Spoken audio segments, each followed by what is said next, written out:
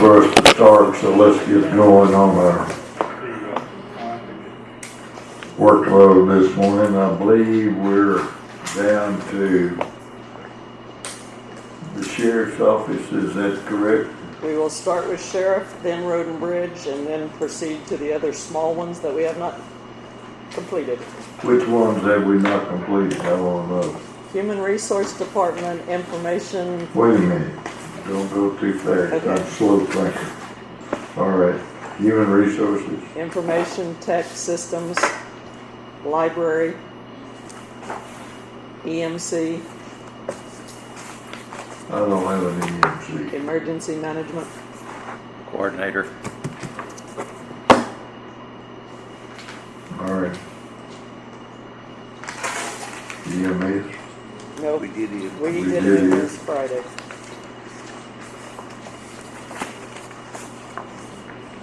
courthouse security, We have already discussed that earlier as far as budgeting 2 bailiffs, etc. from that. I don't remember any exceptions. 2 bailiffs and the associated fringe for those 2 positions.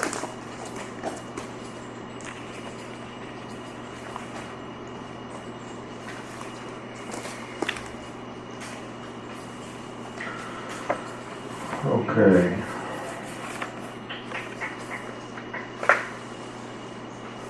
And we're gonna start with the sheriff. Yes, sir. If that so pleases the court. Sheriff. Yes, sir. Are we not going to have a prayer of the Pledge of Allegiance? No.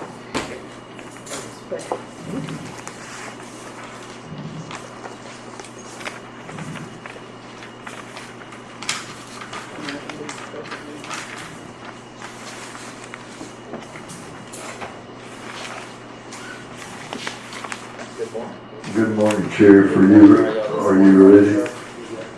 There we go.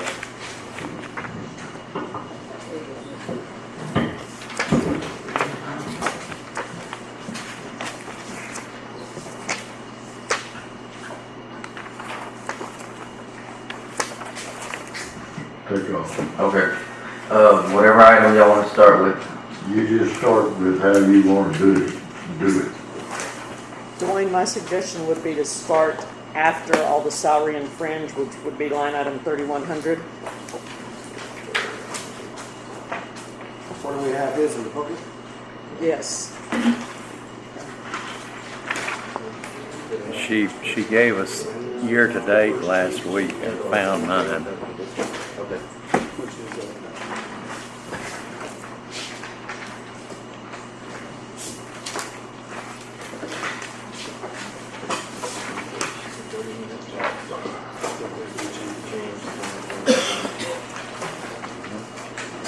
Go ahead, Sheriff. Okay, on our janitorial supplies, we have a current 3320. 3320.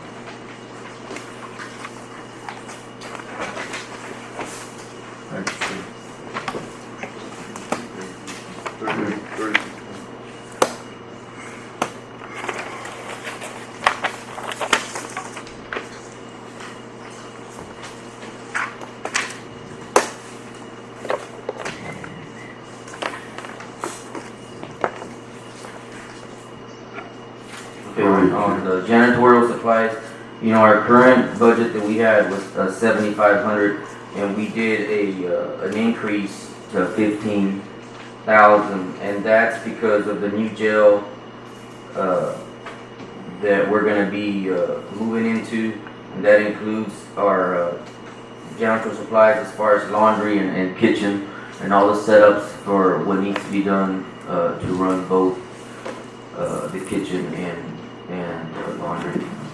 So Dwayne, your current budget says 15,000? 75. 7,500. Yes, 75. 15,000. 15,000, yes, sir. This page, Shelby, if you have your notebook, it's double over. Okay, now we're gonna go to the 4260. The what? 42, 01, cell phones.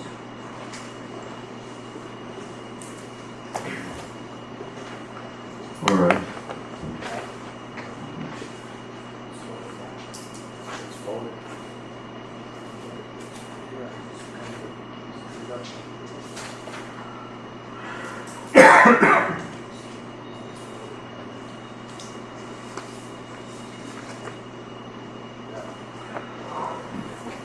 Okay, that's on our cell phones. We had an increase from 22,440 to 27,360. And the reason for the increase, that's for the new addition that we had as far as employees for our nurse, our maintenance man, and our dietitian, who will be on call if needed. Oh yeah, that's right. On our AT&T, as far as our AT&T contract, we did have an increase also. That's, I'm sorry, I was looking for, we're On, on. yeah, on cell phones, 4201. That's what there's an increase there? Yes. And, To 27,360. right, correct. The increase was on, for the nurse, the maintenance man, and then our dietitian that we will have once we move into the new facility. Go ahead, sir. The next one is going to be 4821. That's on our auto liability. Okay, that was also, we had an increase also because we had to include our equipment that we have in the units. So it went from 16,000 to 20,000 because of the equipment now that we have in our units that are now included.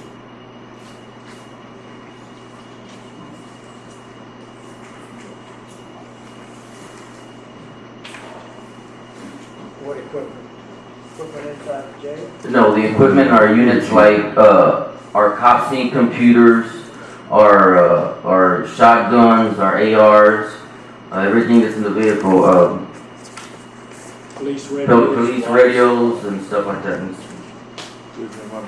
Previously, we didn't have to itemize those in our insurance policy, but now they have made itemization mandatory to cover them, and so therefore the increased premiums.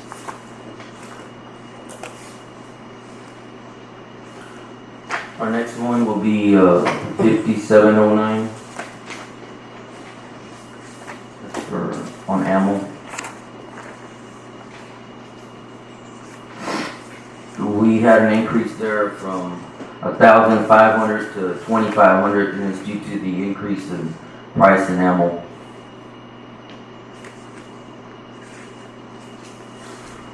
Okay.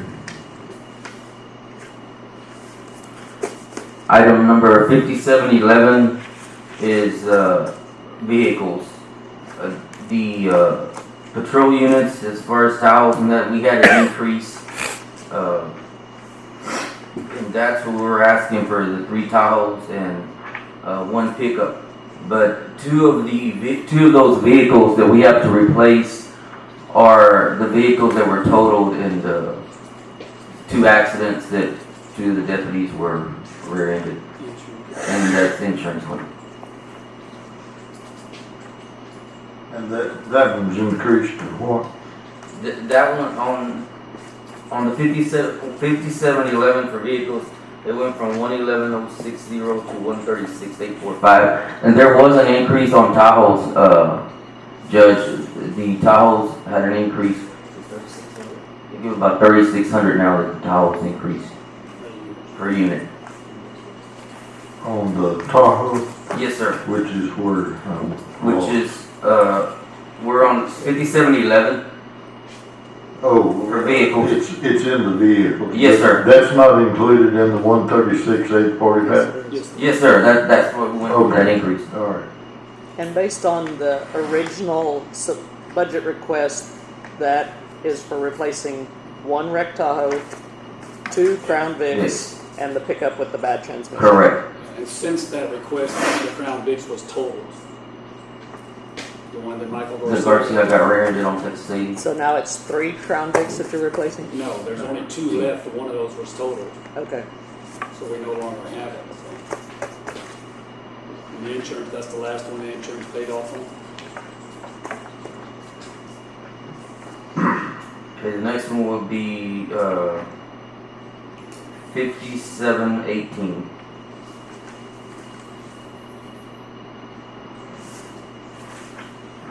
That is also replacing our weapons. It decreased. We had a decrease, you know, from last year as 10,300, and it was decreased to 3,800.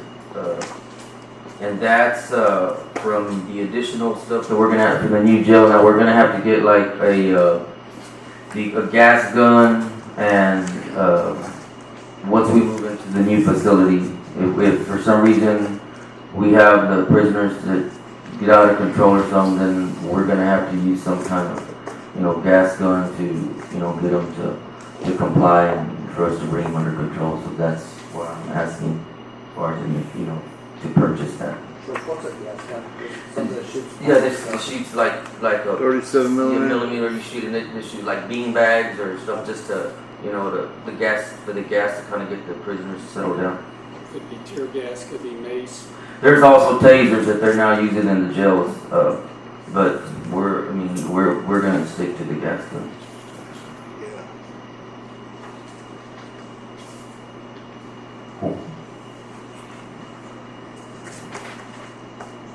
The next item is 5723.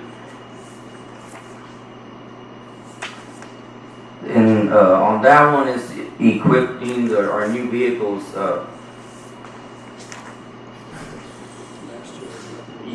Last year we didn't have zero. We wanted to add the 9,500 for the 4 vehicles, and that's to replace like light bars on the existing towers that we have. That some of them they're getting water in it, and they're staying on. Like one side of the light bar will stay on, and we can't get them. It's causing it to short out. For some reason, we have several of the towels from 13 that we bought, and in 14 that the overheads or somehow water's getting in there, and it's like it'll keep 2 or 3 bulbs lit, and we can't get them to turn off. Those light bars don't have no kind of warranty on them, it's only been 2 years. 2 years.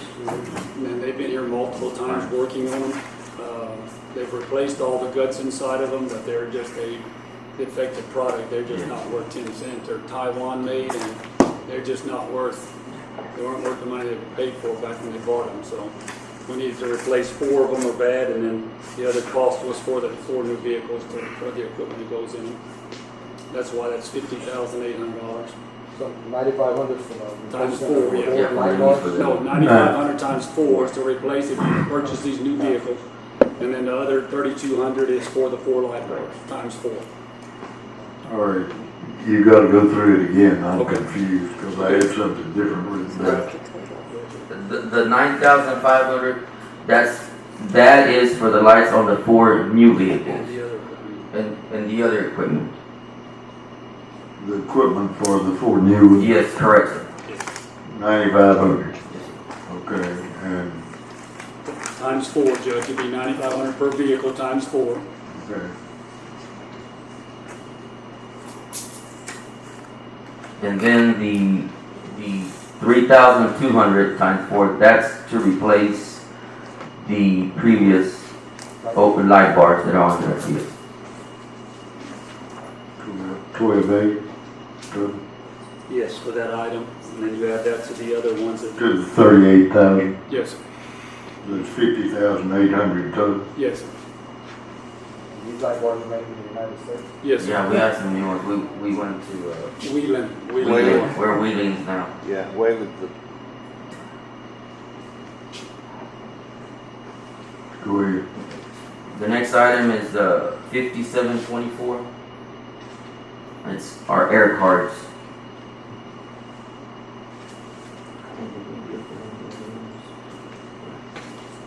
that is also our air cards that we use in our patrol cars. The current that we have right now is 13,920, and it increased to 15,624.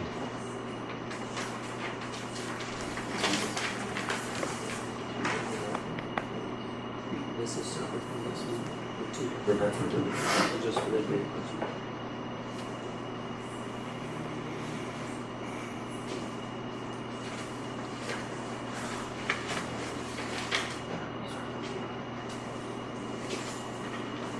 And next we're at 5746. This is on our cop sync, our upgrades on our computers that we have right now.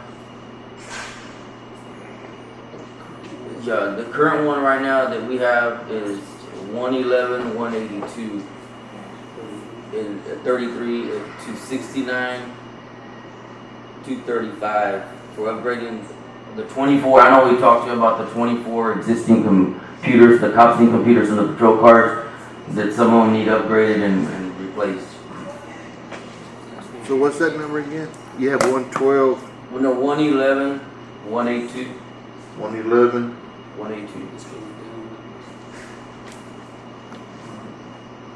33 cents? Yes.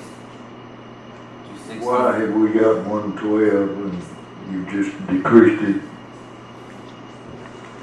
I'm sorry, we probably What? put the wrong amount. Right That there. is- 112, we got 112, That's a 182, typo, 30. Judge, I apologize, it should have been 112, 182, 33 instead of 111. Okay. I apologize, that's a typo.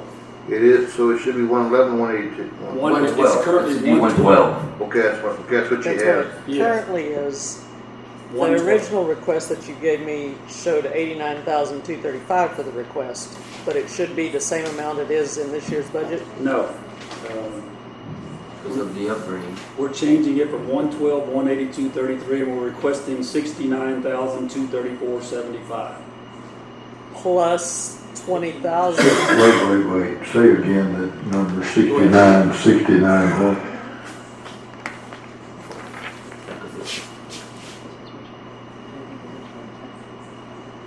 Plus replacing the equipment and back to car. Yeah, we. Yeah.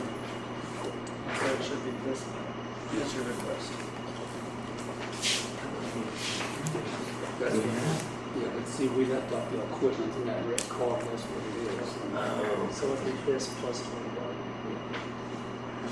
Hey, Judge, let me start over here. The current budget is 112, 182, 33. And it's gonna go down to 89,235 even. And that 69,235 is to upgrade these existing computers. And then in the one total car that was not insured, the county lost all of that equipment. $20,000. So we added the $20,000 to replace the radio, the computers, and all of that. And I failed to put it in this memo, but that's what it is. I forgot the insurance TAC did not pay for that insurance equipment on that one patrol car. So we're asking it to go from 111, 182, 33 to 89, 235, which will still be a decrease. That car going up? It did not, but it rolled over 4.5 times in the highway. That was on 7th West of that Yeah. Cal. When the roll came out. That's completely ruined all the equipment? It totally destroyed everything inside of it. The roof was crushed on it. The computer mount cut off at the bottom. The computer was out in the bar ditch. And totally destroyed the light bar, siren, and all that. That's another reason for the increase in liability insurance. They insure that equipment. I don't see anything that stands out in your requests. I would ask that whenever you, assuming the court approves this and approves any vehicles, that before you buy them, you bring us some comparisons. Everybody assumes Tahoe, Tahoe, Tahoe. Is there anything else out there that works that's less expensive? I mean, y'all need to look at what else is out there. Road and Bridge is going to catch this too, because I looked at his stuff. He's buying Peterbilt trucks again. No comparisons, just Peterbilt trucks. I won't vote for it. I mean, I want a comparison. Buy board, no buy board. You need to compare it to something.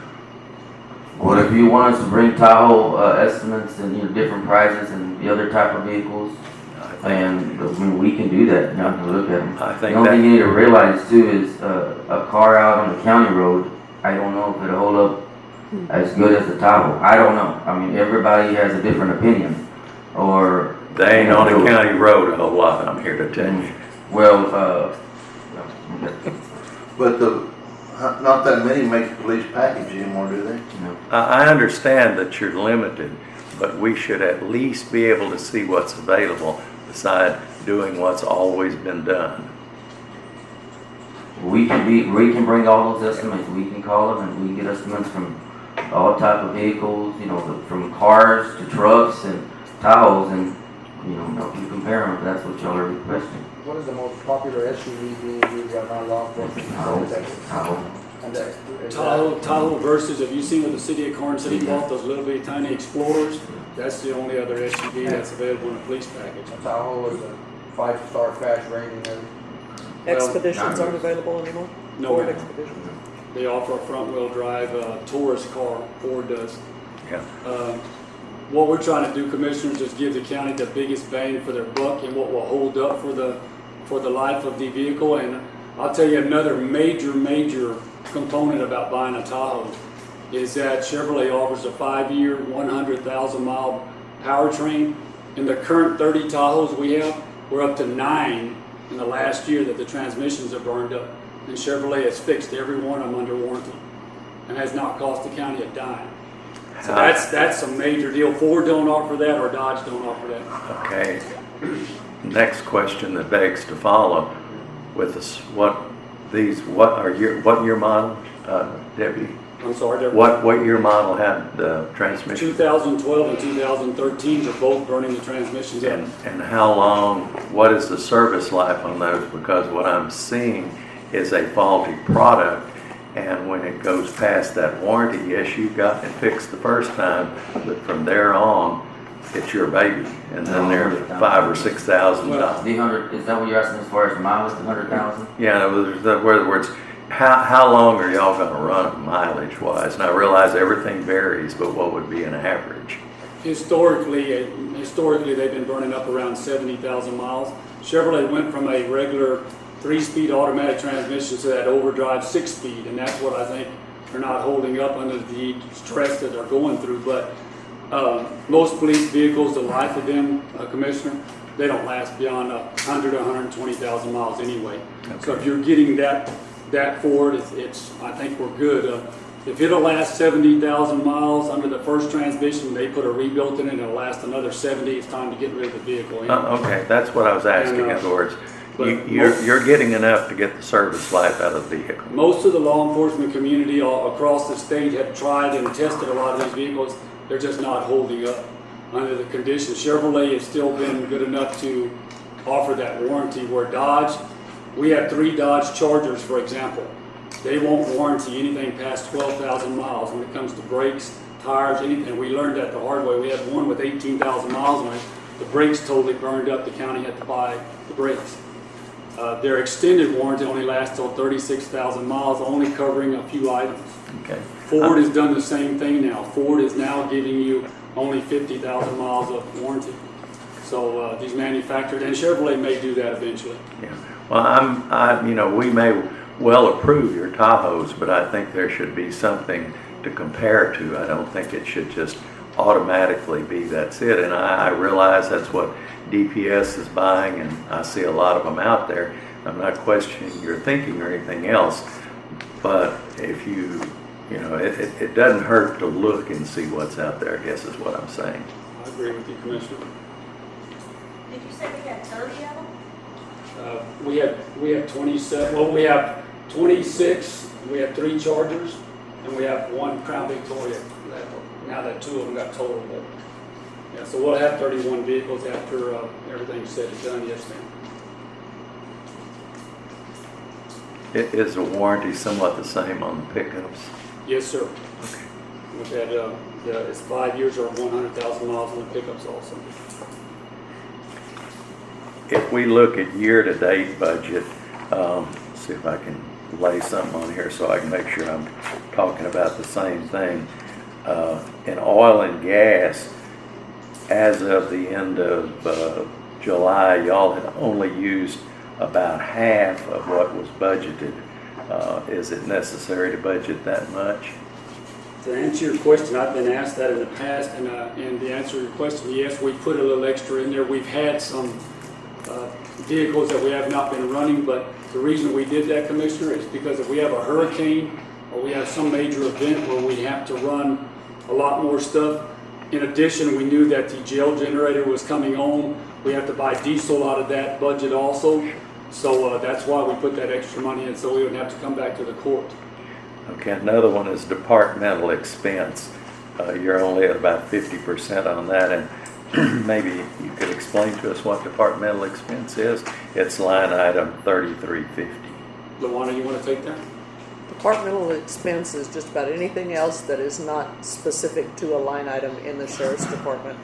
It could involve ammo, Well, office supplies, there's all kinds of things, even though we have a separate line item, but it's basically things to run the office to basically cover the operations of the sheriff's office. That's your miscellaneous line, basically. Basically, yes. And to answer your question on about 3 or 4 of those other items that you're going to come to, like some of them that we have not, we currently have orders to buy all the supplies for the new jail and all that we have them sitting there on the sheriff's desk. But we have not purchased those items because we have no place to put them. Mm-hmm. And that's why some of those items are a little bit low. Yeah. If you look at some of those different things, even on janitorial supplies, we've only spent a minor amount because the order's waiting to be filled. And the only other one that I noticed, and I realize what you're saying, was tires and tubes. That was another one that was pretty far under. That's just a common thing. And the food items and things for the jail, I realize that those were put in there and not expended because the jail hadn't opened. So I don't have a fuss with that. I don't have a fuss with these. I just was interested in what they were. But anyway. I guess our number one item when it comes to vehicle expense besides gasoline is brakes and tires. We seem to go through brakes, with the way just the nature of the beast, but we put a lot of brakes on and a lot of tires. But as the sheriff has mentioned many times in the past, it's not worth a deputy's life to drive on slick tires or brakes and liability by tires. I say this every year, I said the last couple of years, but I really think that now that jail is coming online, we need to have a separate budget, or you need to have 2 budgets for the sheriff's department, one for detention, which is the jail, and one for just sheriff and the patrol. Because you'll never know exactly how much your jail is costing you to run if you combine everything into one deal. Because you've got your prisoner care, you got medical detention, you've got a lot of stuff that ties into that, and you're going to have your dispatch and everything else working out of that jail. So you have, it's going to be a different breed of cat that y'all are going to be dealing with. in the current budget, the way it's set up, you still have line items for your dispatchers, for your jailers, for your jail food, your prisoner care, your medical care. All those are in there. You may have to take a little time to extrapolate them. Well, that's what I'm trying to say. I take a little time to extrapolate it, but I think we can kill that cat right now. But when we get this budget put together, have two separate, I like the budgets for one for the jail and one for the sheriff. So do I understand you right, Commissioner? You're saying to lump all the expenses to running that building kind of as a separate entity? As a separate entity. It would. I think you get a better picture of what you're running, because you're having to feed different. You're gonna have to do a lot of stuff different, and as well as housing your inmates. If you have to send some to for some reason, like to go to Geo, you're gonna be able to track all your costs that way. Of course, Geo does it, how they do, but what if you have to start, you have prison detention right now, $50,000, that should go away, but you don't know if it will. You may have a reason where you have to send somebody to Floresville or send somebody to Live Oak for some unknown reason. You don't know? For those of us who are accounting challenged, Shelby's idea makes a lot of sense. Okay, so dispatchers are housed in the jail, but they serve the patrol. So where do you want them? In the jail budget or in the patrol budget? I'd put them in the jail budget. If they're in the jail. But they serve patrol. That's Okay. where it's gonna Do come they- hard. And how are you gonna divide office expenses? Yeah, do they have any function within the jail other than dispatch? You're correct, just dispatching. To me, that would be a patrol item, but that's just, I understand what you're saying. It's a little, where How do do you you, divide departmental expense? where, How do you divide? where do you make these cuts at? Maurice, you have a question? Yeah, number one, I think your expenses for ammunition are pretty light, less than $2,000 a year. I think that gives you just enough ammunition to qualify your patrolman and other deputies once. That's why we raised it to 2,500 this year, from 1,500 to I think, 2,500. personally, I think it's still like, I know the cost of ammunition. Secondly, you have 31 vehicles. You have 31 bodies that's put behind the steering wheel. Correct. You do. You have 31. We only have one open Yeah, position we're right open now. right now, yeah, we don't have. Okay, so right now you have more people than you got vehicles. We're sharing some vehicles, yes, sir.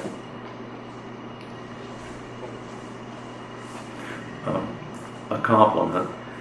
What y'all did present, your presentation was good and easy to read. I thank you for that. Thank you. So then, Dwayne and Robert, if the court wants a jail budget separately, can y'all work something out and then get with me so we can decide? Because even like your cell phone expenses, those are gonna have to be split between jail and patrol. It could be. Fuel's easily- gonna be jail and patrol, but I then can- that's gonna be something that when invoices come in, it's gonna have to be noted, or otherwise it's gonna. So to understand the court, right, you'd like to have, like y'all did one time before, like have an IT department, instead of that, just have a jail department? Have everything related to the jail under that separate category? Or- Wait. That didn't come from the court. That's why I'm asking. Right. That's come from the auditor Okay. and may or may not end up coming from the court. Okay. We're just trying to understand all this. So a lot of jails have, a lot of departments that have jails, that I have looked at different budgets from different counties, have a detention budget by itself. I believe you need a separate jail budget for the reason that you've already told me that other counties have been calling here asking for overtime for prison. So you need an accounting of how much it costs for prison. So you need it separate. I believe that. That's well taken, plus the fact that it will be difficult to generate the figure Pete said and to really tell, and I realize the jail is probably seldom a paying entity, but if you take in these prisoners, it will give the court some sort of an idea as to whether it's beneficial to take the prisoners or not, whereas if it's embedded in the whole budget, it's pretty difficult to sort out. We can sit down and figure, It could be. figure out it can be done, we can sit down. The court does it. Separate, whatever y'all decide. Is that something y'all wanna do this year, or y'all already have this in place here now? Something y'all can work on during the next year to do the splits? Because the splits are gonna be difficult, like the auditor was saying that, how are you gonna split it? I'm sure it can be done, but Especially at this short a time frame. So that's what I'm saying, there would be no reason logically to get y'all to start over again and start, redoing everything again. You could start your, have your dispatchers work out of the, show them for the patrol, okay? 'Cause that's what they do, they take 911 and patrol. But your 4 people inside, or whatever you have, your jailers, and your nurse, and cooks, cooks, maintenance. laundry man, all that's gotta be in that jail. Jail administrator. Jail administrator. And then if anything you do that's reference to that jail, we have to take somebody out of that jail, your medical, your all your prescriptions that you have to Janitorial do. supplies. Janitorial, all that, a lot of that's gonna, Laundry, because soap. that way, because to me, that gives you, that takes how much out of your sheriff's budget, so you actually know what what your cost for your sheriff is if you don't. If it's all tied into one, yeah, it's all one department, but where is that cost being broke out to? So To you me, say, it's, so you're saying have a regular sheriff budget and then have a. yeah, just pull those out and just move them, decide what you want. A departmental, well, most of your stuff for departmental should probably end up being for your, you can still work it out of your sheriff's thing, cause it ain't gonna be that minimized for there should be for paperwork for the jail side versus just the forms y'all do, stuff like that, do filing. Cause when you start, I really think when this jail kicks off, it's gonna be an eye opener for everybody on how it's gonna be run. And it's things that come down from Austin that are unfunded, we're gonna have to find a way to track it, you just can't throw it to patrol. I mean, that's just my opinion. Strictly up to what the sheriff wishes on. We can sit down and figure something out. It's not a problem. But with time. Yeah, correct. With Yeah. time, it's not gonna be something that's gonna be done, throwing at y'all at the last minute, and then y'all are gonna have to do Or it. if you keep it like it is, okay, fine for this year, but I'll be breaking it out every year by itself so you know what's gonna cost. Because somebody's gonna ask one day, what does it cost you to run that jail? How much per day is it costing you to feed somebody? Well, you're gonna have to have those numbers. I think the concept's good, and then later on, if we do get approached to rent out those beds or whatever, kind of gives the court some direction on what we're spending every day, so. Because from what I'm hearing from that, everybody that the surrounding counties, they're all looking for a place to put people. We could eventually end up maybe paying for some of this jail with outside counties, like we built Goliad County's jail. That was all done with Karnes County.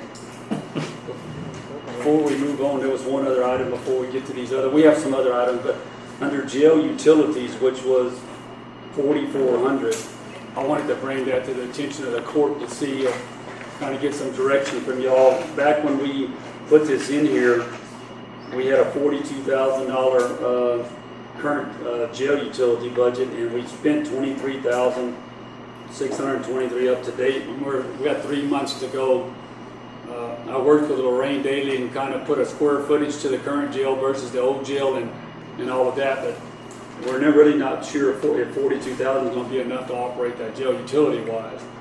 So, You guys did an average on square footage or? yes, and she said it was going to be right at it. I mean, it just depends on what it is, but we just wanted some direction from the court to see if that's going to be kind of a crapshoot on what it's going to actually cost to run that thing 24 hours a day. Would Utility wise. 60,000 give you enough cushion, you think? I'm thinking so, Commissioner. 42 is right at the limit she figured, so. Yeah, but that sucker's But a we high may run dollar over a deal. little bit on that, so. The utilities at the jail. Do 60,000 on it, gives you $18,000. How much do you plan to run your jail off the generator for a while? Well, we have to do it the required loads, but on a normal basis, no, Commissioner.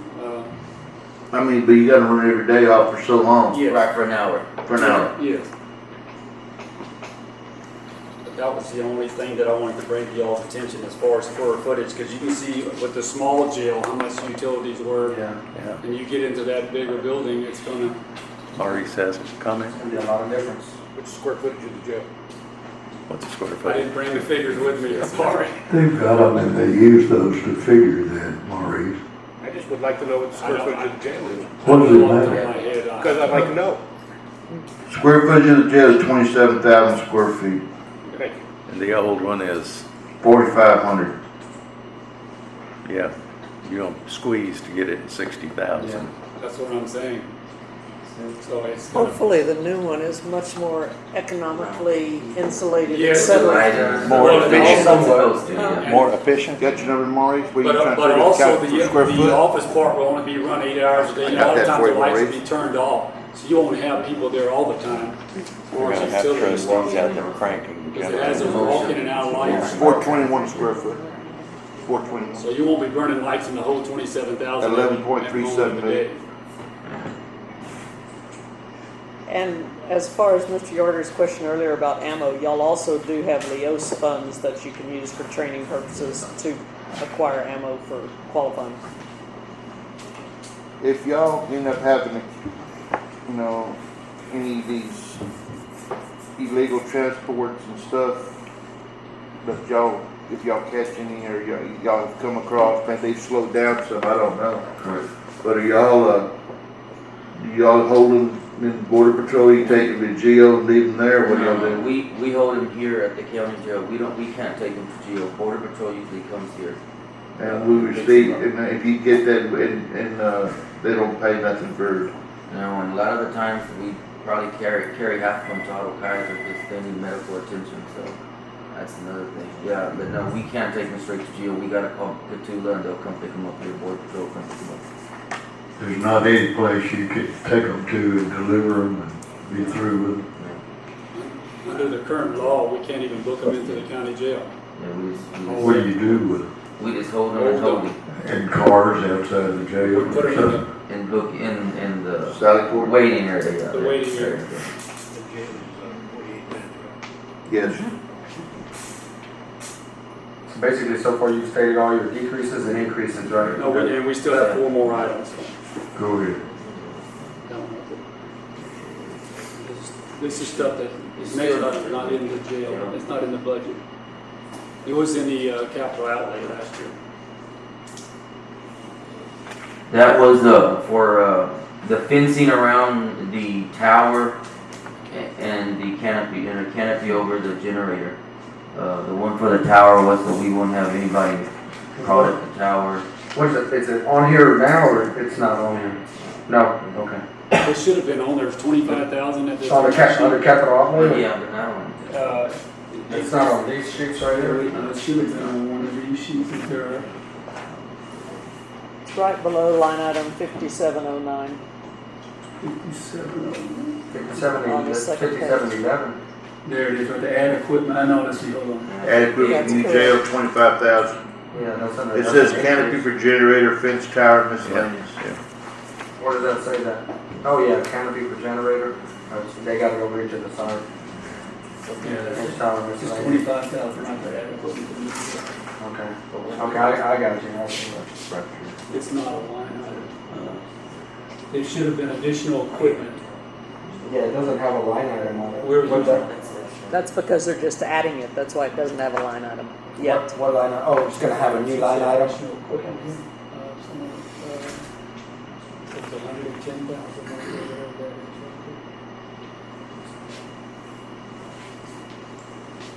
So it's going down from 110,000 last year that was in that budget to a request of 25,000. Because in the capital outlay budget, we had $110,000 they were budgeted last year, and it's going down from 110 to 25,000.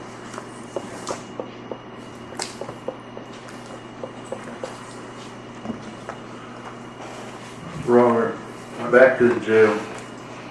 I don't know if y'all have this equipment or not, but somewhere down the line, y'all gonna have to go into a cell and grab somebody and get somebody out of there.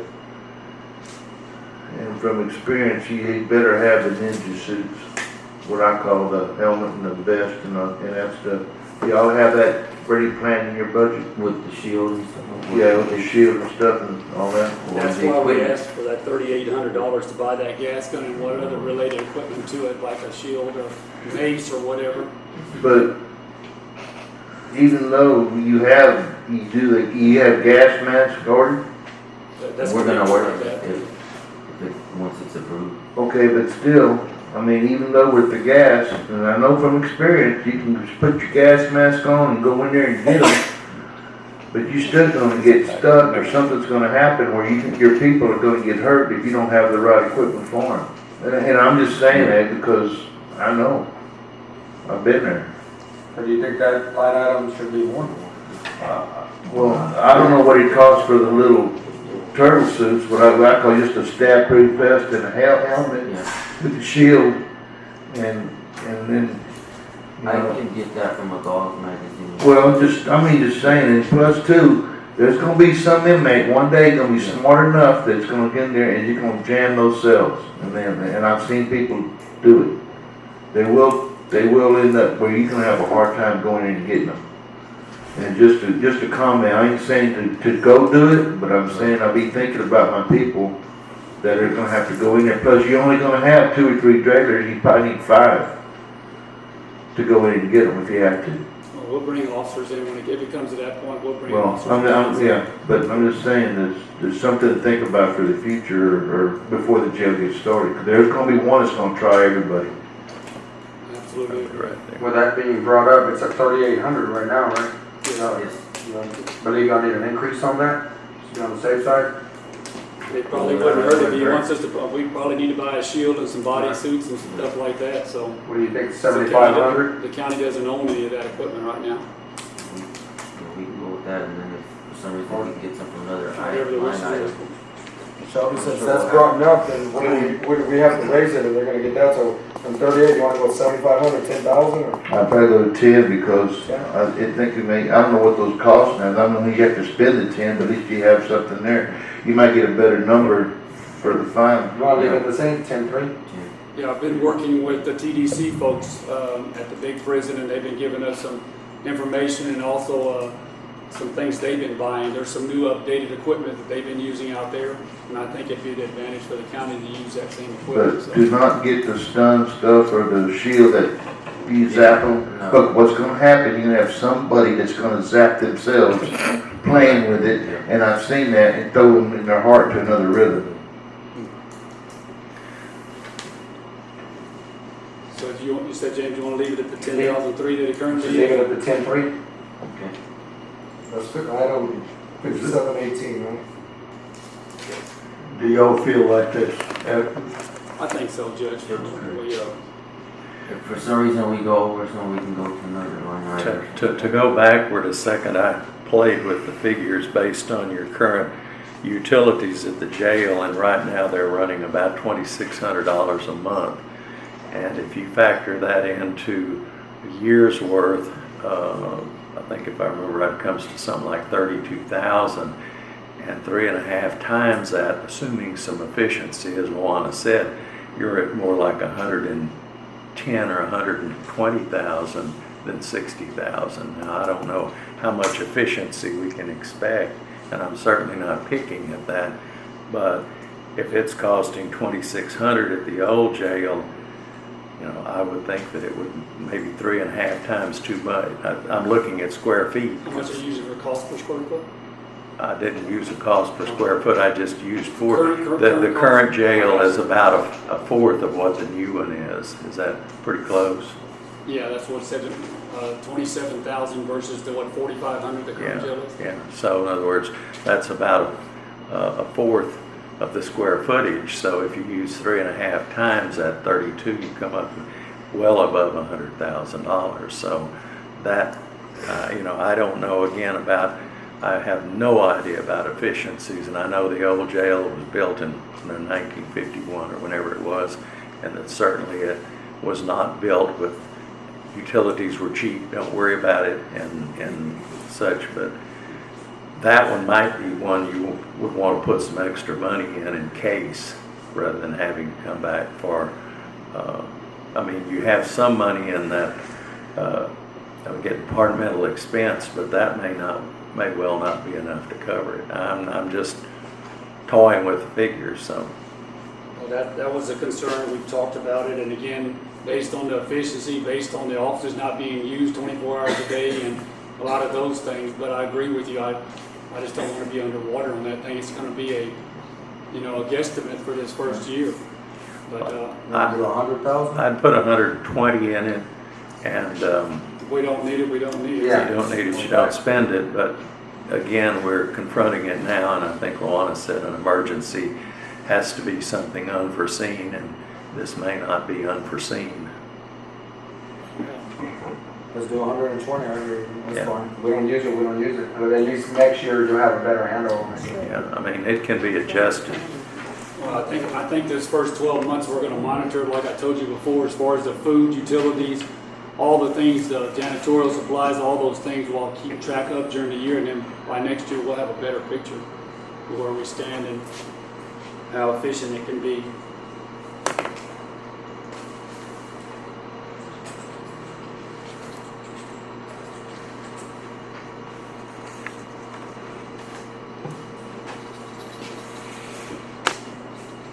Anything else?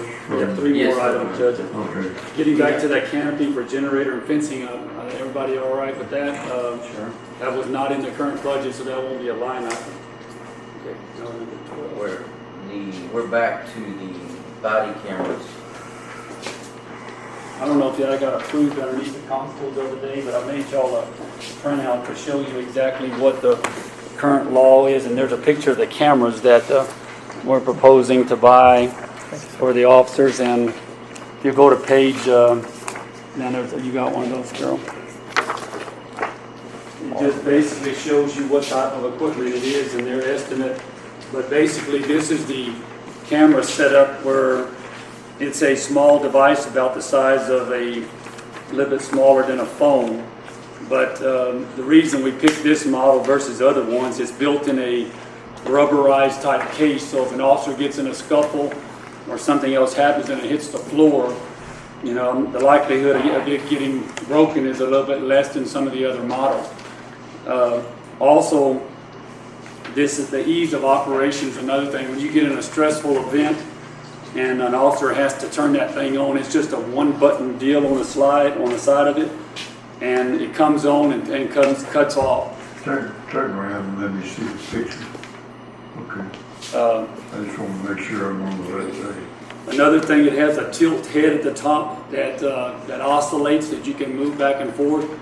And in the event of like some of the investigators, if you don't have a traffic unit that has a computer in it, for example, this camera has a mount on it. You can mount it on the windshield, and you can use it as an actual camera if you're trying to stop somebody or something else. So it has some real good features. And another thing about this one, it has a screen on the front of it. If an officer has it on the front of his uniform, and he walks up to somebody and somebody's cussing him out or hollering at him, whatever, he's going to see himself on that camera.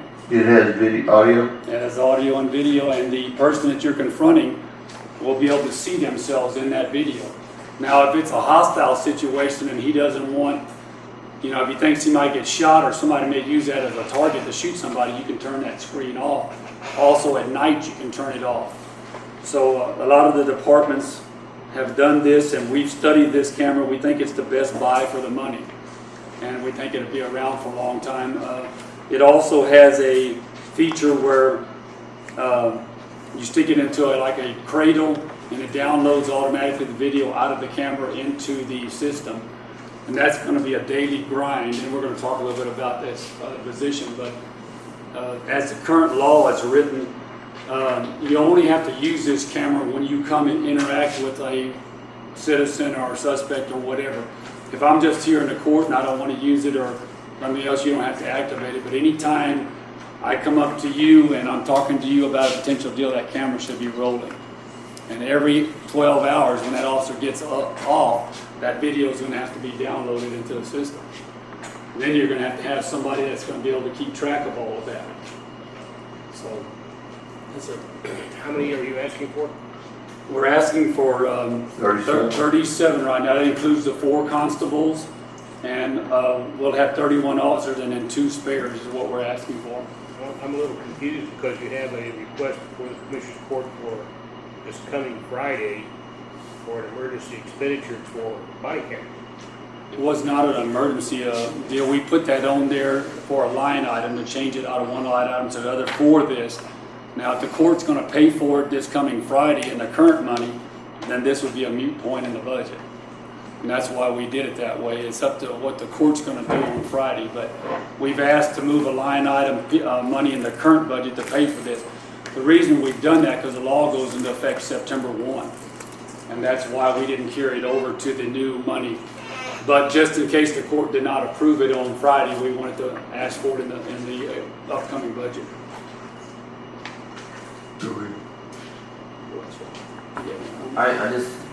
I had the opportunity to wear one of these cameras last week for about 30 minutes, and I mean, it's, I guess, like computer friendly like everybody else.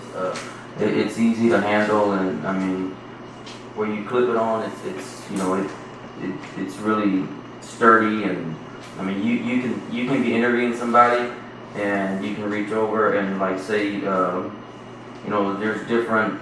You want to go back, like if you're taking pictures, you can mark it by just hitting the side button, and it'll mark that area for you. So when you go back and sit down and review your investigation, and you wanted to go back and check what time you entered or you started your interview and stuff like that, it'll mark all that stuff for you. Yeah. Unfortunately, in today's law enforcement climate, this is what law enforcement is coming to compared to when I started years ago. But unfortunately, this is what's going to not only protect the officer in the county's position, but also, for the other side. It'll get you sued just as much as it'll help you if you do something wrong. But in my mind, from a management point of view, there's a lot of accountability in this. Because if you have somebody out there that's doing things that are not proper, then this also will help us from the county's point of view. And once your HR person comes online, you can use a lot of this for employee evaluations and a lot of other things. So overall, I think it's a good tool. Y'all have a policy for this county? It's in the process of being done. Part of that Senate Bill 158 requires a policy. It also spells out about a grant program that we wanted to talk to y'all about. Out of this $33,621, the Senate bill put in a grant program. If you apply now, and you're fortunate enough to get the grant, they will pay 75% of the cost of that $33,621. In addition to that, I applied for a $30,000 grant with ConocoPhillips to pay the difference or to pay the full amount. But for some reason, we would not get the grant from the state. ConocoPhillips, I applied for their grant. Also, the Obama administration has approved a large amount of money. Well, they'll do a federal match for 50%, so we're also going to apply for that. So there's 3 avenues of money that can be used to pay for just the hardware on this program. It won't pay for your data tech, it won't pay for your storage capacity, but it will pay for the hardware itself. Now, the training that's going to be required, and it says in this bill, Yes. section 2, back on page 3 and 4. Reveal camera system, if we buy this from them, they will furnish that also. The part is us buying this camera. And it doesn't cost the county to train. It does not cost the county. They're going to provide the software and the training to do that. They even offer to give us demo models that we want the demo before we buy them. So.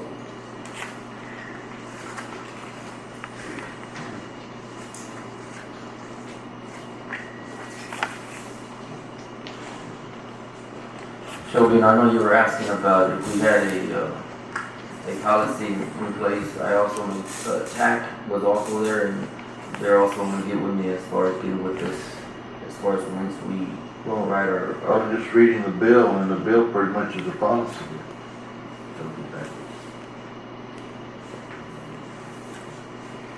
So you're asking, excuse me for being clueless, but for how much as a separate line item? The $33,631. If it's not approved, this coming Friday, but. And it's not anything that we're looking at. I mean, it would be another line. Is that correct? I mean, however she wants to put it in there. I mean, I don't see it on. It's not in there now. No, sir. I apologize. I misunderstood you. Yeah, it's not in there now. That's what I'm saying. Yeah, no, sir. It is not in there. The original presentation you have was presented to the court prior to this, the governor signing this.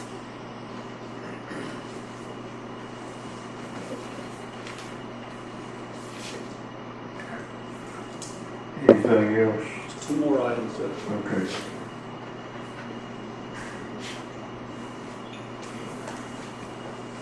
Back to the body cameras, also we're asking if we could add a data tech, someone to be in charge as far as monitoring every day the video, audio, and downloading from the cameras from deputies, so they could have them stored. So I'm sure we're gonna have open records requests like we do now, so we can make sure that we have it, that it gets done.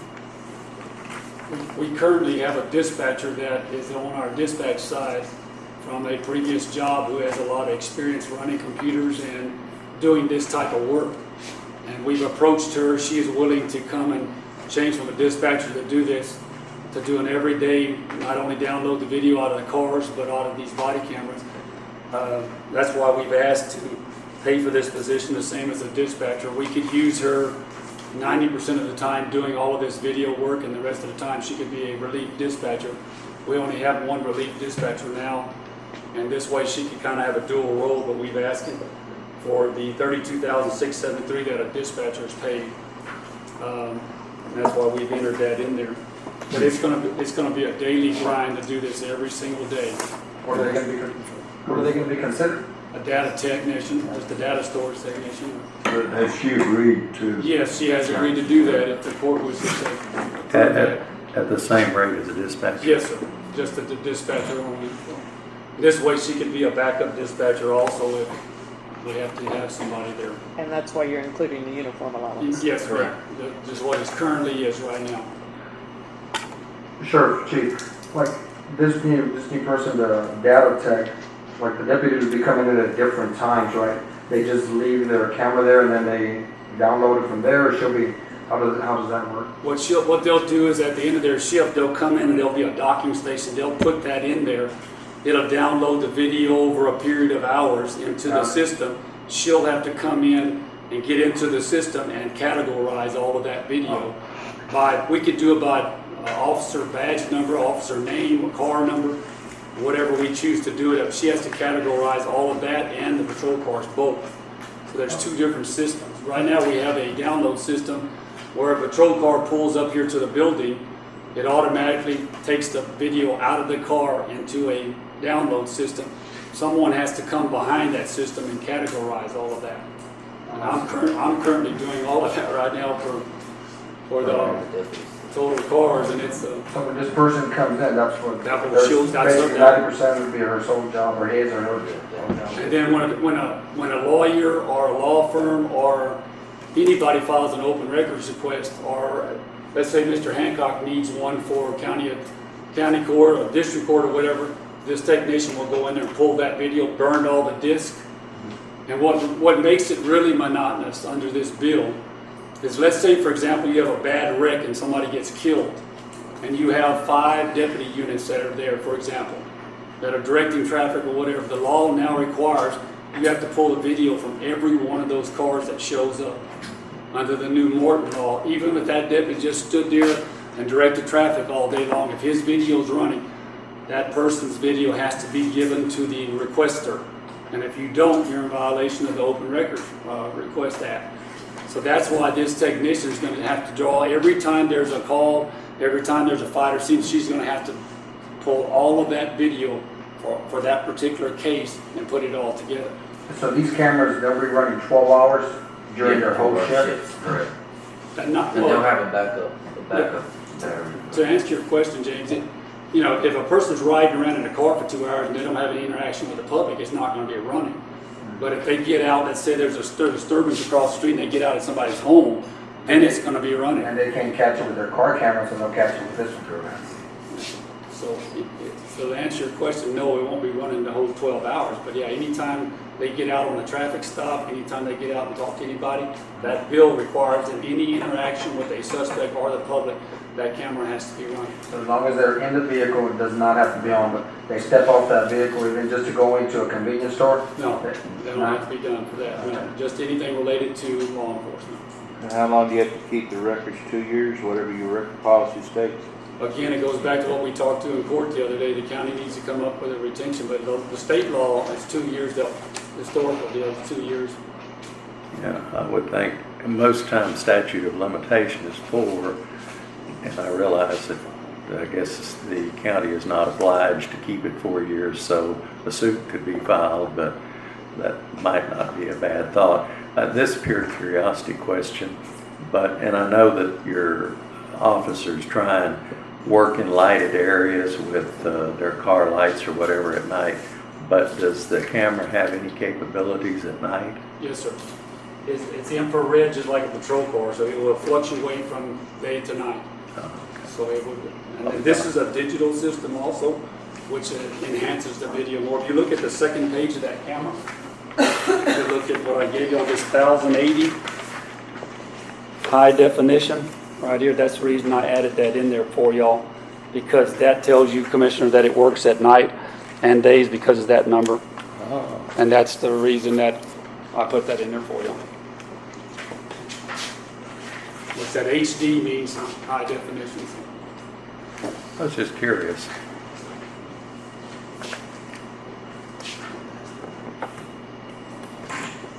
I have one more. We have one more. It's gonna be on adding 2 new jailer positions And that should be on y'all's sheet. on your sheet. On y'all's printout. Right, that's on there already. Yeah, I have. That's once we go to the jail facility, the new one. And our deal is, as far as, to have, we have 10 jailers right now, so adding the 2 will be 12. And the deal is to make sure that at all times we have 2 jailers on the floor and 1 in booking. And another problem they're running into is in central control, we also need to have 1 there. But we're running into the problem now with these suicidal watches. A lot of these require, 24 hours, and I mean, it's icon. You gotta sit there and actually watch the individual and cannot get away from them, because if something happens, and that's what jail standards requires, or if someone needs to be transported to the hospital, you have to have a jailer there. But that's our main concern, because if we have more than 2 or 2 inmates that are under suicide watch, it's going to take 2 officers to do that, because it's hard to put them in the same room and holding cell, because you don't want them to, they're there to, they're trying to injure themselves. And, you can't put 2 in the same cell and watch them. It don't work like that. So that would make a total of 12 jailers. Correct. We have 10 right now. Plus uniforms. Plus, yeah, your uniform allowance. Whether the court is aware of this or not, and I think we may have spoke briefly on it last time, but if somebody's declared or comes in and says they've tried to commit suicide or going to, the jail commission rules require we have to park a jailer there. We have to watch them hour after hour after hour. It can't be done by a dispatcher. It cannot be done by a trustee. Can't be done by a deputy, unless he's jailer certified. Yes.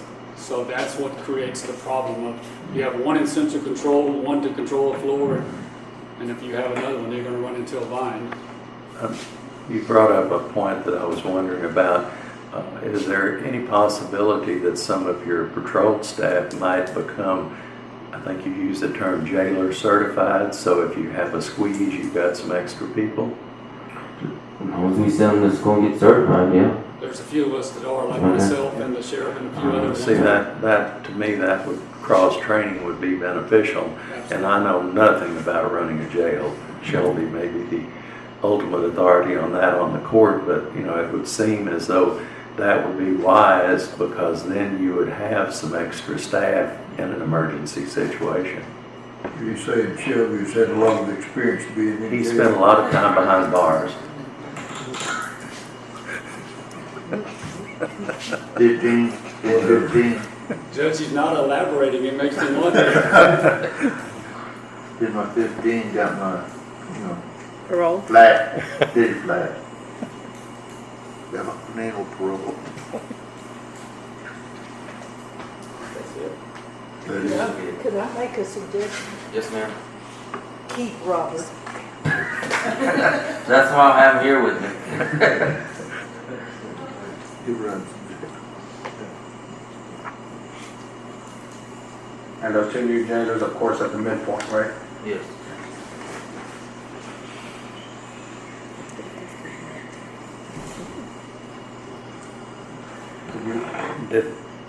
There is a request for a sergeant investigator that we didn't talk about. Is that anything other than? There was a note in there because Commissioner, when we originally did that proposal, it didn't appear that that salary was included in there along with my own. If you'll look by my name, it says that I work for 0 Yeah, on the budget. Yeah. So we really appreciate that. anyway, but I cleared that up Yeah. through the auditor's office, had lumped all of that, the sergeant investigator and my salary into one line item last year. Along with the So deputies. I think one of the commissioners asked me why I didn't get paid while I was working for free, and because of that line item. But anyway, it was all lumped into one. So that's a non-starter. That's a non, is that correct, Luan? That's correct.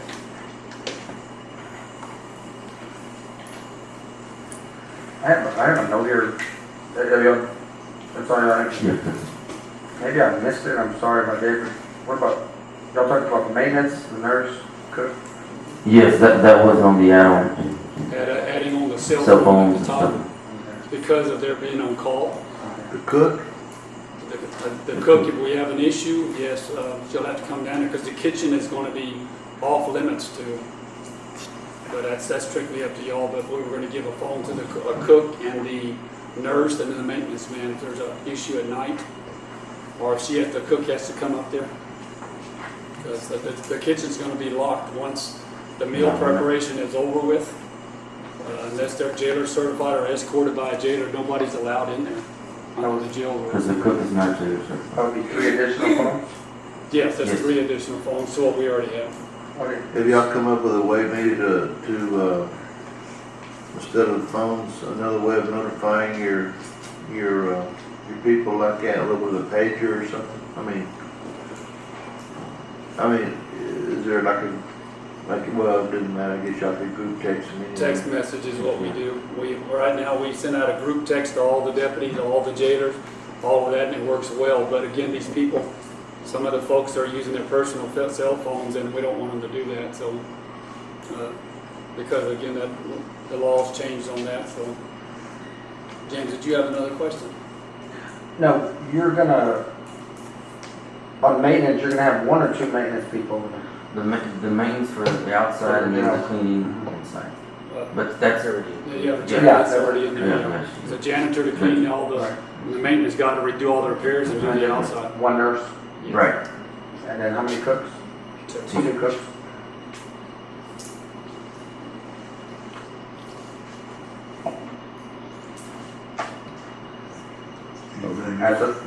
I don't see, I heard everything they've talked about. They know how to run the jail. They're in that position. And I don't see anything wrong with anything they've asked for. They try to decrease some of them. The courts asked to increase some of them when they decreased it, and I understand. It's just what we're thinking about it. But once everything comes in, we may not be able to do much. We may have to, change around things. But as of now, everything y'all presented, I don't have a problem with it. Thank you all. I was gonna say, do we want to grind through this and make a motion to accept it? Up to the court. Okay. Here we go. Let's see if I can do this.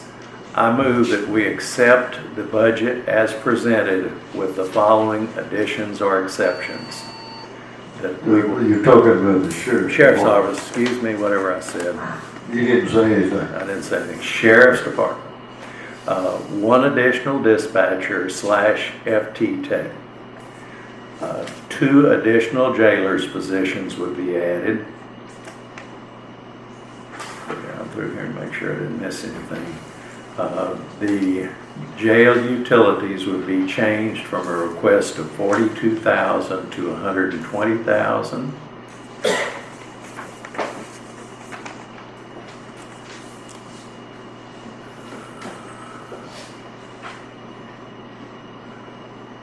The weapons, 5718 would be changed from a request of $3,800 to $10,300. And body camera purchase would be added at $34,000. And all the rest of the request would be honored as on their budget request. I'll second it. Got a motion and a second to approve as the motion states, approve the Sheriff's Department budget for next year. That includes the new data tech too. Yes. Oh, mess. All in favor, any discussion first of all from the court? Any further discussion? All in favor of the motion signify by raising your right hand. All opposed, same sign. All voted for it. Motion carried. Thank y'all very much.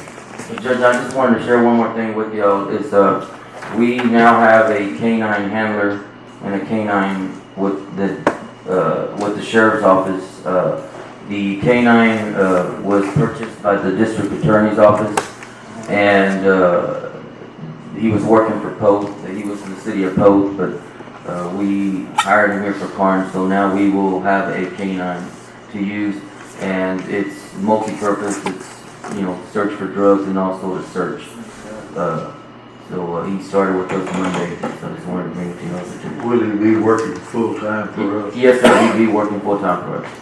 Okay, we're not gonna loan him half-time back to them because they had him first. Well, if the thing is, if he's like, if Wilson or Atascosa or a call for the dog for a search, since it's through the district attorney's office, you know, we'll allow them to make the location and assist them. Who's gonna pay for As far as it?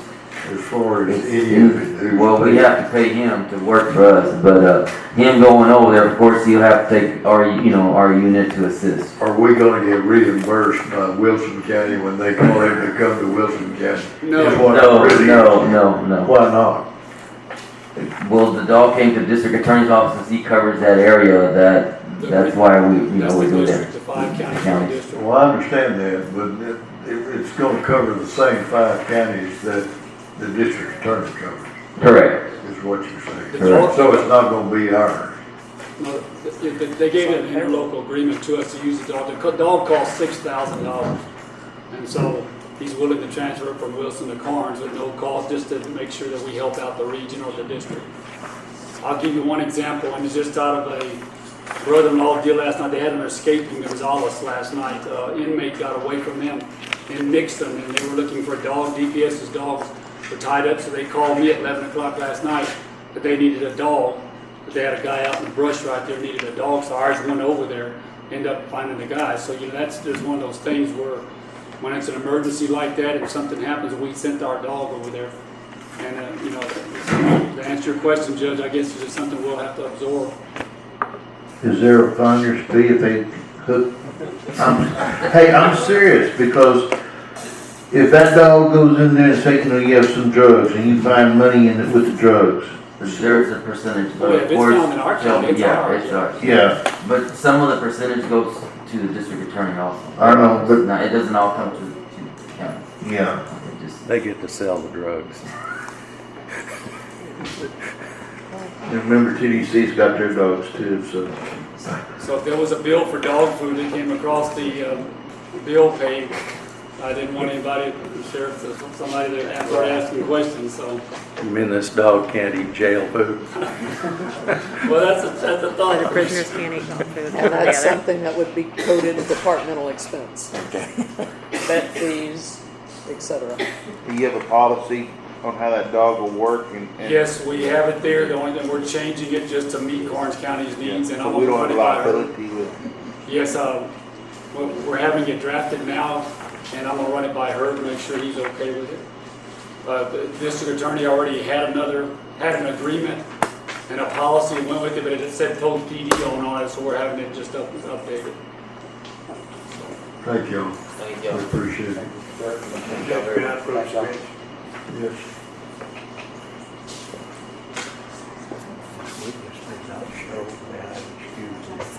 Sure.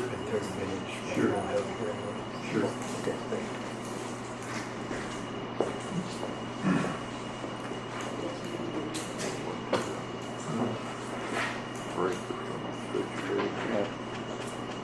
Let's take about a 10-minute break. It's 10:22 and 10:32. We'll reconvene.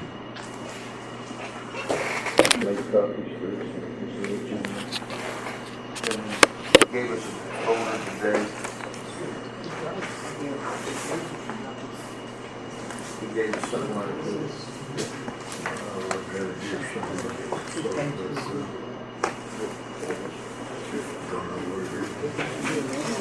You want to get some of this stuff out of your way so you don't get confused? My brain is just like that. So I don't mean no disrespect. Take some of the clutter off of here. We don't need that. Or you close the book and put it up here. No, You sure? I'm fine. Okay. I want to get back to this. Before Mike starts discussing expenditures, I want Brenda to tell y'all what the projected revenues might be this year for CTERS monies only, not from ad valorem taxes, but we have a drastic drop in revenues. After calculating this yesterday and basing it on our 23-cent tax rate that we have this year, because that's all we have to go on, we don't know what our tax rate's gonna calculate. Last year, the CTERS, we gave 8.1 million from the to the CTERS. This year, it's dropping to 4.5 million based on a drop in the taxable values. So, just a FYI. Thank you. Is how much this year, I'm sorry? At 4.578 million. And did you do the other levels also? Yes, and I did. Well, when I asked me to do it on some other possible tax rates, of course, this year our tax rate is 23 cents, which is the 4,578 million. At 24 cents, it's 4,777,000. Say it again. 4,777,000 if we were to adopt a 24-cent tax rate for 15. 25-cent tax rate, 4,976,000. A 26-cent tax rate is 5,175,000. And a 27-cent tax rate is 5,374,000. That's just random, but just to give you an idea, depending on what tax rate is calculated and adopted. And in this year's budget, the amount allocated specifically to road and bridge from CTERS monies was $8,160,377.58. So we're looking at Say the number again. $8,160,377.58. That was based on what, $3,427,000? $3,547,990. $3,547,990,254 was the base. So if we stay at the same tax rate of 23 cents, we would be looking at a 56.09% reduction in available revenues just from the CTERS monies. Big drop. Oh, and I thought they said oil and gas would be here forever. Gerald Gloucester said. Didn't say how big it would be though. But the CTERS is based off the increased valuation of properties already on the rolls, not new values. Yes. Shelby, was there a ruling on that? With the HB 4025, didn't Governor Abbott declare it unconstitutional? Yeah, but I think the Karnes County, we did the whole county so everybody was equal. And the ones that did the piecemeal, those are the ones that are in question. But from when I was told, everybody I've talked to in Zaffari's office, not Kleinsmith, but Mr. Cyrier, and I've talked with the TAC people, what's his name, that attorney, can't think of his name. Allison, I think I forwarded you an email.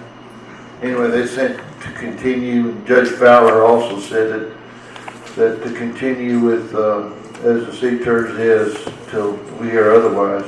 And there's supposed to be they're trying to put together some type of a group hearing where all the counties come together, at least in the Eagle Ford, to find out what's going on.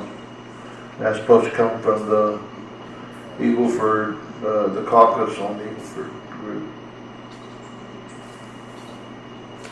So you don't know. I really don't know, but everybody I've talked to says go as if it's business as usual.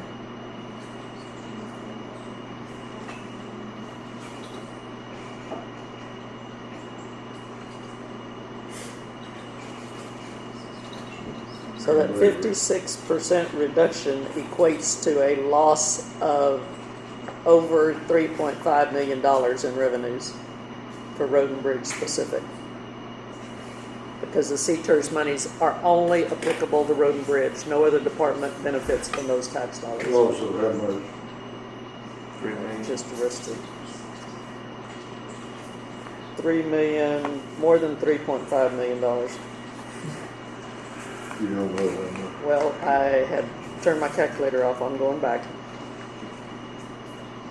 Can always write it down if all else fails.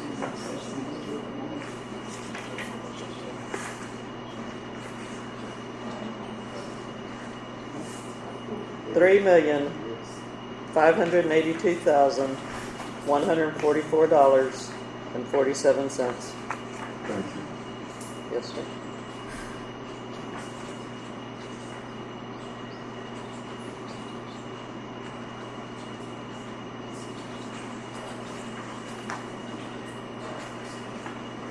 Okay, let's reconvene and get going. Are you ready, Mr. Road Administrator? Yes, I am. I'm going to go ahead and start since we have an increase in the TERS money.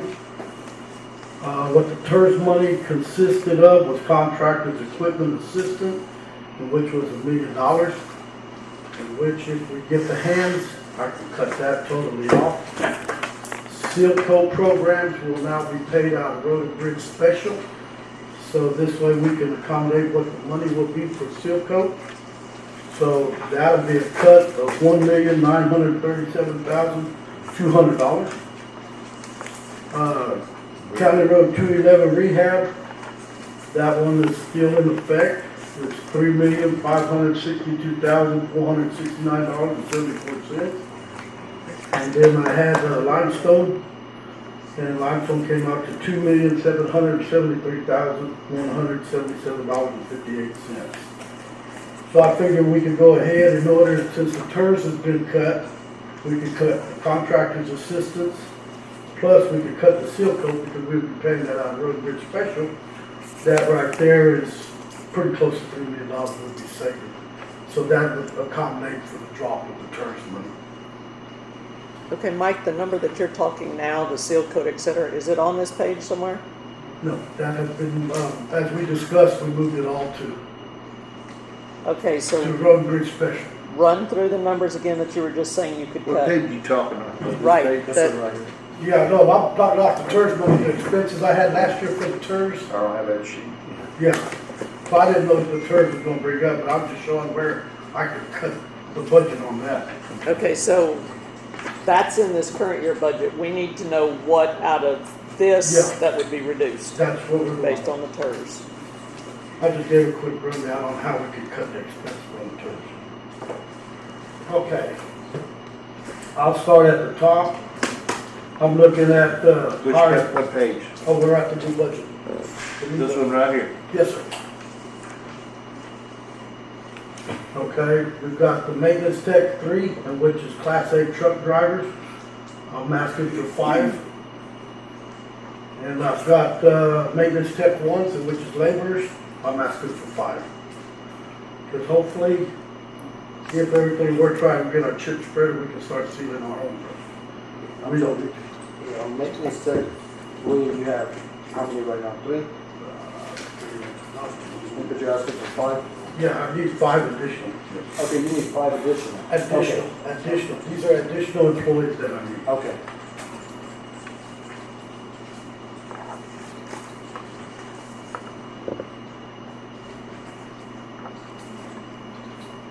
If I remember right, I believe at one point you told us you have 26 positions allocated for. Am I way off? For road and bridge, Road there's bridge. 24 including me. So this would, if I'm reading correct in my simple math, it would take it up to 34 if they're approved. Yes. That way I can have a seal coat program going where we don't spend all this money on contractors, we can do it all ourselves. And that's 5 laborers and 5 CDL drivers. Right, Class A, no Class B, they're all Class All A. Class A. All Class A. Drive, They can drive every piece of equipment we have, yes. I've got 2 Class B right now, and I'm restricted on what they can do, so I'm trying to get the 5.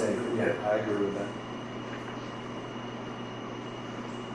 Okay, everything else basically is gonna stay the same. Then we go to line item 1069, the sign tech. He's making 1341. He's about the lowest guy out there right now. And I wanna get him moved up to at least 1425, What's he making right now, 1361? 1341. 1341. You want $1.05 increase on that one? That would put him right at the midpoint, James. What's What is the 1486? midpoint right now? Huh? It would, with the increase, it would, What is the I midpoint? got 1425. 1425. 1342. Okay. That's what he's making now. Sign Tech midpoint for Sign Tech 1 is This 1342. is present, Right, he wants to move it up to this. that, right. Yeah, That and the one. midpoint is 1342 is what she said. So you're saying he's at the midpoint right now? Correct. Yeah, he's Yeah. making less than the labor. 1342.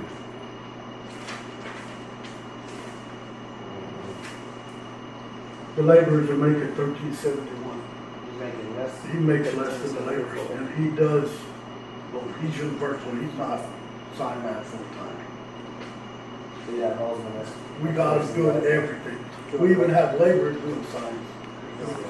So then why would you want him escalated above the maintenance tech 1/labor? Because he knows how to make the signs with that sign machine that Ronnie bought.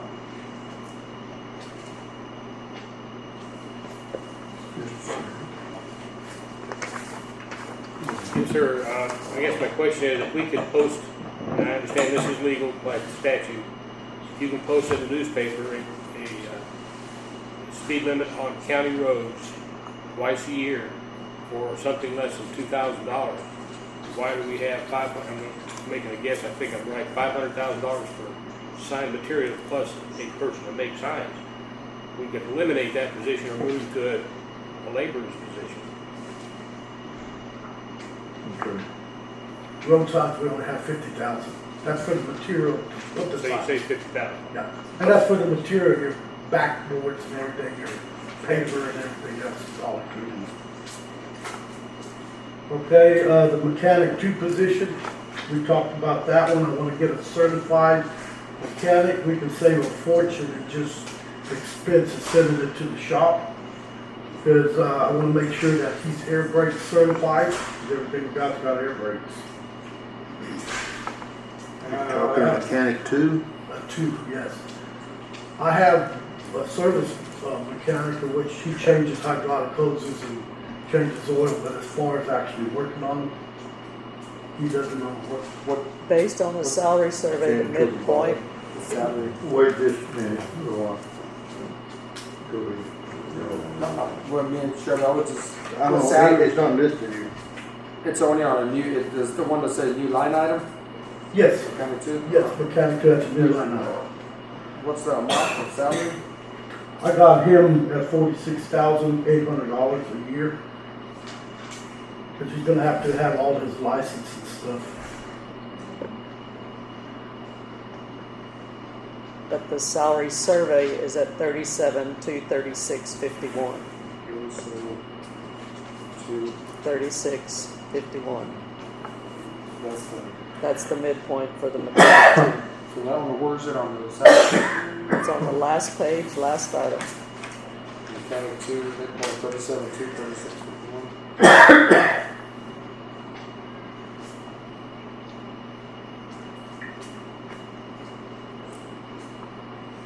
That's the mid. Yes.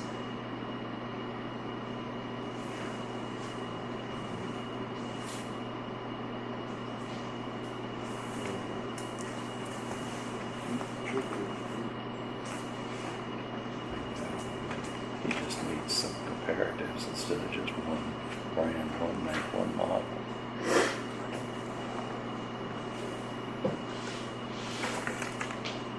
Go ahead. Okay. Fuel, I had it at $350,000 last year. I cut it $100,000 because for one, we don't have the weather problem, I'm hoping will not come apart, like the sheriff's department planned for a rainy day. And also, the newer equipment we got is more fuel efficient. So what I did was I took that and, on the current budget that I'm asking is 250,000 instead of 350,000. Will that dollar remain constant if they buy whatever piece of equipment you said and we would do our own chip sealing and not have to have contractors? Yeah, it ought to be pretty close, because right now we have, I'll tell you what we have left as of July. We've spent 150 basically. 200,000. Got 250,000 in them on fuel. You got almost 60% of your money remaining from last year.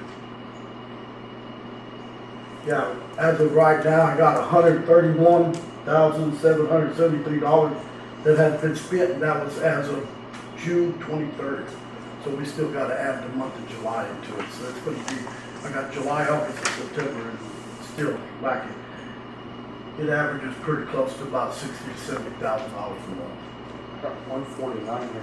Is that with the month of July? That's with the first cycle of July, yes. First cycle of July.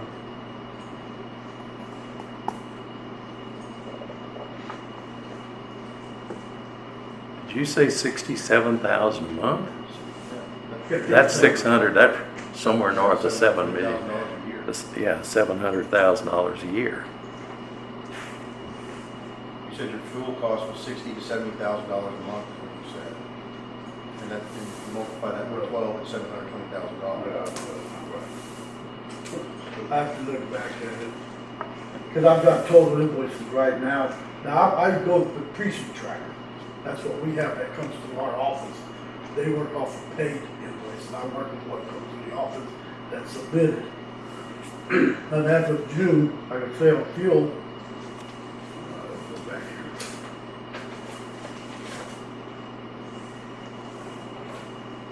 I got $131,773 is what I got. It's about 17,000 a month is what it is. Got a lot of numbers that I'm crunching. But anyway, I cut my fuel 100,000 on that. That's in line. Janitorial, I'm trying to get her from 3 days to 4 days to clean the office, and she sweeps out the shops and everything else. She told her she really didn't have to do that, but she does, which is a great thing. So how many hours per week? It's, she only works like 2 or 3 hours a day, 4 days a week. But she gets 1099, so she pays her own taxes, she pays everything. She's contract. Yeah, she's contract. So you wanna do with But that, we, Mike? we supply the cleaning supplies, et cetera, Yeah, just so like then we she do can't right be now. contract. She can be contractor, she supplies her own equipment and supplies, but if we supply it and have the designated That's the way hours. the auditor's office set it up, so. Originally, yes, but for a continued position, she would need to be an employee unless she's gonna supply her own equipment and cleaning supplies. Because, We need to talk about that, because that's a new meeting. well, that's IRS rules as far as differentiating between a contract and an employee. So if we set it up for 6 months out of the year, it'll fall in the same category, or what? It would still have to be an employee if we're providing her the equipment, the designated hours to do the services, which it has to be during your open hours. If she provides her own equipment, then it can be stretched to contract, but if we're providing all supplies and equipment and it's designated hours, then it has to be an employee, whether it's temporary or a permanent position, it would have to be an In other words, employee. be a part-time employee. Mhm. Whatever the court decides. I mean, we don't, got a janitor, we don't got a janitor. And what does that person work right now? 3 hours a day? Yes, yeah, 3 days a week she comes in, Monday, Wednesdays, and Fridays, she works 3 hours. She sweeps, mops, dusts.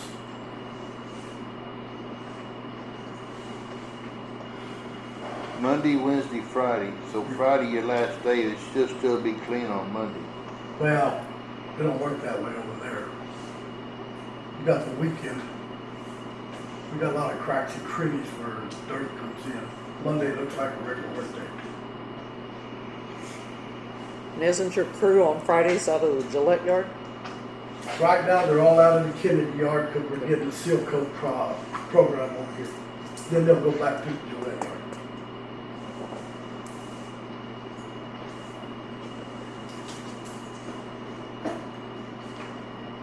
Okay, on tires and tubes, I went ahead and I cut that from 213,369 to 113,369 because we got all new equipment. All our tires are new. The only thing we have is basically the old maintainers and some of the pneumatic tires. And with the pneumatic, you park it on regular flat ground and it'll blow a tire.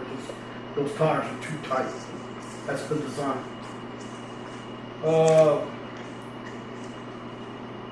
Road material, I added an extra $1 million, and what I did was I took the TERS money in my regular budget, and that's how it came out with the road material money, and I added an extra $1 million in there for seal coat program once we get it started. I don't know if we purchase the chip sealer, when we'll be able to actually start doing it ourselves. So I threw some money in there to where at least we can get started. And that cost is $8,342,486.77.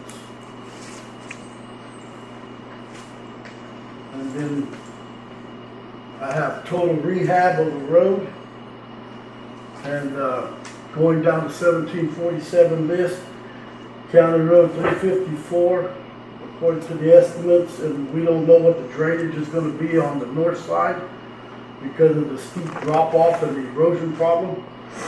That is figured in at $2,620,424. And then I have a carryover, which is County Road 211, in which should start middle of September. The construction should start on that one. Middle of August, County Road 199, the construction starts on that one. We just had our pre-construction meeting with the contractor, and they're all ready to go. Anyway, we got a carryover on that one is $3,562,469.74. What I was looking at, and I figured I'd let the Commissioners Court decide, I was gonna add another $300,000 just in case, because of the fact is we lost a lot of limestone, but that is just something I figured I'd throw out for y'all. And the majority of that road was drainage Mike, issues. on your limestone, how many tons does it go per mile? About 5,000 tons, give or take. It depends on the thickness that you're laying it. But, okay, We so, laid about 8 inches to a foot, give or take. so you use per mile, how many tons do you think? A mile, about 5,000. 5,000 tons? We get 2,000 tons, we'll do 4/10 of a mile. So 4,000, we'll do 8/10 of a mile, and then half of that.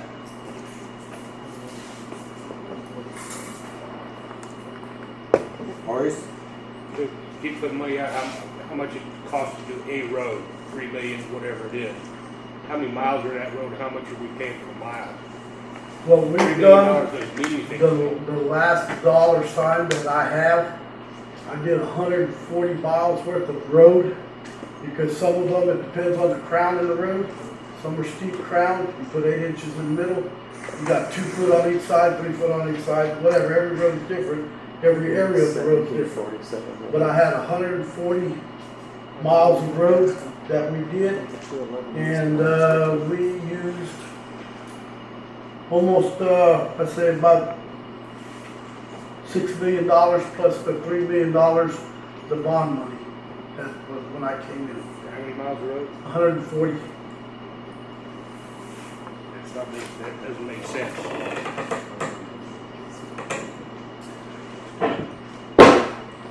How many miles is County Road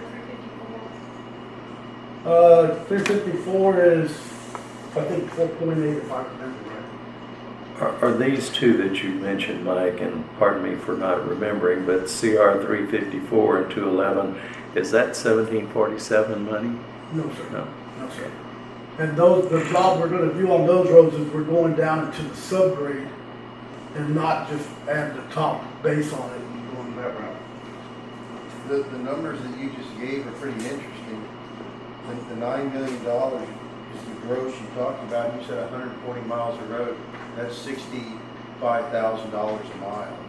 That's pretty close. That's pretty close.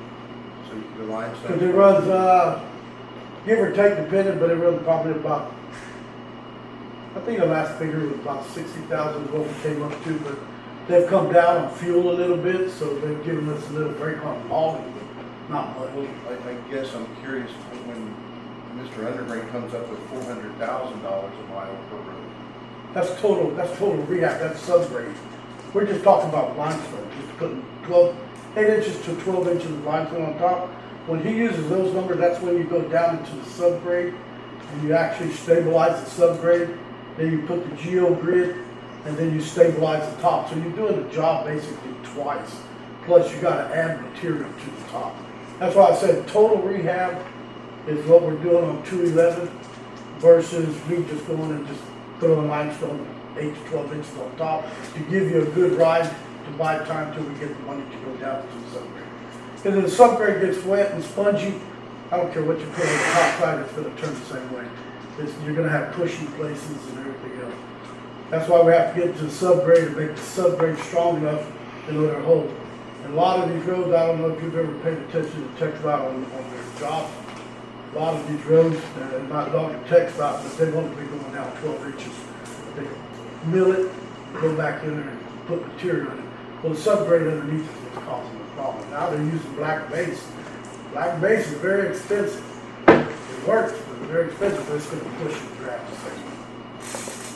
I'm a little confused if we're building state highways or we're building roads for our county. We're building roads to last.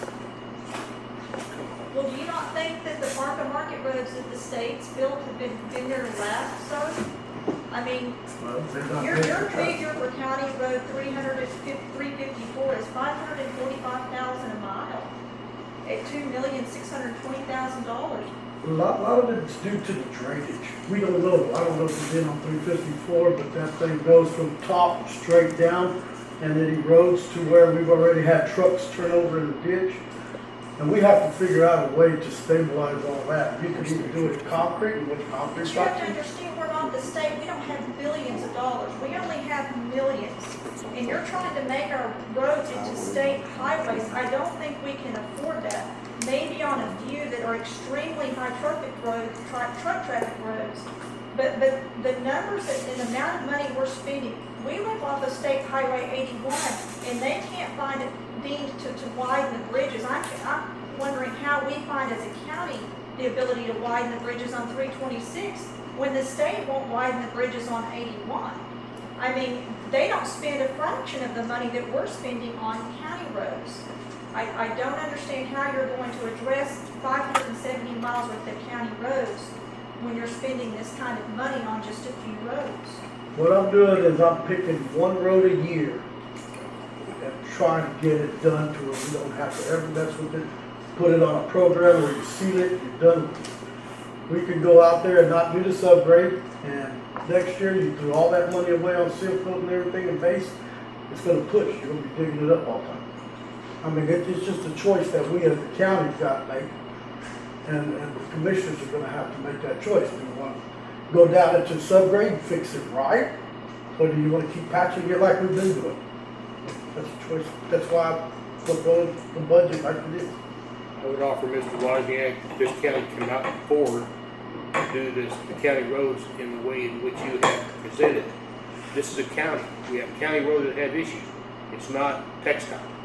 And this issue's been brought up before, and you just refuse to listen. You're gonna do it your way, or the rest of us can hit the highway. Well, the issue is the truck traffic is more on the county roads than it is on the state roads. Because of the fact is they move the rigs in there and everything stays within the county road. Very rarely they want to go on state roads. And what I'm proposing, and It's what every commission wants to do. I figured we'd do one road a year, Closer to hell. a main road with a lot of miles. They don't have to, but my recommendation is, let's do it right the first time. Let's stop doing it over and over and over. We've seen that in the past already.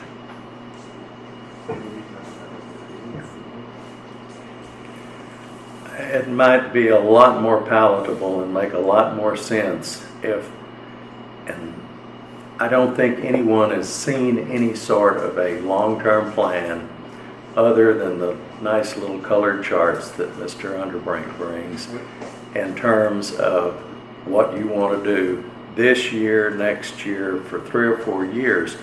It's pretty difficult to swallow a lot of money on a very short road or a very concentrated area. And I'm not saying it's wrong, but without some thought about what you're going to, which not just so many miles, but in other words, I want to do this road total rehab, 5 miles. I want to do this one, you know, whatever it is, seal coat. In other words, whatever your categorization is, if you could come up with something like that, I think you'd have a lot less people biting at your butt about it, because this is kind of a, to the layman, and I'm a layman, there doesn't seem any rhyme or reason. You know, we choose a road, and I'm not questioning that it's not in need of something, but you wind up with a huge amount of money on a small road and almost no comment on the rest of them. Mr. Reynolds, one thing that I would take exception to what you said is that Mr. Wozniak is not capable of coming up with a plan of any kind. And I think it's incumbent upon the Commissioner's Court to give him some direction or come up with a skeleton of a plan and have him flesh it out. But the Commissioner's Court's got to get involved with his activities, or we're just going to keep going backwards. And what we're doing is the same thing I've said every meeting we've come to. Commissioner's Court gave me the 1747 list, and I'm going down the list. We're not lacking too many roads. We've got, and I'm looking at the roads again to where we're finished. This whole 1747 sheet is history after these roads are finished. And we have been working on them already, and the roads, the next one in line is 354. Then we have County Road 269, County Road 113, County Road 115, County Road 111, County Road 114, County Road 127 should be about done this round, so 139, 163, County Road 171, County Road 194, and County Road 237 is about done, and County Road 281. And then all 20 of these roads that came on that 1747 will be completed. Then make a new list. Commissioner's Court will come out here, we make a new list. This is what I got to work off of, plus the bus routes. So that is my whole projective that I've been doing. I've gave a plan. Nobody liked my plan. It's kind of hard. Everybody says itemize. The thing is right now I have 5 contractors that will be running ragged. Between running all them jobs, keeping up with them, keeping up with my work orders that come through. Road and Bridge has a lot going for them right now, more than I think this county's ever seen. So Mike, just to clarify, you were reading off your 1747 list, but only 3 of those roads are being funded by 1747. Those top 3. This was. Yeah, just the top 3 are the only ones funded. funded. Government grant funds, and we're not getting them anymore. It's over and it's done. So the idea that you can do this list at $400,000 and $500,000 a mile, this county can't afford that. We don't have that kind of money. We're looking at the base that's there. We're looking at the subgrade that's there. We're not going in there totally rehabbing all the roads. We could never do that. Well, that's different. Like 165, we went to 165, we looked at that. They've already put on 12 inches or 8 inches of pitted base. We went in there, added 8 inches of limestone to it. The road's perfect. That thing has more rigs and everything than you can dream about. And we haven't had no pushes, no nothing. It'll get seal coated here this next round. And, this round here. And then that road to us will hold up for about 5-10 years. And then it'll go on. The roads that are failing that we're having problems with is where we're trying to go into the subgrade and fix it. 354 is just outrageous, man. They were fracking 4 wells not too long ago. They had trucks unlimited. They've gotten the sheriff's office caught vehicles doing 70 miles an hour over there. That road is just something else. And it has to be fixed because it's falling apart in the center because of all the truck traffic. 354, it's off on State Highway 80. State Highway 80, right. I'd like to answer some of your questions. James and I were on the court when 1747 came into existence. We were given a list of roads, which he is naming there, which were recommended to be included in 1747 to accept the grant money that we get. We had to accept those roads, so we accepted that plan. So that's what he's working on. And y'all are saying you don't need to make state roads. It doesn't make sense to go out here and spend $160,000 a mile and pave a road and run these trucks across it, which County Road 211 is a cut through from 1144, which is a Farnham Market Road, to State Highway 181, which is US Road. And it doesn't make sense to spend $160,000 on it and have all those trucks go through there and tear it up. So that's why he's doing it at that rate, which is determined. Right. So, Well, and I agree, Pete. I think there are roads that need to be done like that. But if you'll think back to David Underbrink, his philosophy was to do all the roads at $400,000 a mile. And I propose that we analyze the road system and see which roads need the $400,000 a mile and which roads we can do for $65,000 of the limestone and then chip seal. I just don't think it's a blanket fix doing them all at $400,000 a mile is what I'm saying. And I would like to see this in, like Mr. Reynolds said, in some form of a plan. I mean, we just kind of... all right, definitely 326 is one that'll just get torn up if we don't do it. Well, I understand that, but where is that written and where is the plan that says that? And somebody that comes after you can say, well, here's what they were doing and here's where we're headed. We're just, once you're gone, the information leaves with you. Well, see, that's what we did. 326 on the east side of San Antonio River Bridge didn't need total rehab. So we went in there and we laid all our limestone because we didn't have no bad places like we got on this one. And we laid the limestone and we two-coursed it, and right now it's good shape. But what they're asking, I think what, if I understand what Mr. Hall is asking is, okay, that I guess their question is this, for the upcoming year, you select your roads and what is the criteria that you're selecting your roads, and then what is the criteria that you would use to why you want to do to that road, what to do to that road.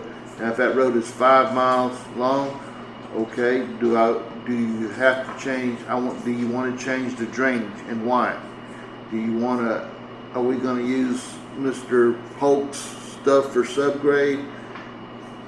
If not, why? Are you going to use limestone? Are we going to incorporate cement and try to get an estimated cost for each section or each job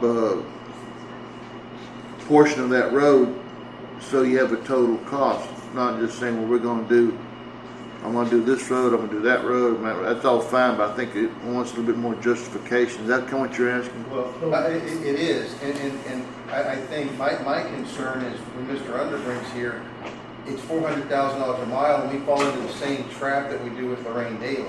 The more expensive the jail gets, the more money they make. And with Mr. Underbrink, the more expensive the road, the more money he makes.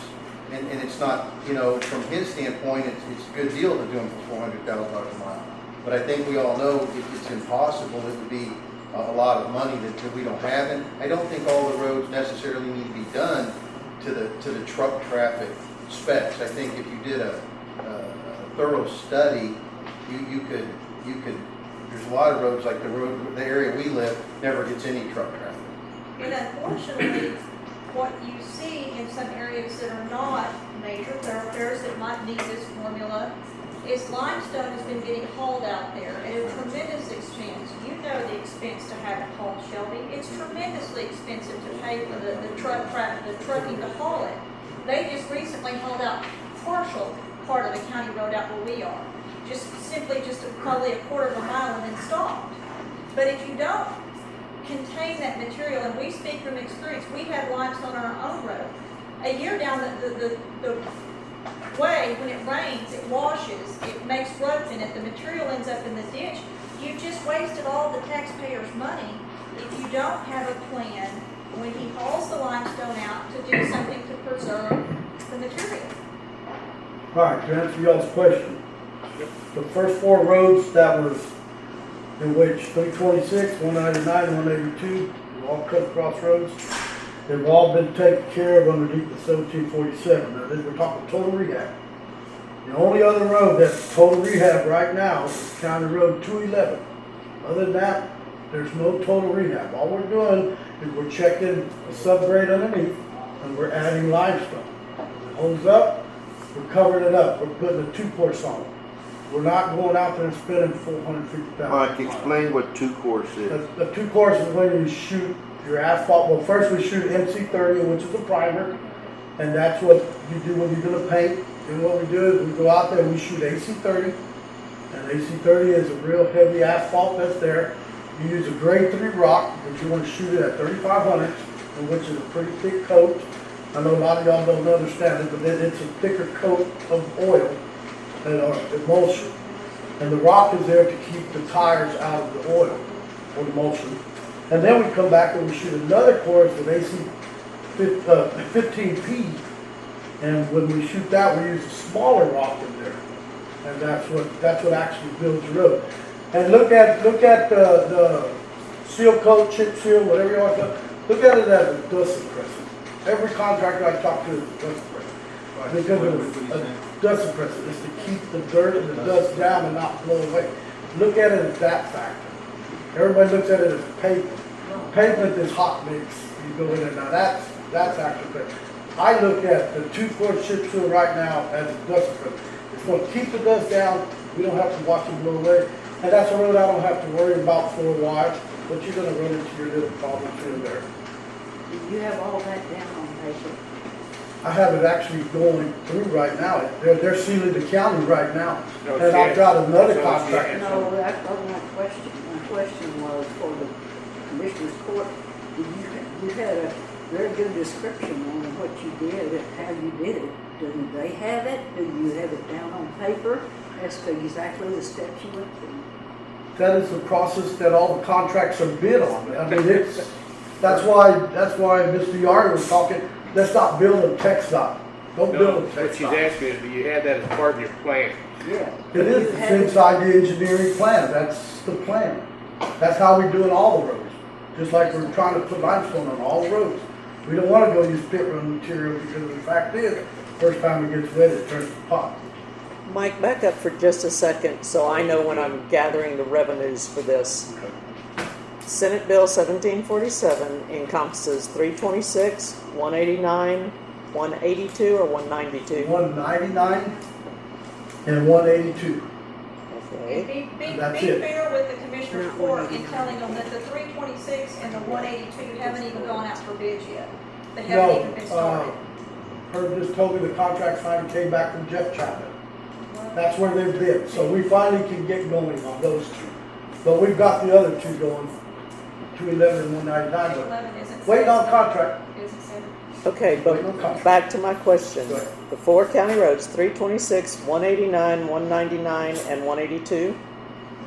Or not 189? Not 189. Okay, 326, 199, and 182. Right, Those will be reimbursed from the state out of 1747 monies. yes. How much has been spent or will be spent in this fiscal year out of that 7.7 million? And how much will be carried into next year to be reimbursed? I need to Okay. know that for the revenues. Basically, what's gonna happen, if they start in August, you'll probably get a partial draw. I don't know what that dollar amount is because I don't know exactly how far they're gonna get or if they get delayed. but you should have, 211, well, that one doesn't really matter, but the 199, you should only have a month draw for that one. if it- Okay, and we aren't drawing, it's reimbursement. Well, We yeah, spend the yeah, money and they but get I mean, reimbursed. they're So gonna I need issue to an know invoice. how much potential revenue, should I just go ahead and say that full 7.7 million goes into next year's budget? Because we've already spent some of it and being You're gonna- reimbursed. Basically, we're gonna have to do that. We're gonna have to put it all in there because we still have the match money that needs to go in there, which is the 1.5. Right, but what I'm trying to ascertain is how much reimbursement will be acquired from the state next year on 1747 Okay, expenditures. We've already spent some of it and been reimbursed some of it. yeah, you probably only, if anything, I would probably say maybe about $500,000 should be paid out of this year. That's it. That's counting the bridge. This year as in right now, Right this year? now, yes. Okay. And that's, because the bridge ought to be about completed, because they're getting ready to demolish the deck on it. They got all the, What bridge? 326. 326, one Donnie's working on. you know. And they'll be getting, that one should be, the majority of that, because he's already pulled 3 balls off of that one. If not 4, that just came through, I think I was signed off on. How much was the 326 bridge widening project? We never heard what that cost. Oh, yeah, it came through the bidding process. I'd have to look that up. I don't have one. But yeah, it went through a bidding process as well. It went through Commissioner's Court. Was it 500,000? Yeah, I think it was something. That's 500,000. Well, I've got the sheet here, and I never saw that. That's the one item that I never saw any type of money. Contract, you have a contract, Carol? Oh, yeah. I'd have to look. I don't remember everything that comes through there, but hopefully. I'm pretty sure there was a contract Oh, signed. Seems like I recall that. I think that's been during this year, this calendar year, excuse me, since I've been here. And I don't remember what it was. But what was someone brought up a while ago, and James and Pete have been here longer, Shelby a little longer. But when it was mentioned, I have trouble finding a starting point. We pitch a lot of road numbers out there, almost too many to digest at one time, and information about them, but there's no concise, here it is printed to look at, to see, and realizing there's going to have to be some adjustments from year to year because of weather, cost, availability. But it would be so much easier to be able to look at it and say, well, we're completed with this one, we're completed with that one. What I'm faced with is a whole list of figures without a real justification for them. Not that there isn't a justification, but one that I can't see. You don't know what you're getting. No order to be able to check off these roads have been completed That's and right. done in this precinct. Well, like a Gantt chart, you have the start of a project and the end of the project, and for each road project needs to have its own project. You don't lump them all into one. I mean, you have 5 roads, that's 5 projects. And each one has a start and an end and whatever. I think people can be patient, but if you say, our road is on the projected list 3 years from now, at least you have 3 years from now to have hope that your road's gonna get addressed, but we've never been able to see anything like that. It's the same reasoning as why you wanted the jail pulled out of the sheriff's budget. Because you want to look at these numbers, and that's what you do, is you're supposed to look at those numbers and understand why we're spending this money and what we're getting for it. And I think this manner, And what I call a completed road is when the 2 courses put on. That's what I would call a completed road. Until then, and we have yet, this is the first seal coat going through. At the end, when this contract is over with, I can give you a list of completed roads. But right now, he's gotten the Roney area, he's gotten 352, the 344, 345. He's gotten these roads done. When the contractor is totally finished, the same list that I put on the contract, I can give back to you and say these are completed. But what do we look at for next year, Mike? I mean, I understand this. And that's good, you know. You're But fixing to have a list brought up to you, not this one, I didn't make the court. You're gonna have a list of roads brought up. I mean, if you bring something in here that is justification for the expenses, I don't think you get any kickback on it, but it's pretty hard to, it's about like picking at the sheriff's department about their body cams. What did they buy and why did they buy it and how much is it and what's the warranty and this, that, and the other.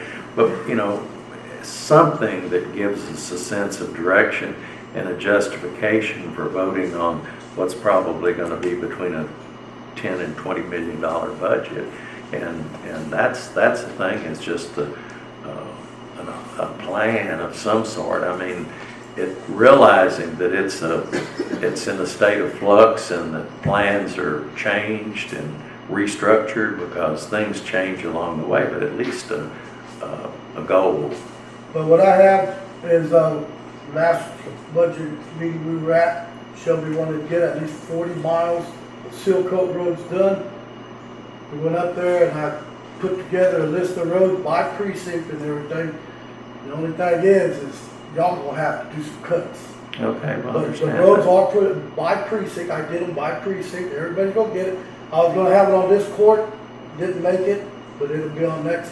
And then y'all will make the decision, this is for 2016, 2017 seal coat. So, I have in my hand a project budget that Mr. Underbrink gave us. And I think if all the commissioners had it, November 2013, so it goes down to every road he's going to do.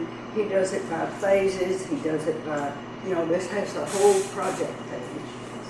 And this is something I think that it's hard for you to work out, because this is all the information on Road 326. And you all might want to look up. You should have it in your records. what they did back then is they did every road. If you look on there, they did every road in the county to get a dollar figure, if I remember right. No, all he did was 71.88 miles repaired in this particular. And so that wasn't all the roads in. But I have one that has all the roads, every road in the county. That's sitting in a box that I guess Ronnie or whoever was back then got David to do that. Then he has a drawing. Got the scale of the. That was that's the original. Phase one, when Ronnie phase was here. Yeah, that's back when And Ronnie. this is what you're having a hard time drawing up for us. Mr. Underbrink did this, and you're telling us this, but it's not written down. This is all written down. Mr. Wozniak, I believe that quite frankly, you're doing not only the Commissioner's Court a tremendous disfavor, but you're also citizens of this county. You are the road administrator and you are accountable by your job. Right. And you are, I think, in my view, that you are responsible and accountable to provide not only the Commissioner's Court, but the citizens of this county what you're doing today, what you did yesterday, and what you're going to do in the future. And you have not done that. You have got every reason in the world why you can't, won't, don't do it. And in the meantime, we're sitting here having this discussion when if you had done that, we'd be out of here by now. Well, I gave her a plan and y'all threw it in the trash. There's no plan. I know, she's gonna pull it up. It's a plan.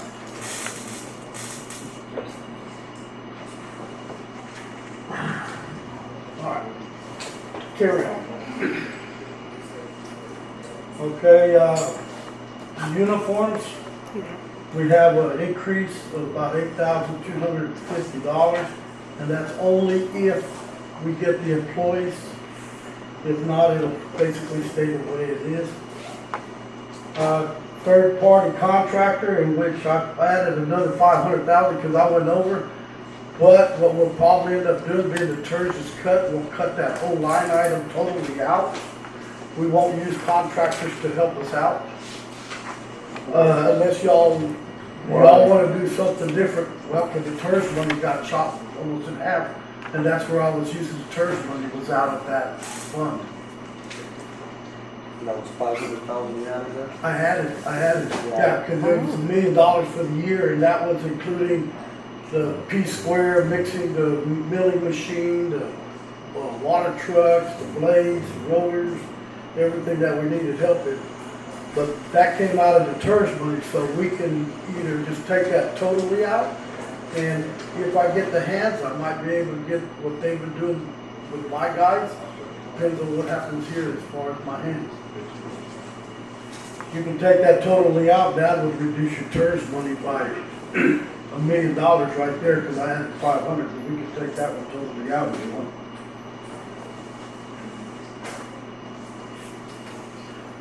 Okay, and then the equipment, went over there.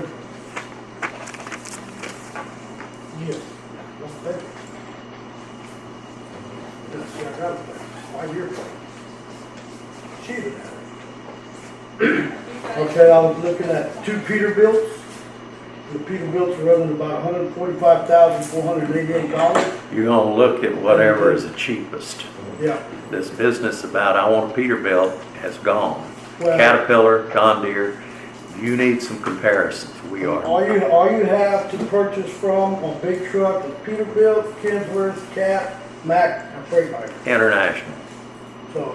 And I guarantee you can buy an International for less. Don't sit and chew your gum on They that. make international? They make Internationals I didn't every know they day. made them. I didn't even have that. I didn't know they made them. 'Cause I know they went out of business because the ones we got. They didn't go out of They're business. Transtar, aren't I see them on the highway every day. they? Transtar? So Well, they make several. I mean, Well, But good, I'll check international. I was gonna say Freightliner, Got Freightliner. look at, I was gonna say, well, you know, I'm not questioning you need the equipment. Maybe you do, maybe you don't. We can fuss at that. But just like I said with the sheriff's department, do not bring a single thing here and say, well, I want a Tahoe, I want a Peterbilt. Well, the only thing that I look at is these are highway trucks, what we use them for, they'll never They see a make, highway. they But make, it- everybody makes an off-road truck. From Freightliner on up, and everybody I'll does. do whatever Commissioner's Court decides. Yeah, I'm sorry, go ahead. Chip spreader ain't gonna fight with you. Okay, the chip spreader, we've got $233,145. But I got a message from Andrew Brewart, I think is how you say his name. He said he could get that same machine, in which he's the same person, for $225,225. So we actually have a reduction in the cost on that chip spreader. Will that hold until October 1 or Oh, after? yes. All these prices will hold till after October 1. That's everything that I told them we gotta have. Mike, again, pick at you one more time. Does anyone else make a chip spreader? Does any of your other vendors Yes, make a we chip did, spreader? and when I brought it up, you told me the Bearcat was the best way to go. That's why I left the Bearcat. Okay, You told me because of the width wise. he don't have to have a special truck to haul. okay. Yeah, you were the I one remember now, telling I me remember. It Okay, comes- that's the one that That expands. collapses, exactly. Thank you for reminding me. That's why I left it in there. Thank you. I appreciate that. I'm sorry for sniping at you when I don't remember what I say That's fine. sometimes. I'll remind you. Mike, one question before you go on. I'm going through our current year budget as you're going through, and you said you were gonna move all the seal coat program to Road and Bridge Special? Yeah, well, we're only gonna, the current ones, we only gonna have one seal coat per year. We're not doing Right, right, but you're gonna put it in special. everything goes to special on seal coats. Yeah, I'd Okay. like to leave it in there so we can track it better. If you only have one seal coat per year, when do you plan to buy your rock? In the winter? Oh, God, yes. Well, I was gonna get to that when we get to the general engineer. Okay, pressure washer, the portable pressure washer, one that we can, it's got its own tank, got everything on it. We can just hook it up to the trailer and go out there. It's running about 12,000. The problem we're having is like right now, we can't do nothing over there in Kennedy because of our construction on EMS. We're having to run it over there to Gillette area. And Gillette gets pretty sloppy pretty quick. So we're looking to get something portable where we can go to some of our stockpiles if we have to wash over there. Random drug testing, that one, hopefully the drug testing that Jenks proposed goes through, that item will go up. Road signs, I went from 100,000 to 50,000 because we got most of our speed limit signs up. And the only thing we're concentrating on is some of the curb signs and stop signs. So I brought that 50,000. Two-way radios, that went from 65,000, that came down. For the reasoning, I finally got an answer from S&P. If we put our emitter on the sheriff's tower, we are responsible for all repairs and everything. If we leave them on their tower, they do all the repairs, the maintenance, the checks and everything. And it comes out to, should be 7,000. I'll find it here, I got so much.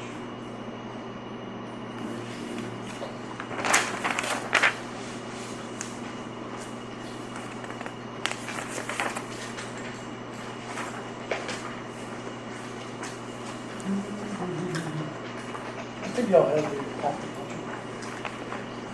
Oh, here it is. It was stuck together. Okay, what we're doing is we're paying $7,560 per year for airtime on the radios. They said that they take care of all the maintenance, they do everything to it. All you do is pay that one-time fee every year, and they are working real good right now. They're doing total radio checks on all our vehicles to make sure they're all working where they're at. You have to buy the radios, Yeah. or they provide them? 5,000 for them, and then 7,560. No, the 65,000 will be off the budget. It'll go down to 15,000 because I added the cost of the new radios for the equipment that we do get, if we get it, plus the 7,500 for the repairs, or for the maintenance. So the contract will go down to 15? Yeah, it'll go down to 15, yes. You'll save $50,000 just on the radios right there. If we leave it there, if not, it'll go back, and then we'll have to cover all expenses, in which my recommendation is not let them take care of all expenses, because these radios are high dollar stuff. If we get a surge or something, I don't know what would happen. Okay, general engineering, there again. I was asked about general engineering, I asked if I could plan, and Luana told me to get with her to plan for next year's seal coat. We can start doing the planning now. That way we don't have everything congested into 1 year.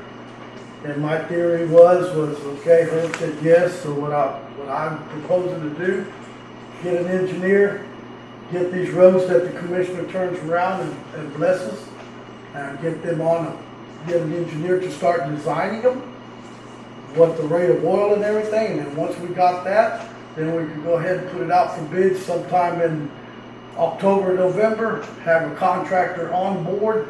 He can start getting his rock in March, April, when you're supposed to get it, and in May, he can start laying it out. And it was okay by her that, yes, you can plan ahead. So the cost is probably about $40,000 would be doing the plans. Now, I don't know, 40 miles worth of roads, but we'll have to see where our dollar value comes out. But I have the okay to go ahead and plan for next year's seal coat. That's sure gonna make it a lot easier than cramming everything after October. Because by the time you do the plans in October, it's December. By the time you finally put it out for bids, it'll be January, February, and then by the time they start trying to get their rock, they'll be like this poor contractor now. He's having a So you're gonna advertise for engineering services? Yes, we're gonna go ahead. There's, what do they call it, 2 or 3 of them that I've called, never got a call back, but I'm gonna keep bugging them. I know y'all wanna get away from Naismith, so what I'm gonna do is we're gonna go see if we can get somebody else, see what kind of prices. Mike, we just want a comparison. Right, well, that's what I'm gonna do, that's what I gotta do. You They said gonna return $30,000 my- or $40,000 a plan. What does that mean? That's to draw up the plans, go out there and do the actual plans of the road, get the. I mean, how many miles is that? That's what's gonna get approved here. I got 40 miles is what Shelby asked for, and I think it came out almost $3 million if we don't have that much of road and bridge. We're gonna have to cut I gave 40 miles as a rule of thumb, As a rule which of would, thumb. over so many years, you could have so much done. Yeah. And that's what we're looking at. And that was my comment to him on this. Look at 40 miles, so much in each precinct.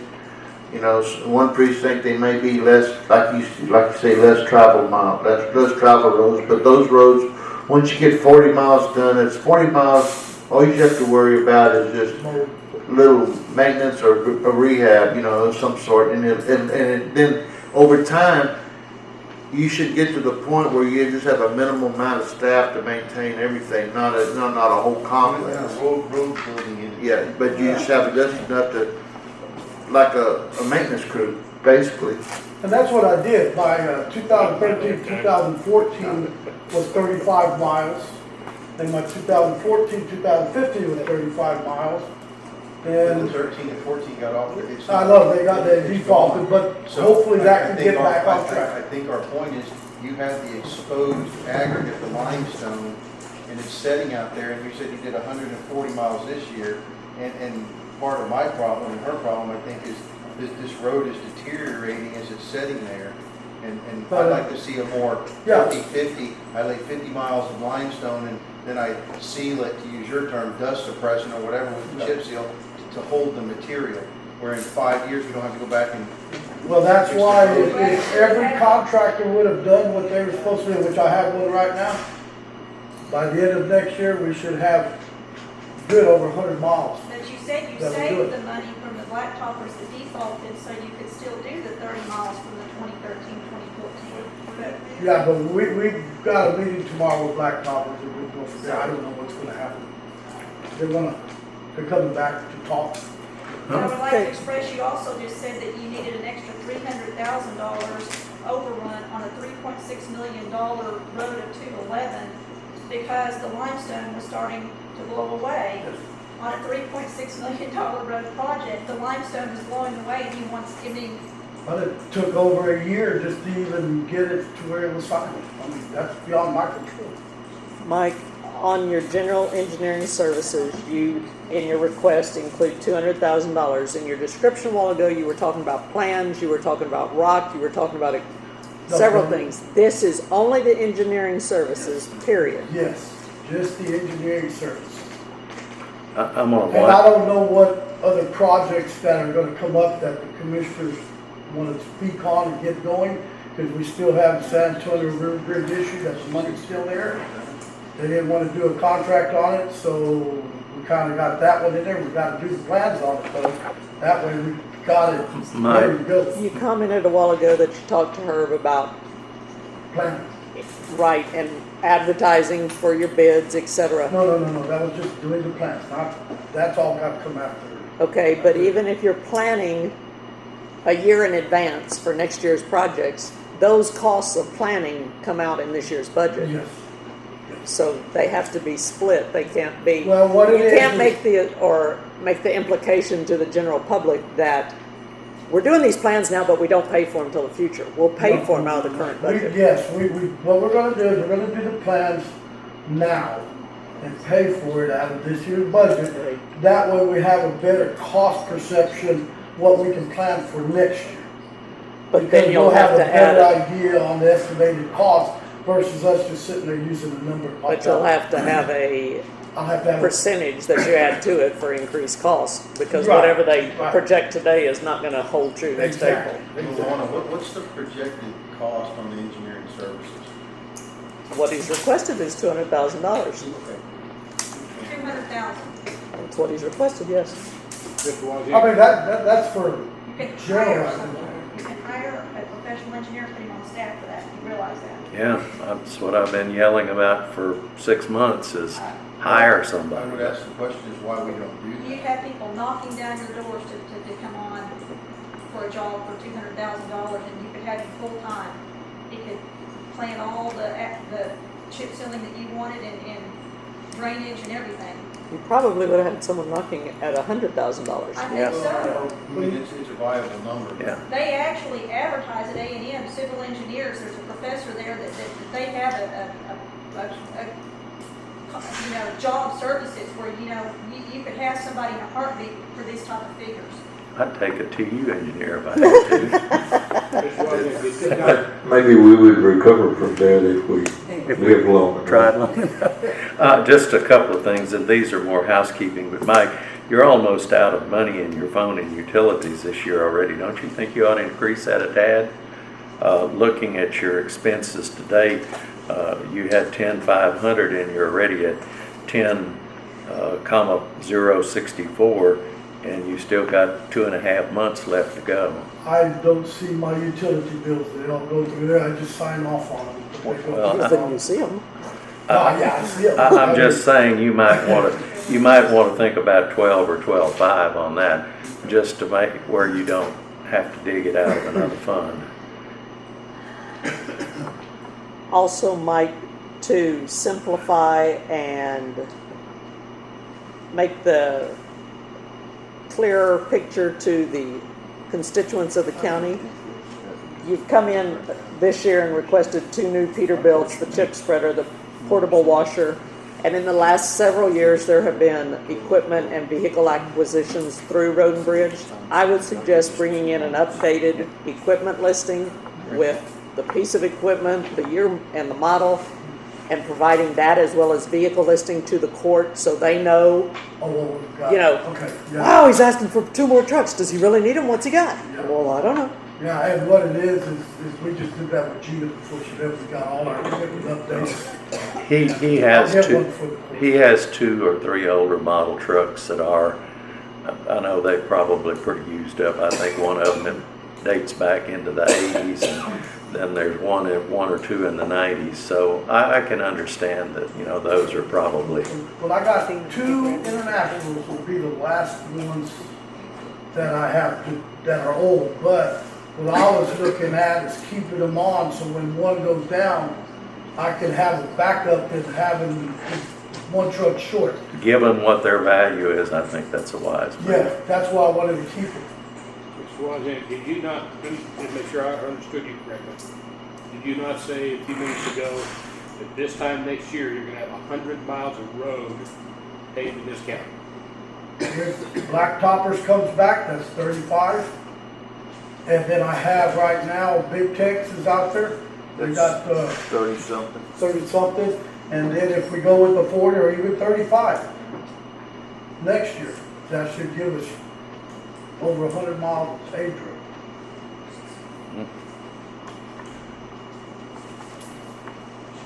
And your road will probably be one of them too. I'm not concerned about my road. Well, it's part of the plan. Sure you are. No, sir, I'm not. Concerned Not about put words in your my road. mouth, Judge. You wouldn't be in here if you No, sir, weren't I'm worried concerned. about this county, not my road specifically, and I'm not here for County Road 330. But you're concerned. I'm concerned, absolutely. Yes. Just be honest with us. Well, I am. Fine. You know, back to Don't do back to the engineer thing. I really think that we need to look at advertising and set the rate at $100,000 or whatever. I'm talking about engineer, you know, and you could advertise on the website. Graduation's coming around. There's some kids that'll be looking for jobs. Anything you have here is going to be a stair step, unless you might talk to the guy from Teeks that does the training. He always knows some retired engineers that want to just to do work and stuff like that. Well, they'll do the design. You still. But I mean, I don't know. You know, we can get one. It'd be to our advantage. I know Pearsall, Frio County. I think they pay 75 to 80 for an engineer. That And just that's strictly as does an their road. employee. Yes. That's as an employee, not as Yeah, a as an contracted employee. service. Yeah, as an employee. Does that include all of the extra Benefits. costs and benefits that go with it? That would go- But it's something that I think we should look at. You know, it's see, we can get any drawers. Last time we advertised, I don't think we got anybody, and that was at 70-something thousand. If I remember right, we advertised, but we didn't I get. don't think there was a salary. I don't remember. And I commented, that's why you didn't get any But recipients to the. but I think if you we could have, you know, it doesn't hurt to you know, we can advertise on the website, maybe put it in the paper for. Or engineering services, they have a thing that you can advertise in. I mean, but I think we need to try and if anything, that would kind of offset the cost maybe for the future.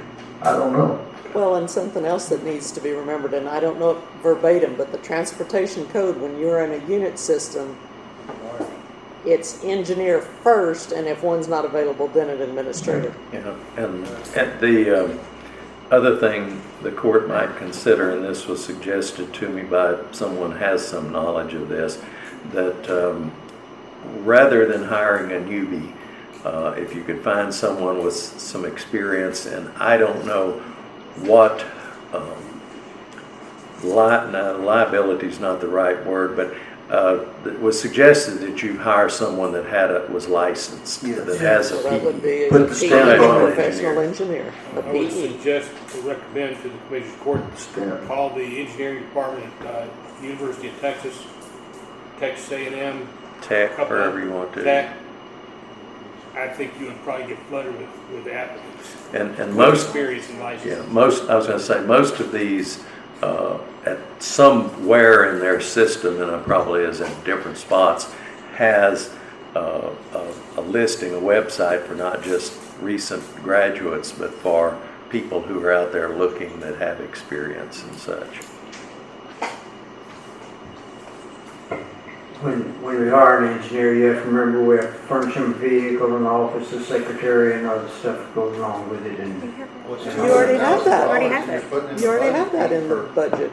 what? There's already vehicles in Road and Bridge budget, and there's already administrative assistant there, and Okay, and then, you know, that person actually could, I guess, run that department basically, and then you've got you to do other issues as well as the other two guys that feel like an assistant. And I'm just making this comment. You know. I mean, I don't know what the court feels, but it's just a feeling that I have. well, something too that you're gonna have to look at based on job duties, transportation code, etc. If you hire an engineer, then a administrator is not required, but then Shelby, as you indicated, an assistant road administrator could be employed, but then you're talking big differences in those pay rates. Yep. Yes. Huge differences, like $23,000 between the road administrator and an assistant road administrator. This position was raised substantially. I imagine when Jeffrey was here, his salary was about 40-something thousand a year. And it went up substantially because we were trying to find a professional, qualified, certified engineer / administrator. And this salary has just crept up where it was 40-something thousand, then it went to 60, and now we're at 73,000 for the position Mr. Wozniak. When it was first created and Jeff Beatrick took it, it was at the same salary as a commissioner. And the 73,000 was for the hopes of it being an engineer. Initially, yes.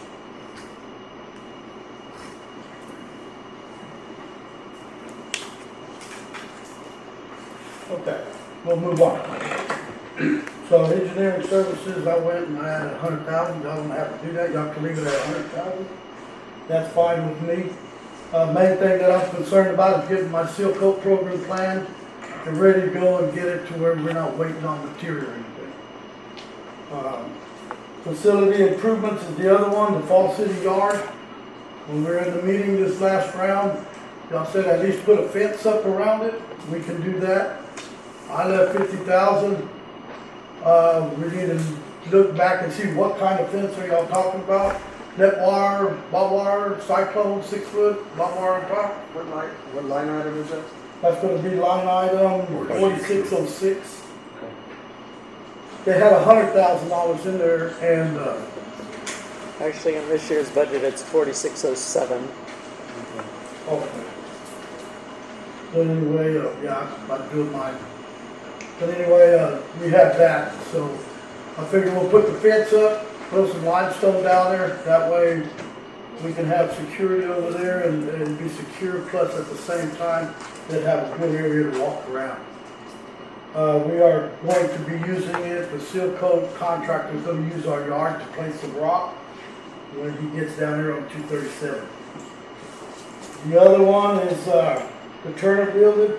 I put in so we can have a new shop that we can actually work out of.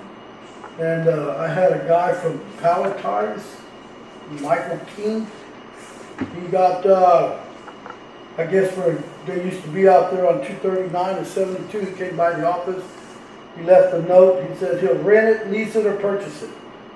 I said, so there you go, I don't know. Which building? What's the That's Turner the one building? over there at 72 and 239, Beasley Tires. where Beasley Tires is and all that. No. Okay. Maybe I'm wrong. Y'all are the real estate people. I'm not.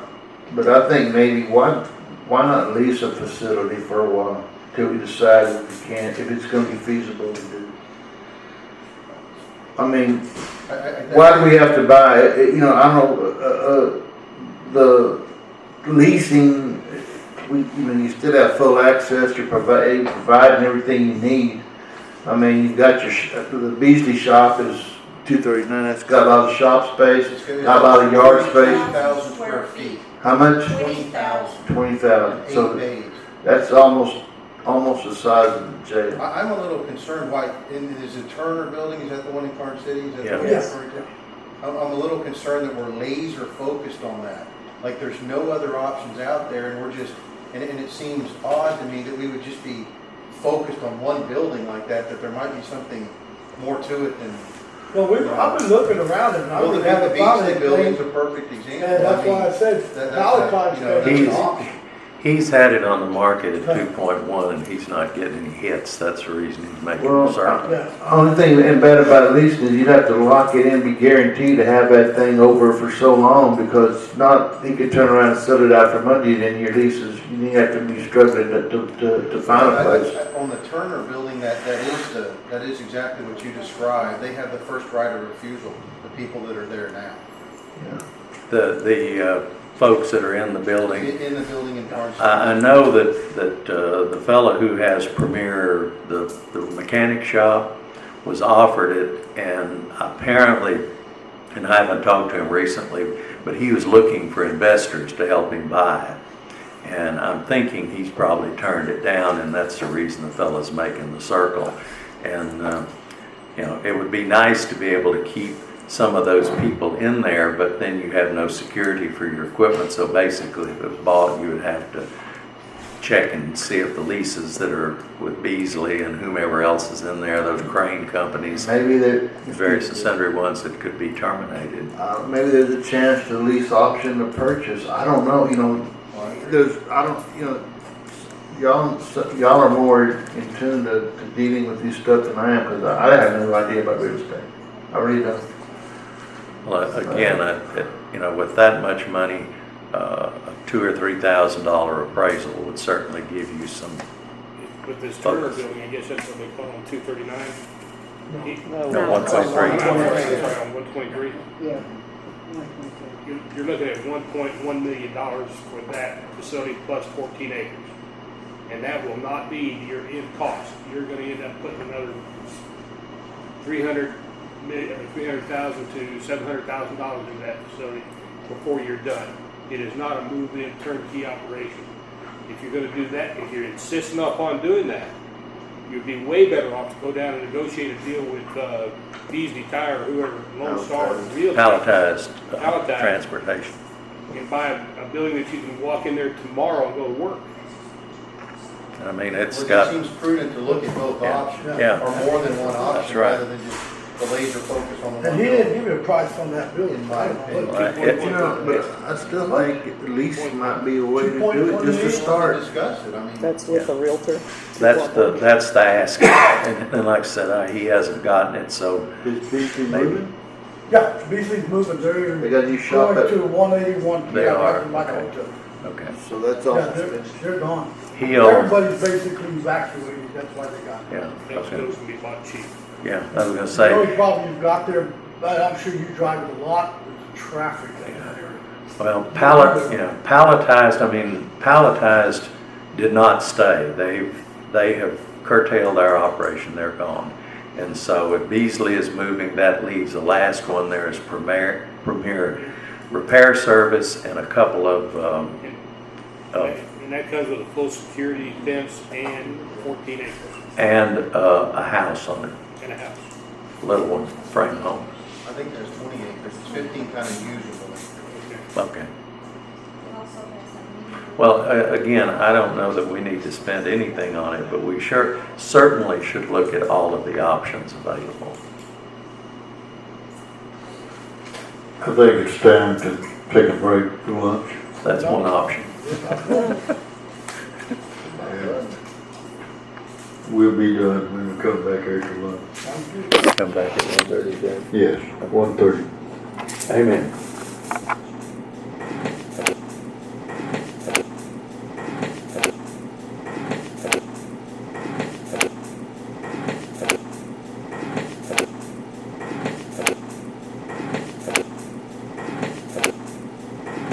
I cut it back to 5,000, which is a $10,000 cut on that one. My bond stayed the same. Miscellaneous is 35,000. I brought it down to 15,000, and light equipment stayed the same. I'm sorry, on the training, you brought it down, a decrease of 10,000? 10,000, yes. There's a decrease, and then there's a decrease of Miscel- 20,000? On miscellaneous is 15,000. Oh, it's a decrease of 15,000, yes. The current budget says, Yeah, I went from 35,000, I brought it to 10,000, so it's a decrease of 15,000. the current budget is, No, 25,000. Okay, 25,000, okay. Sorry about that. No, you're right. okay, on miscellaneous, the current budget's 45 and you're reducing it to 35 per your proposed budget. So that's a $10,000 decrease. Okay, yeah. But That's you're right. you're I'm already looking at the wrong numbers. you're already underwater. Yeah, I got 45,000 is what my budget was. I brought it to 35,000, which is the same as the 10,000. Okay. But Okay. at 45,000, you're already in the negative with 2.5 months left in the year. Yes. So, I mean, do you have some things that you're not needing next year that you needed this year? Well, I'm hoping a lot of the repairs to the smaller equipment and we like the chainsaws and stuff won't happen. Mike, under line item number 4821, Senate Bill 1747, in this year's current budget is 7.7 million, which was our award from the legislature, which nominal amounts have been spent so far. But we need to put a figure in that line item, What number will that make? 4821. Okay, now, were we gonna leave the 1747 in there or do like Shelby suggested, put it in its own little area? Because I think we need to separate it from our original budget. is my Well, personal- that's fine, but I mean, you don't include anything on your proposed budget for it either. No, I have it separate. It's on a That's separate one. what your Yes. second page is? Yes, it's on its own little, I figured we'd either take it, I don't know, 202 accounts or something instead of 201. But kind of separated from the total budget itself. Well, I don't know why it can't just be in a separate line item as it is. But that's at the court's discretion, that's.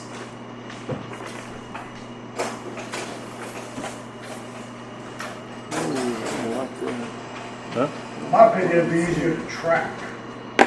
Because it's only those 3 roads that bridge. So you're wanting it set up by road in the budget, not just by 1747? No, by 1747. There's 3 roads in there and the bridge, and that should be just all 1747. Because once that's done, then that's over with. But we have a line item for 1747, why can't that just include, and then when it's done, it's done? I don't see why we need to set up a separate fund for that. We have a specific line item for 1747. That was your idea, Shelby, you wanna help me?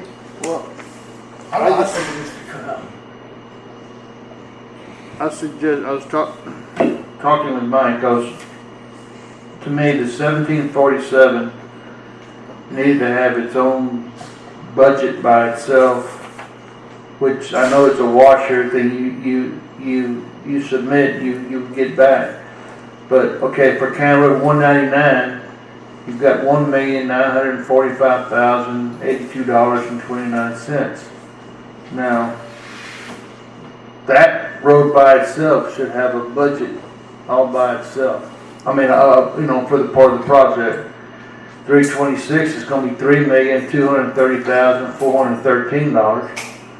And those two are be started in the next 199 in this budget year, Yes, but 326, the 326 hasn't even been bid yet. okay, but you're doing the bridge, Yes, and that's $516,728.77. County Road 182, which will be next year, whenever it gets let, 2 million, right now estimate $2,977,358. So where in all this does I guess Naismith gets his administrative fee out of here, out of each project, or? The way it's been bid or discussed previously is his fee is gonna be contingent on the bid amount because he gets whatever it is, 10%, 15%, whatever it is Well, for engineering. Maybe I'm looking at this wrong, but if there's $7.7 million and we got $7,199,507 left out of the 7.7, right? And all these numbers total up to over $8 million. We also have a required match for that 7.7. How- Our match is approximately 1.5 million, 1.5. and that's in Road and Bridge Special.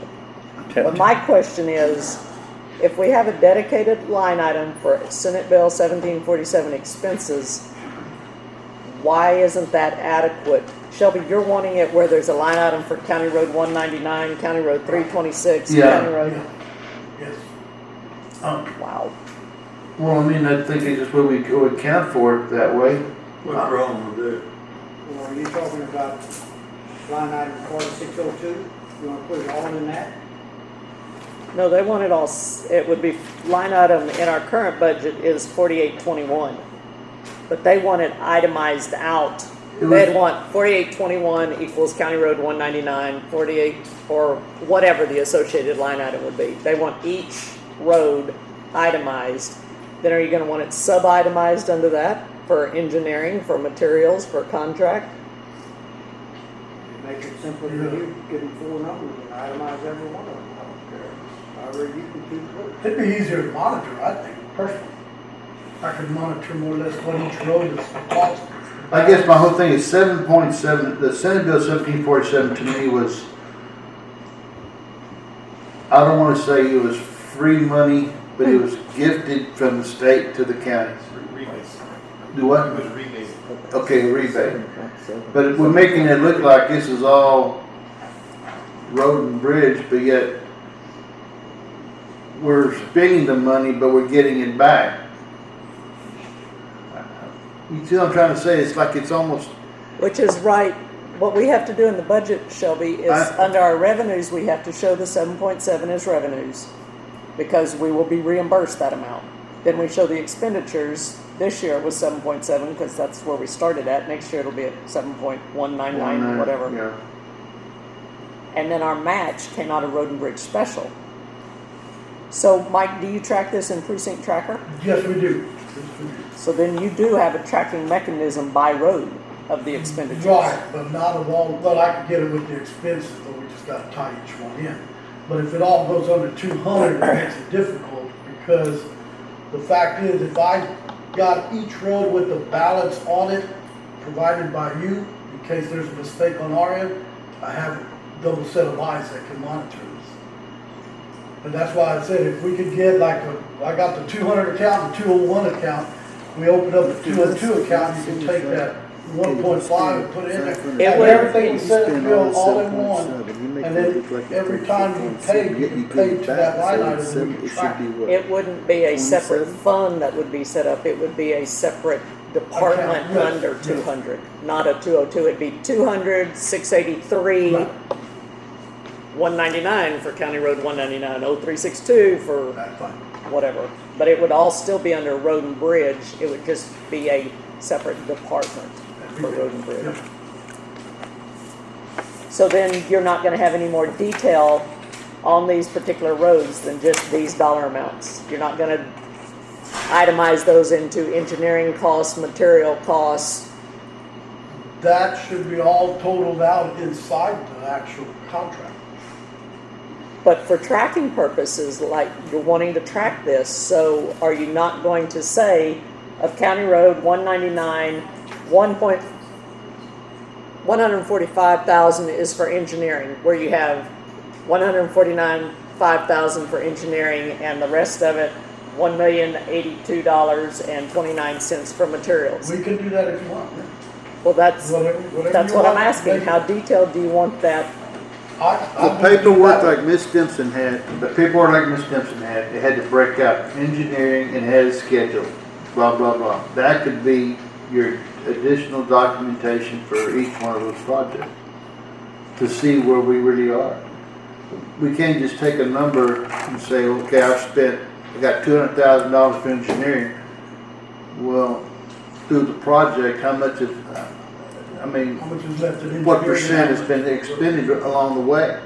And to total out to that 1.9 million or whatever the case would be, is my thing is so we can say, well, how much what did you do on County Road 199? Well, I can't just say I did $1.9 million. Well, how did you spend $1.9 million? That's what's happening is because I actually got a printout from on the expenditures to Mr. Underbrink. This is all Mr. Underbrink's, what he's been paid out. And you'll notice that he lumps 182, 326, and 199 together on a payment to him. So you don't know which road that has been paid what. And it ends up being $286,000, but you don't know which road it's applied to. That's what I'm trying to say, is we need to, somehow we need to track the expenses for that road. I don't care if we wanted, she didn't have to create a line item for each one maybe.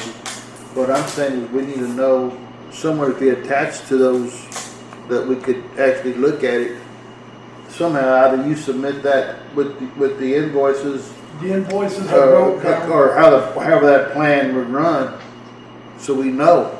Now, the invoices are broke down per road when they're handed to. Yeah, but it is the breakdown per road. Yes, It's the like breakdown is per road, yes. This is very confusing. Actually, some of Mr. Underbrink's charges are considered road material, and I didn't realize we were buying road material through Mr. Underbrink.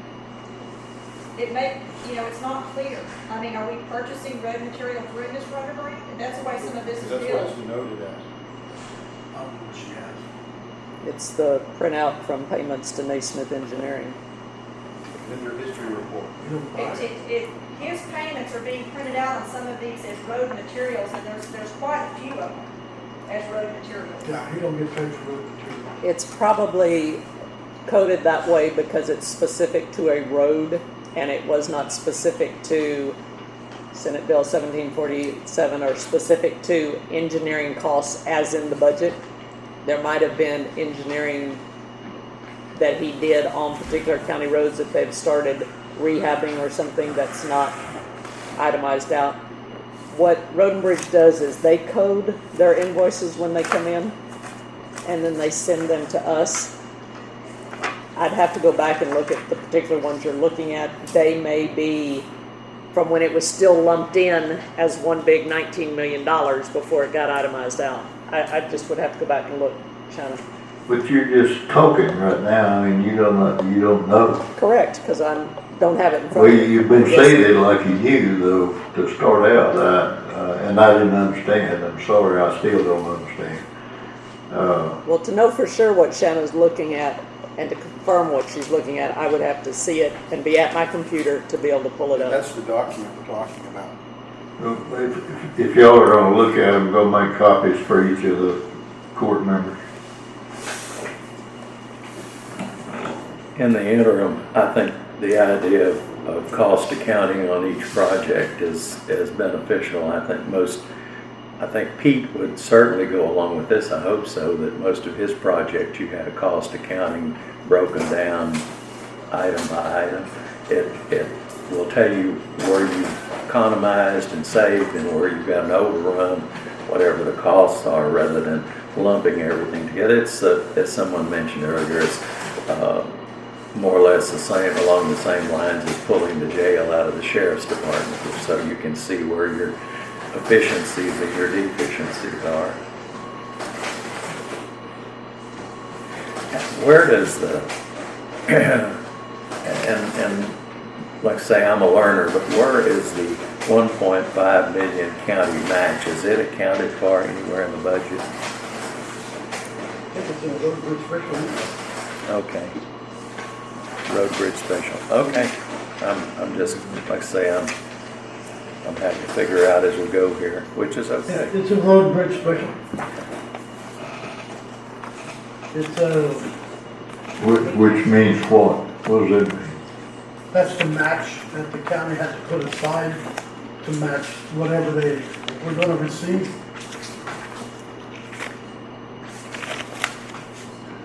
I think the estimate was 15 million is what they were planning, and they only got half of that.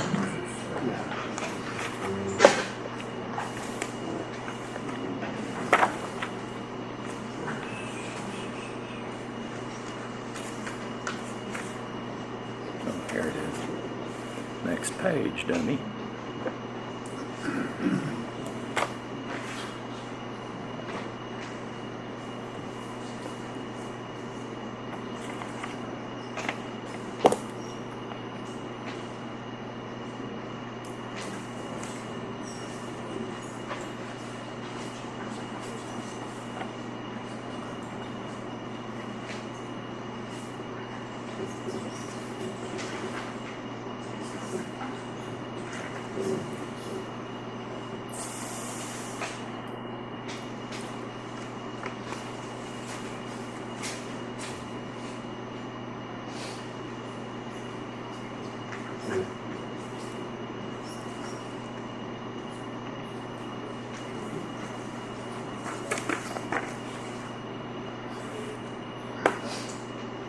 How do you identify these bridges, so that you'll know if you just call it bridge?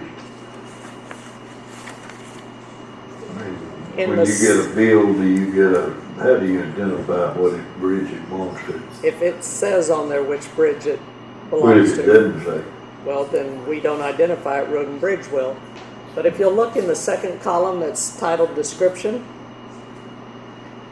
for instance. I'm looking at that. Okay, about halfway down, there is a payment described as Escondido Creek Bridge, Yeah, and that was $1,235.25.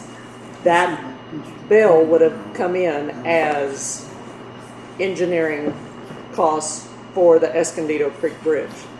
And that's why it's paid out of the bridge repairs line item. why is that one different from if one came in as dry Escondido? How do you tell the difference? That's how their invoices are marked. How are their invoices marked? They note on their invoice, Naismith notes on their invoices which project their services apply to. For instance, further down when there is, like the last two on the first page, seal coat, County Road 199 and 2015 seal coat, their engineering costs apply to those particular programs.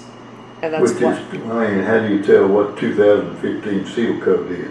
Why isn't it every seal coat in 2015? There's two different seal coat programs going on right now. 2013-14, 2014-15. This is specific to the seal coat program for 2015, that last entry. 2014-15 means 2015 is what you're saying. It's not.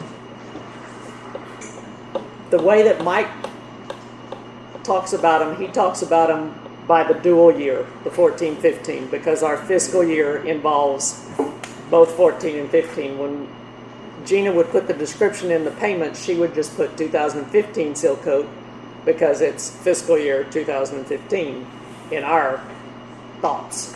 13, 14 never happened. Correct. RBS is Road and Bridge Special. Correct.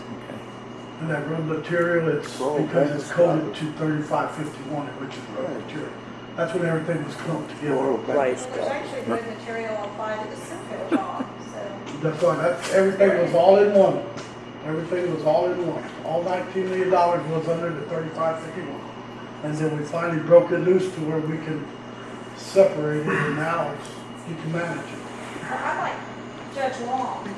He sat here and told us he wanted $150,000 to do the 2015 seal coat bid. And he should just charge us $150,000 instead of this piecemeal approach where it makes it confusing for anybody anybody can Trying to understand. follow the money. I mean, he's got a $28,000 charge here for the seal coat. He stood right there and told us his fee was $150,000 for the seal coat project. So bill us $150,000 so we can see it. But they bill it in increments as they complete So you each can't see it. So you project. don't really know. Very confusing. I want to build it all up front. It's what it's gonna charge us, Pete. Let's just go ahead and see it. It is what it is. Well, if you have a cost accounting on each road and you're tracking each item, that should give you what you're talking about. Which that's what he has in his precinct tracker. Okay, In his software, he's got that. maybe that would be good to look at sometime.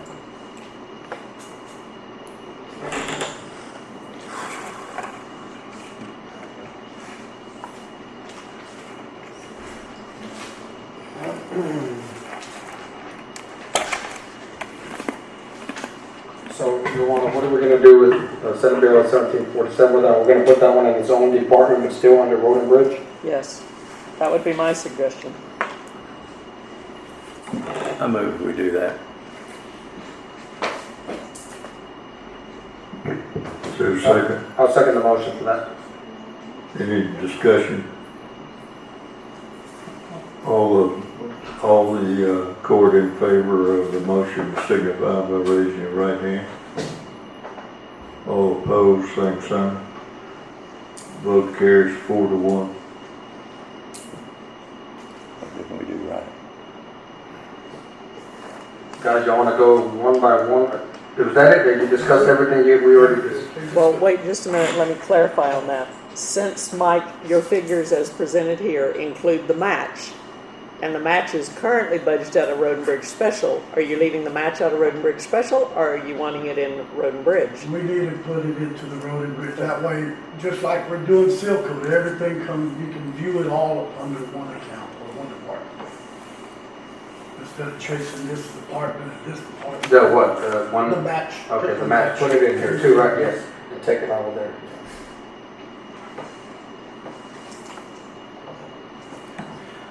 Guys, do I wanna start with the first ones, or start back to front, since we've discussed everything, we need to start making decisions on this.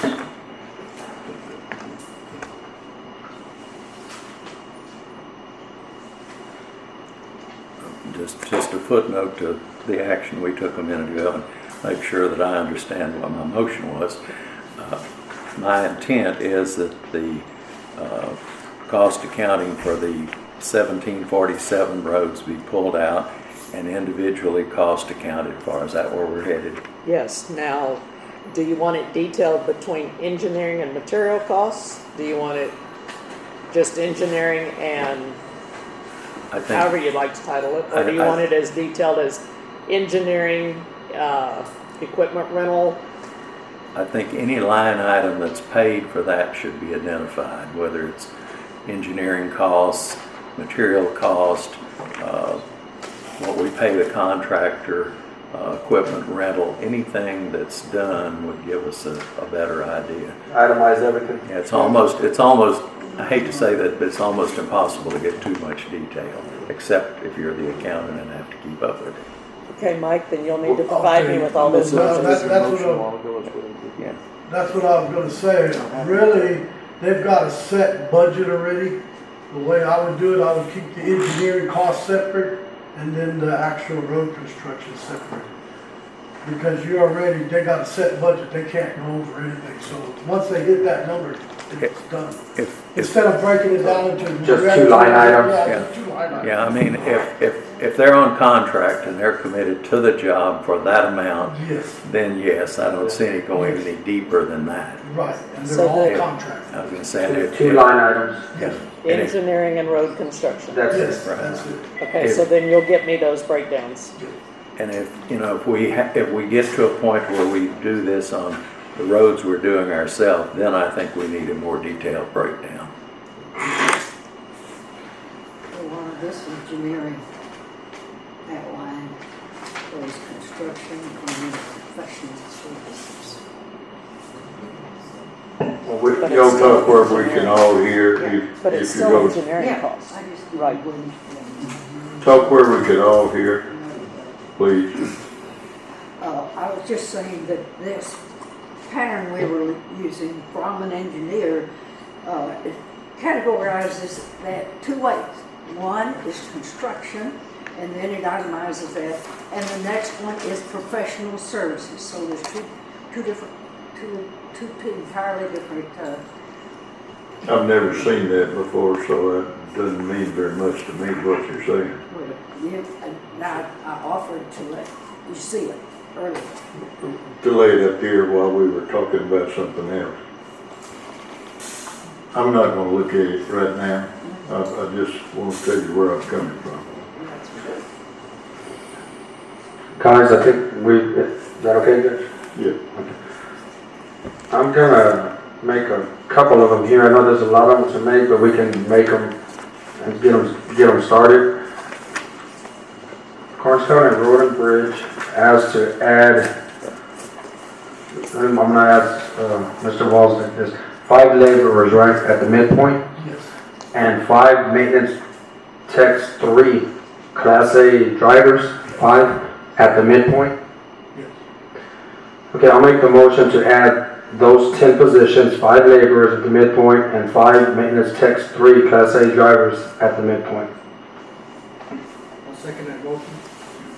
Okay, there's a motion and a second to, I'm not gonna try to repeat it, so you repeat it, if you will. Yeah. The motion was to add to Road and Bridge 5 laborers at the midpoint and 5 maintenance techs, 3 Class A drivers at the midpoint salaries. And Pete? Second it. And Pete seconded. Motion and a second, of discussion. Where does that come from on the items that we have in front of us? Is that on this one? Yes, sir. Yes, they're these top things. 1020, 1060. I'm sorry, the laborers were considered maintenance techs 1.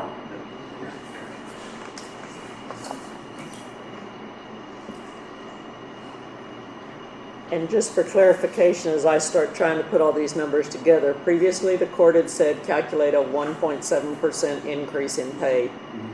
These positions would also be at a 1.7, or only those that are currently employees now? So you have the slight deviation for longevity. When they get hired? When they get hired, I think they should just get hired at the midpoint. Okay. Not with an additional 1.7. Yeah, That's my that's- opinion. I don't know what you. I agree with that. Should we state that? There wasn't a motion, it was just a statement. He did say that. He just said midpoint, but you said give me the number.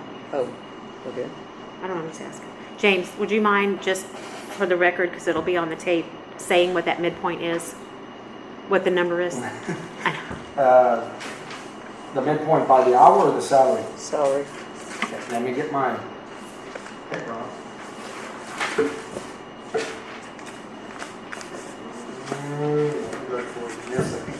The maintenance technician 1, the midpoint is $28,585.12. Is that correct? That's correct. Okay. The maintenance 3 technician, the midpoint is $37,957.92. Correct. Is Yes. that- Is that okay? Yes, thank you. All right, thanks, Ms. Ma'am. Thank you. What can your maintenance tech 1s do? I mean, are they strictly stoop labor? Do they have any machine operating capability? They operate every piece of equipment, they flag, they run brush cutters, the only thing they don't do is drive a truck. Other than that, they do everything. Oh, and a maintainer.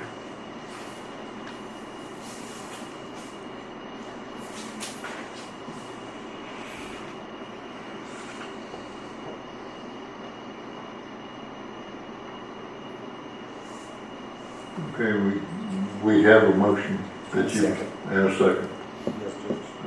Any other discussion? Anybody want to explain anything about it? If not, we'll vote on it. All in favor of the motion, signify by raising your right hand. All opposed, same sign. Motion failed. No, carried 3-2, excuse me.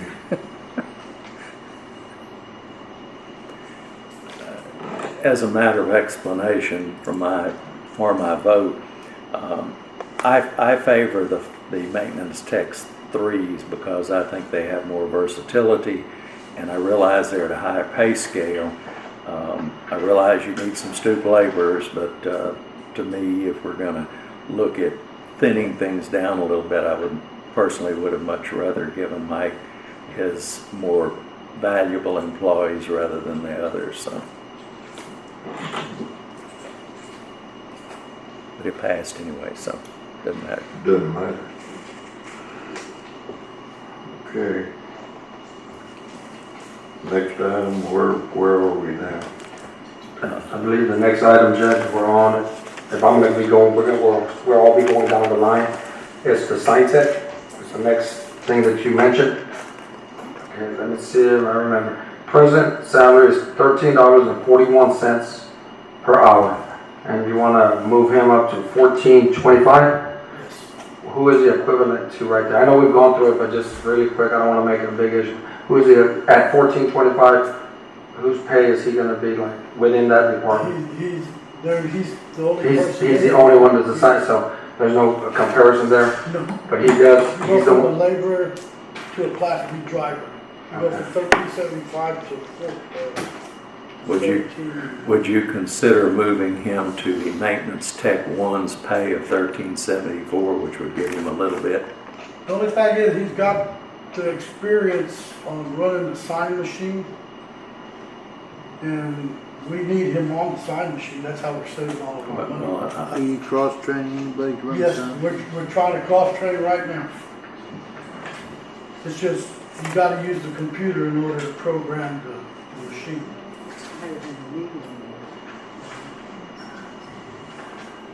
And that's past the midpoint, right? That's, because the midpoint is 1342. Yes. Yes. For the maintenance tech is, what did you say, 13.74. 1374.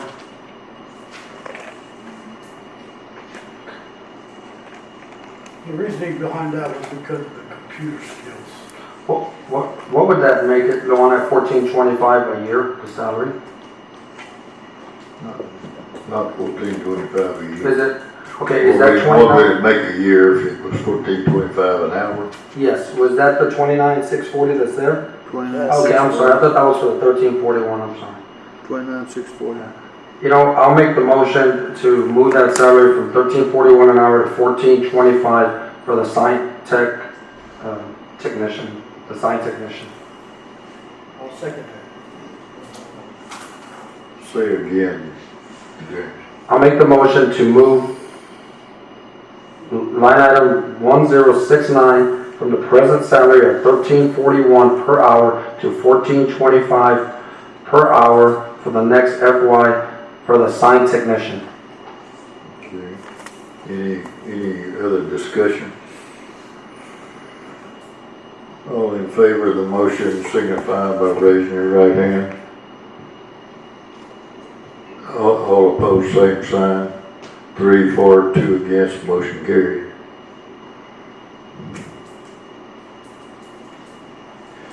The next one we're on is, correct me if I'm wrong with some of the janitorial service. No, mechanic 2. Which one? Mechanic 2. Okay, New line item. it's a new line item. Okay, that's the one you want to take, but currently the midpoint is, what was that, 37,000? 37 to 36.51. 37 to what? 36.51. Okay. What is the mechanic doing right now? The mechanic, you have a mechanic right now, right? He's a serviceman. He's a serviceman. Yeah, he changes oil and fixes hydraulics. This is actual mechanic with the licenses and certifications to do like air brakes Uh-huh. and repairs that generally we send out. What do you think the chances are that we would pick up somebody like that pretty quick? We could try. I mean, to get somebody that's experienced with the license is the key thing, because we need somebody that's DOT certified, so we hope that somebody retired, like There was such a thing as a Commissioner Reynolds was talking about the last time. Oh, yeah. Find somebody that retires or Willing something to that's take it. willing to grab it, yeah. I mean, it's not something we're gonna be able to fill right away, but at least we have it out there. And how did you arrive at 46,800? What it was I figured all the certifications and everything that he come up with, when I was putting the numbers together, I called a bunch of these oil field companies and see what their mechanic tool was running, and that's kind of the figure they had, so. So that equates to $22.50 an hour for that position. 2350, $22.50. 2250.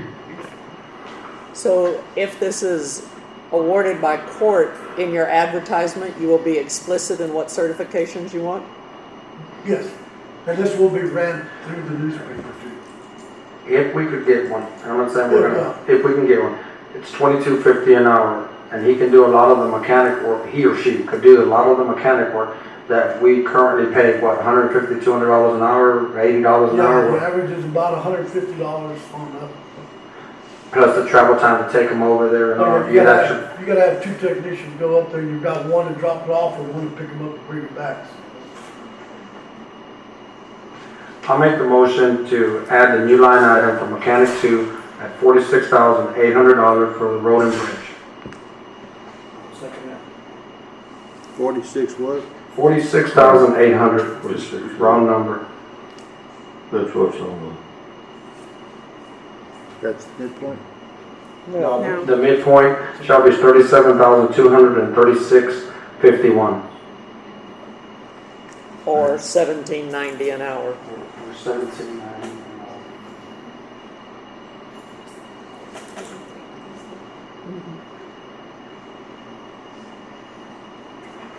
the, okay, the motion before the court. Any further discussion? Or any discussion? If not, all in favor of the motion signify by raising your right hand. All opposed, same sign. But this would, if we can get one, this is a licensed mechanic, right? Yes, yes. And the vote carried 3-2. James, I've got a question. We're on the staffing line item 1068, permitting agent at $40,713. That should go to zero? Yes. Okay, that's your motion? No, I'm just asking. No, that's zeroed out. Yeah, it's Zeroed out, zeroed okay. out, so. We don't have. I don't have that one on mine. Yeah, I don't I just wanna make sure I'm just looking at the one At that the old? It's on this one. I just wanna make sure that's Yeah. 40,000 zeroed out. Yes, that's zeroed. Okay, I see it. You see what I mean? The permit agent, okay. And then further down, some other permitting supplies, but I think that's zero too, yeah. Yeah, that's zeroed to the permit supply. The, Wait a minute, let's, go ahead. I just want to find permit supplies. 3352. Down there. 3352, Yeah. that one goes To zero. Yeah. zero.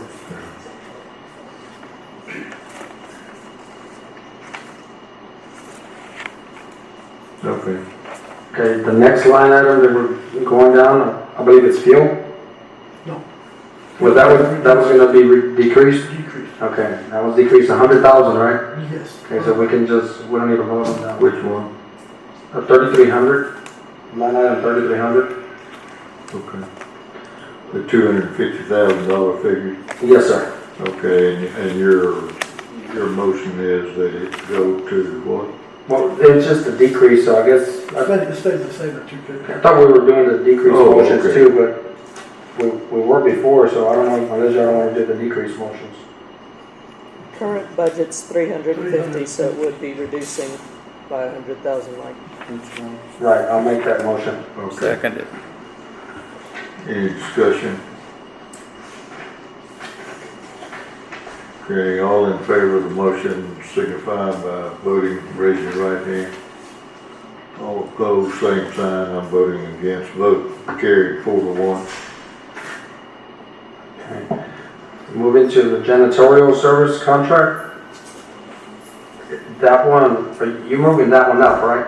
That Yeah. has to be changed to an employee, yes. Okay, It has to be what? Changed to an employee, not contractual. so are we gonna do that by the hour then? This person will not consider providing their own supplies on a monthly basis. I really don't think so, because it's a cost on supplies. If you want, you can just totally take it out. Whatever y'all wanna do. What janitorial services do they do, Mike? I They mean, sweep, they mop. Where? That road and bridge office, and in the shop in the back. Okay. She sweeps, she mops, she dusts, she does just about everything.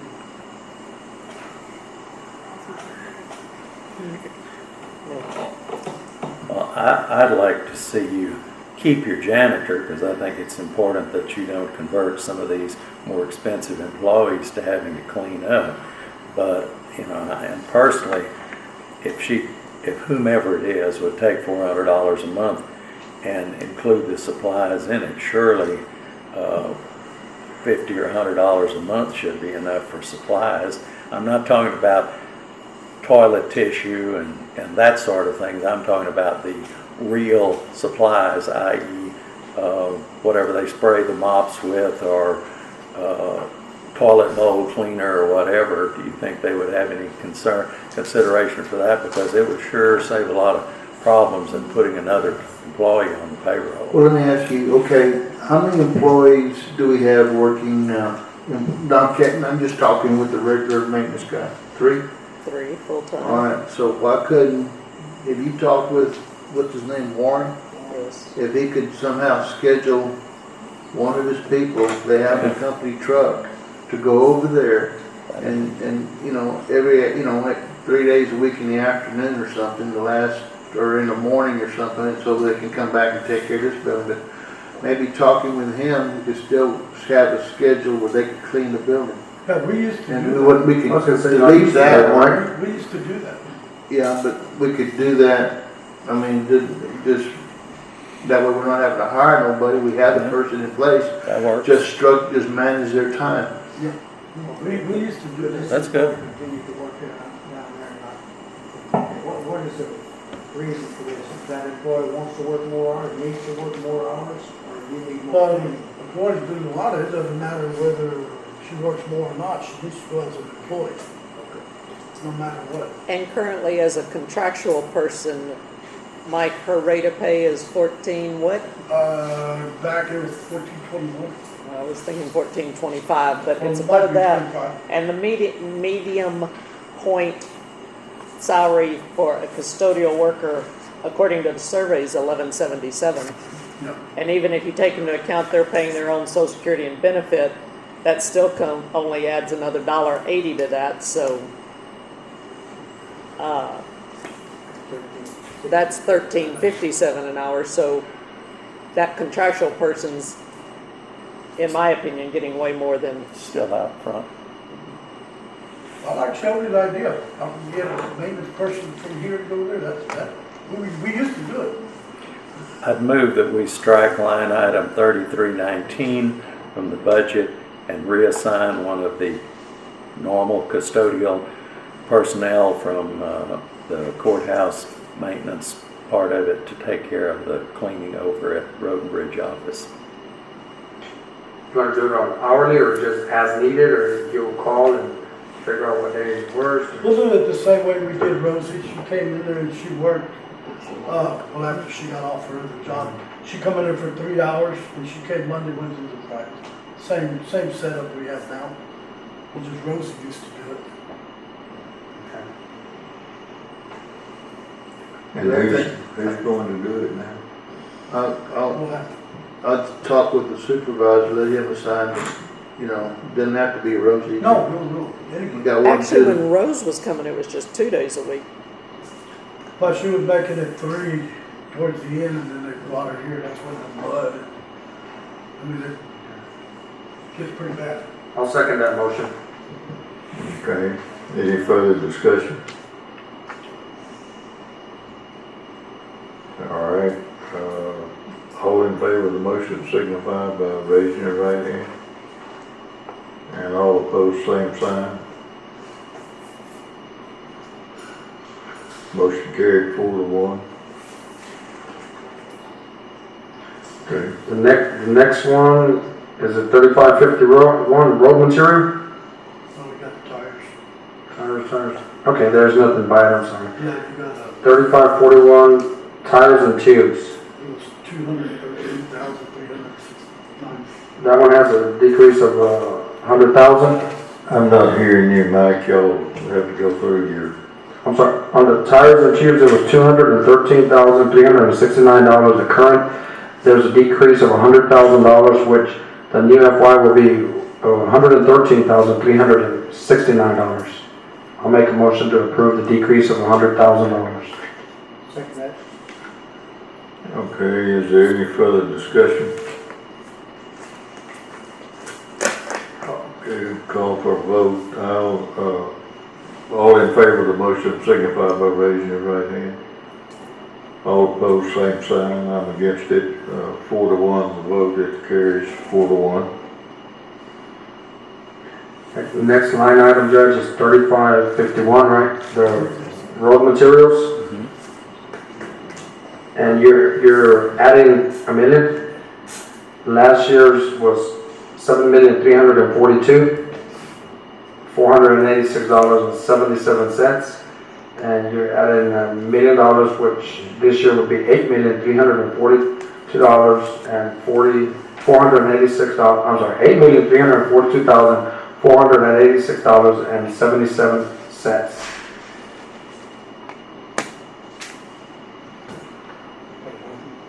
Just a minute. I'm sorry, Pete, I'm just looking down right there.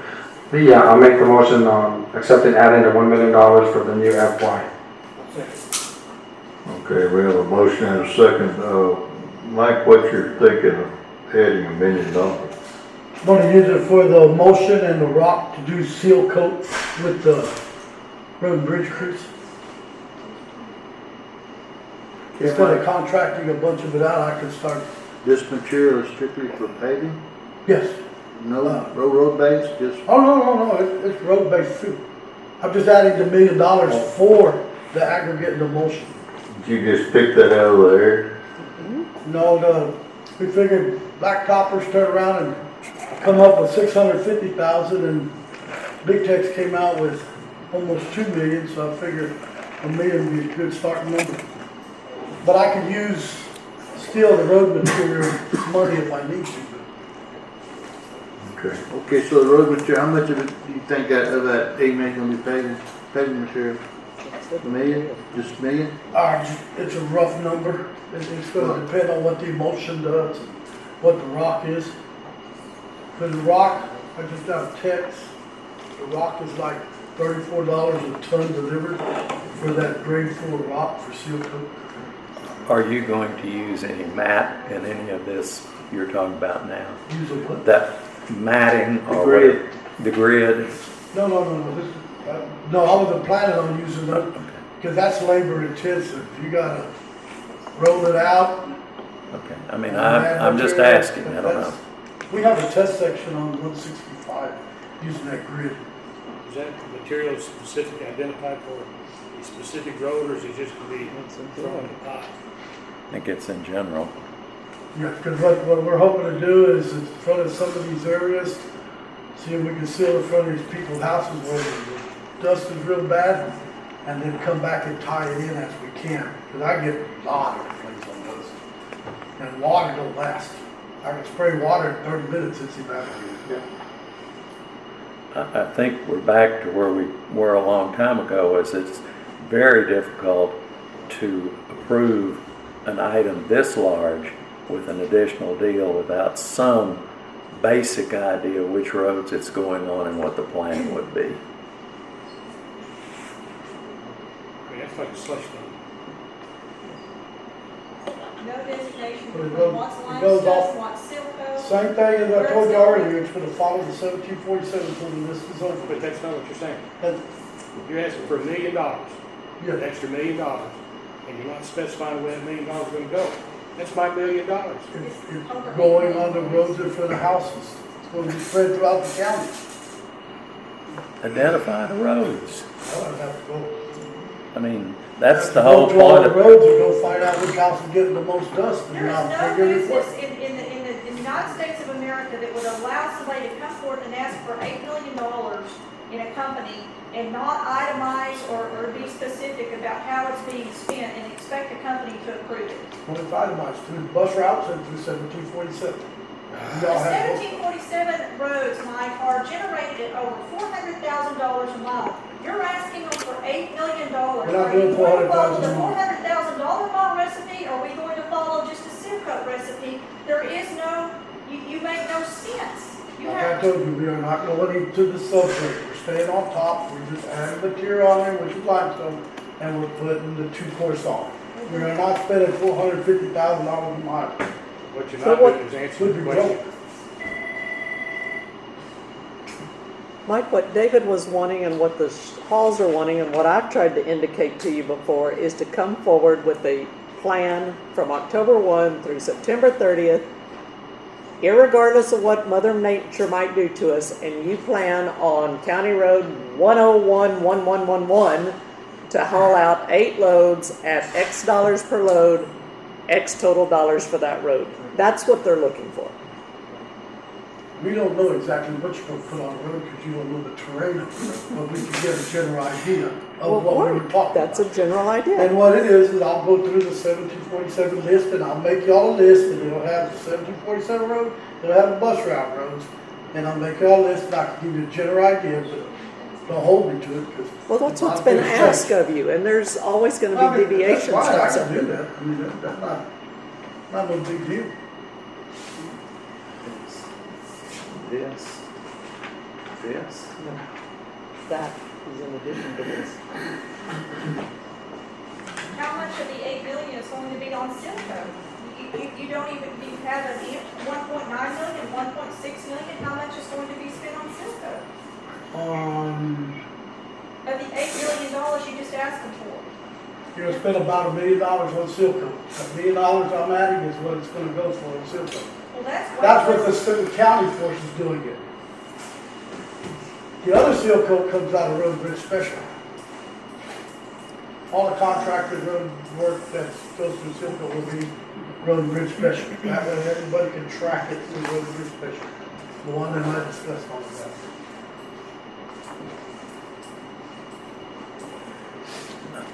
I'm not trying to get off the subject, but when we talk about all this road material, and it's, some of it's gonna pass regardless of what I want or anyone else wants, I know that. However, that having been said, there's been talk about, oh, we're going to pre-qualify suppliers, this, that, and the other. Does pre-qualify mean that they're going to give you a fixed price for the year, or a cost plus, or something? Or is it just that these people can supply the material? Because we're back to this no bid business that we've been running on, or I say that you're running on this year. I can't go further back than that. But in these big purchases, and we passed fuel a minute ago and I didn't say anything. If it's left to me, there will be no purchases made that are not advertised and contracted for ahead of time at that level, including tires and tubes and all of these other things. That's all above even the $50,000 threshold, much less a smaller threshold. So approving these, in my meager opinion, is not tantamount to handing you a check for them. It's only saying you can go do it, but you bring some specific competitive bids here before you spend it. Because last year, from what I gather and the way bills have come in, they just handed you the checkbook. All right, Jeff is supposed to have all that paperwork and hopefully present it to at Commissioner's Court. Herb told me he's got all the paperwork, Okay. the forms and everything, so. That's fine. Like I said, it's all in Jeff's hands. I I'm have nothing to it. If he's gonna do the tires, the fuel, anything over, I think you gave him 20,000. 20,000, yeah. He's doing all of that. Did the court authorize that? Yes. I don't know if we did or not, but it's a good start. If I remember right, it was off. It was discussed. I wouldn't say that it was done. That it was authorized. I mean, the state is 50, and I said we needed a lower threshold. Personally, I thought we needed a lower threshold. Actually, the statute is $25,000 threshold. 25. Anything over 25,000 has to go out for competitive bids. Okay. It was changed a few years ago to 50,000. See, that's what I've understood. It was 50, but whatever. But hopefully he's got all the paperwork.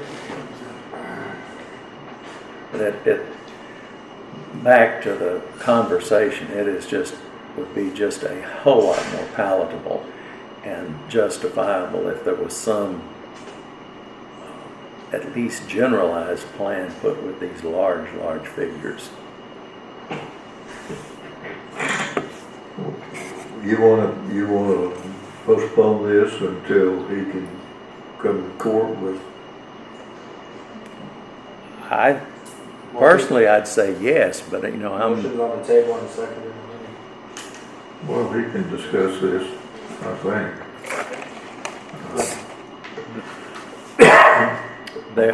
if we could lay this aside without creating a problem until there was something, till Mike had an opportunity to develop something. Some of these other things going down there, although they may be less controversial, I'll put it like that, and perhaps we could get some of those things out of the way. That's just thought. We have a motion, I suppose we're gonna have to vote on it, or whoever made it's gonna have to withdraw it. I don't withdraw my motion. Okay. You withdraw? He No, does I not, don't that's what withdraw he my said. motion. It stays on the table. You keep saying you're following the 1747, are you saying that you haven't hauled out any limestone on any roads that aren't on 1747? Because I would have to think you hauled on. Yes, we haul on to the worst roads, You're some of not the following roads. 1747. Following bus routes too.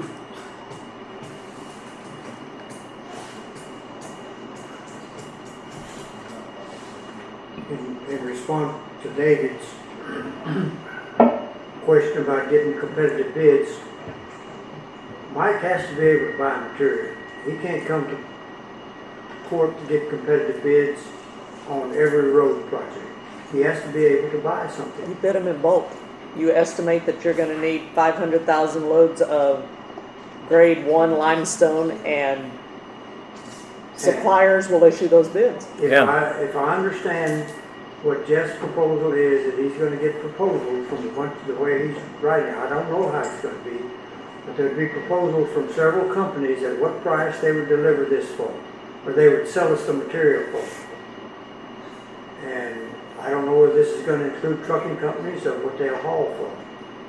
But if the fuel price goes up $1 a gallon, their price is gonna go up from what it is. If we're gonna have to get bids on this, these bids are gonna be for a higher price for fuel than When, they will at a certain time. Under So the- we have to work somehow without having competitive bids every week. Yeah. there are procurement laws that have to be followed, and they have never been followed by the Road and Bridge Department of the county. You cannot dissect the operations of your department to circumvent that $50,000 threshold. Fuel bids can be bid with a market +3 or market +5 or whatever, or $1.17 for 90 days or 60 days or whatever. Other counties do it all the time. They do it on road materials. You cannot divide and bid out road by road by road. You can't do that. Yeah, that'd be way too cumbersome. There's be no way to conduct business that way. But you make your plan on how many loads of XYZ material you think it would cost or take to fix XYZ roads. Then you build out those materials, and you have a variation in there for a 90-day period or a 120-day period, or you rebid every 6 months or something. Well, let me explain to y'all how we do it over here at Road and Bridge, and I've explained it already probably a dozen times, but I'll do it again. What I do is we go out there, we look at the road, and we see what we need, how much material, because not all the time you need to do the whole mile. Anyway, we figure, okay, we need 1,000 tons. So what we do is we get with Alma, which is the administrative system. She goes over there, she calls CEMEX, and she calls Colorado Materials. And then we have another pit right here, I can't remember the name of it, Armex or whatever. Anyway, right here in Stockton. And all it is just a little sub where they drop it off, but you pay more. And anyway, what she does is she goes and figures out, okay, this is how much it's going to cost trucked to location 199. So what we do is we take the cheapest cost, and that's what we use. Then you have another problem is how many trucks can they deliver? Well, Colorado Material might say, I can give you 20 trucks a day, while CEMEX can say, I can give you 80 trucks a day. we run into the issue is the hauling and how much. We can, if we're gonna use, Colorado material, they can only do, we'll say 20 trucks a day. I can use my trucks. I'll have 7 if I get my 2 new ones. I can do the same thing. It's just gonna take us forever to get these roads hauled out. So when I get 80 trucks a day, what I usually do is I got 3 roads going. I have 240 trucks coming into this county, delivering to 3 different locations with my blade men at 3 different locations, my flag men at 3 different locations, and my rollers out there. And this is what we do. And we always call ahead of time and get prices. And we do that with tires, we do that with everything. We get Struhoff, GCR, and we get Beasley. But that's We not still- following the procurement laws. Right, well, like I said, when I got here, this is the way it was, and Well, what you're doing is illegal. Just plain and simple. Nobody's asking you to do anything except do it right. I mean, figure it out. You're the administrator. You pay $73,000 a year or plus or minus to do that. that's why we have Jeff doing it right now. He's doing it all, with David's help and suggestion, we've got all of that getting done. Okay, when you go to these material providers, you get a delivered cost right now, and the only variation they can have is a fuel adjustment, They don't. including transportation. In other words, get your delivered cost and have them specify, just like the plus or minus on the fuel deal. In other words, fuel goes up 15%, the freight goes the percentage or whatever it is. There is a way of doing it. I'm not real good with fuel adjustments, but that's the way most freight rates are set, and they can do it, I'm pretty sure, because I would bet that's what the state does to them. Well, they don't worry about fuel costs. What they do, they go out there, they tell you it's X amount of dollars for 5 miles of road. They're gonna hold that price, whatever they bid at, they're gonna hold that price because they start a contract. You do it from start to finish, the whole 5 miles is at the same price. The cost of the material is only $6 a ton. Material is cheap, it's the freight that kills you.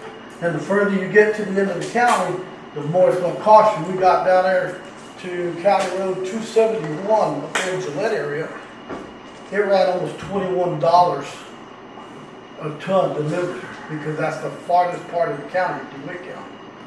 But we got it done, we got it delivered, and there's this, I think the Steinman back up there, we use them as much as we can too. But the thing is there it goes. I got 5 trucks hauling. If you haul with 5 trucks, it's gonna take you a while to do these roads. That's why I have to have help, and that's why we use it. But when you take bids, the cost of the material is the same with wherever you go with, it's the freight that kills you. Colorado is a little bit further than CBEX, so Colorado, you're gonna pay the extra mileage. And they lock you in a contract from start to finish. They don't go halfway down the road and change the prices. So if you're gonna do 199, and you're gonna go from FM 99 to 791, they tell you it's gonna cost you $16 a ton, you're gonna pay $16 a ton from start to finish till the contract's in. Contract ends when you call them and tell them you don't need no more material. But the way the procurement law is in the purchasing directives, you have to do it by written bids. You have to advertise for bids, you have to have the deadline, you have to open the sealed bids. You have to consider all the factors, the freight, if there's fuel adjustments, anything else, you have to consider all those and then make the awards. Well, apparently Jeff come out with a different system, but the court told me keep on going with what you're doing, because otherwise we would have never spent the money this year. There was no way, if everything would come to a standstill. And that's why he's doing whatever he's doing. I don't know. He's getting it together where he's gonna take bids from everybody, he's gonna put it in the paper, He's we're gonna gonna do it. Now, follow the whether he's gonna do procurement it for, yeah, but I don't know if he's gonna do it for a year, 6 months, quarterly, I don't know, I haven't talked to him about all Well, and that. that's where a plan But- of what roads you're gonna address comes Right, well, into that's play. why we're getting with Jeff, but he's got to do this. And now that he's coming across with it, now we can move forward. Well, Jeff doesn't have to do the request for bids and everything else. He may give you the guidelines on how it should be addressed, but the county can handle that. Yeah, An attorney doesn't have to. I'm gonna say, if you read the Victoria paper, almost every week, one of the counties has an ad in there this time of year for road materials, tar. I've seen them even for the matting that we talked about and everything else. Well, Goliad County, you know, in one precinct, Commissioner Krennic told me he picked the roads that he was going to re-talk every 5 years. He rotated certain roads for re-oil and re-gravel, and he was given $250,000 in his precinct. He makes a bid on his gravel. The gravel is stockpiled in each precinct in the precinct yard. And he knows what roads he's going to do when he comes into budget time to be able to tell them how much material he needs to go out for bid for. It's just any way a business would run.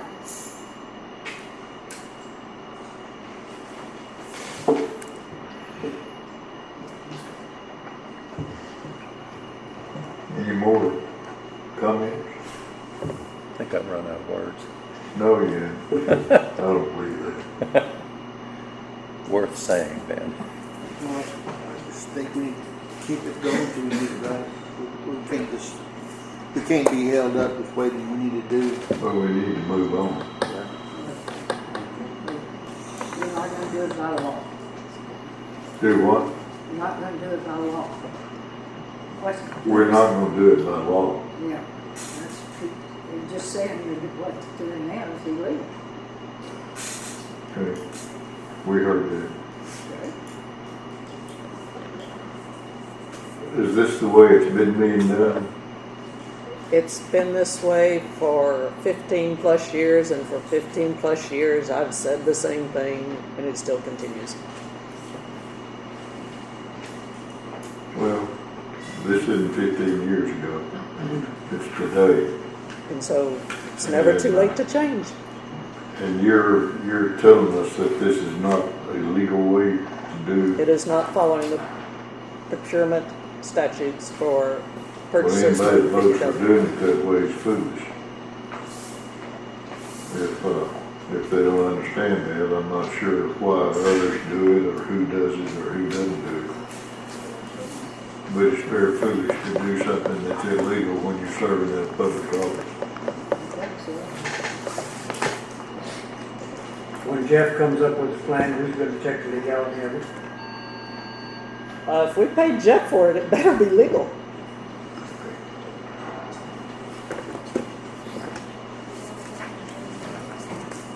My opinion.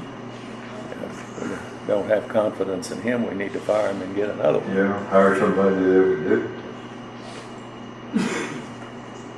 Better have more confidence in your lawyer than your wife sometimes. Most of the time.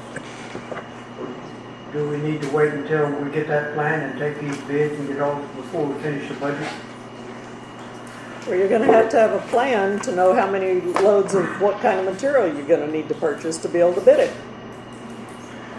This is just a blanket request without any specifics, and that's half of the discussion today. Is it's very generalized, very unspecific, and has very few controls. Well, have you got a better way to do it? Well, I think we should set it aside, as perhaps as Pete suggested. We could probably address most of the other things in Mike's budget, and that are perhaps not as Do you want me to stop all work then, right now? I'll stop it. that has nothing to do with this year's budget. We're talking about next year's. Yeah. Yeah, don't threaten, because we're not talking about taking money away this year. It's already legally or illegally been appropriated, so. Does the county have a procurement policy, period? No, because chapter 262 is of the local government code are the guidelines for it. But the county has, other than that, the county has no procurement policy in-house itself, other than the statute. That's correct. What else do you need? I think you need to have an in-house policy as well to follow the, Well, if you aren't following the broad statute, why do you need to? well, If we're not following the statute, we're doing something that's illegal. Yes, sir. are we supposed to have a procurement policy in place? Not following the Well, at least as Luana said, the broad statute, that's the starting point. We ain't even there I agree yet. with her, but I just want we had one in place. Apparently not. At one time, when I first came here, about 8 years ago, the requirement was if any department within the county wanted to purchase an item, even if it was on the budget, even if it was road material, even under Jeff Biatri, before he made that purchase, he came before, and every other department came before the commissioner's court and put that request before the commissioner's court, and it was either approved or denied. That was essentially an informal policy of the county, but that's how it functioned until after the election of Barbershop. Well, the court can vote, as members of the court any way they want to. I personally will not vote to spend any of this money or do anything like this until we find out the proper way to do it and are assured we're doing it a legal way. I certainly stand with the judge on that. I'll make an effort to find somebody. If we want to use Jeff, that's fine. I don't care who we use, but I think we've got to find out if the way we're doing it's illegal. And I don't understand the auditor sitting in here saying that we've been doing it this way, and she hasn't apparently objected till now. I've said it every year, I've just been ignored That's absolutely true. because I don't have a vote. You don't have a vote, but you have a say-so as the auditor. every year, sir. I can. Well, I don't have any way to challenge that, but I would doubt it. I can attest to that every commission, every year at budget time, and even during commissioner's court, when things were not going by the statute, she would remind the court. Okay, y'all can sit here and tell us all this, you know what, doesn't help any. It just doesn't help. I think we all understand. And to hear the same thing over and over does not help me make a decision.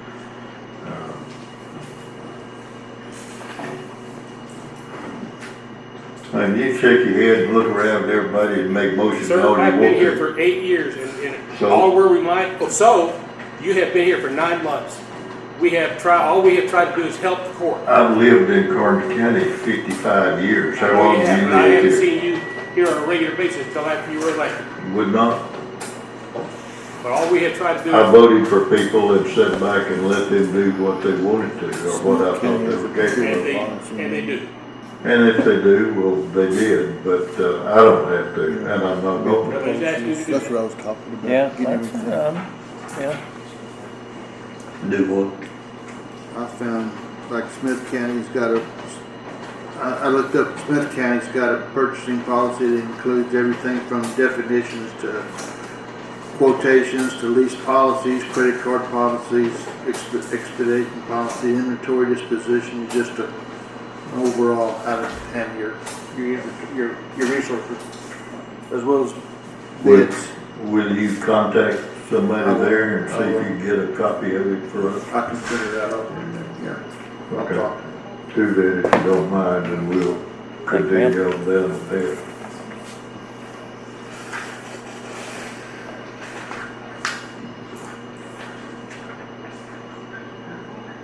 Local Government Codes, Chapter 262, Section .023.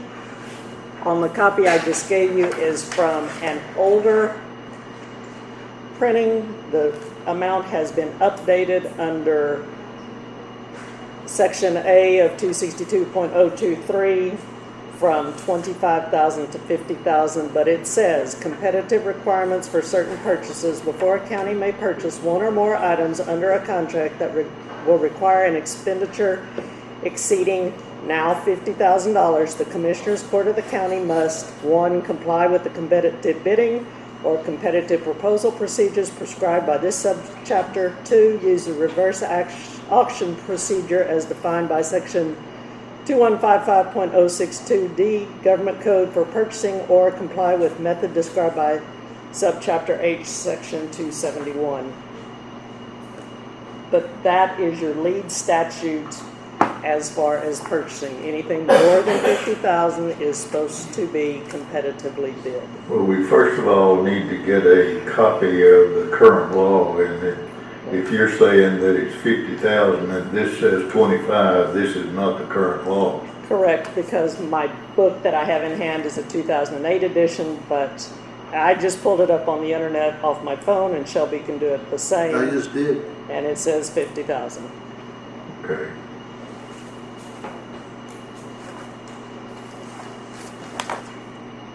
And so where does that leave us? That we need to bid those type of purchases. And you can't divide it by job to circumvent bidding the acquisition. Because if you know you're gonna put $1 million or $8 million in road materials, you're expecting to spend that, so you have to bid it. You can't bid it by road, you can't bid it by groups of roads. It would be the same thing as you can buy one truckload of fuel and stay under the threshold the whole year. You know you're can't gonna stay use under more the than that. threshold. That's correct. Okay. Well, I'm not gonna proceed further with taking any action on this matter if it's gonna include violating the law. What do we, Judge, let me ask one question then. What do we do now? If Mike goes back out there and keeps doing this for the end of the year, that's violating the law. I mean, bottom line period, I know people are smiling and everything, but let's get down to the bottom of it. If we're gonna shut it down here, that's fine with me. I mean, I agree with going by the law. I agree with that. But if Mike keeps on doing this, and we discuss this right now, we're discussing this right now, that it's illegal, then it's illegal. Bottom line, it's illegal. What does Mike do? If he goes in there and he knows it's illegal, who's at fault? Is it us? Is it Mike? Who is it? Because starting from today, if it's illegal, and it's illegal, Mike, in my opinion, I'm not an attorney, but from the way I'm seeing it right here, that you're going to be at fault if you keep going. Because it is illegal, we stated that here. So, until Jeff comes in on Friday, or, I mean, I don't know what to say. I'm just trying to clear Mike and clear us too, because if they keep going and we're saying that it's illegal here, we can be liable for it. You've had them for how many years? Yes, ma'am. I have a lot of other things, yes, ma'am, I understand.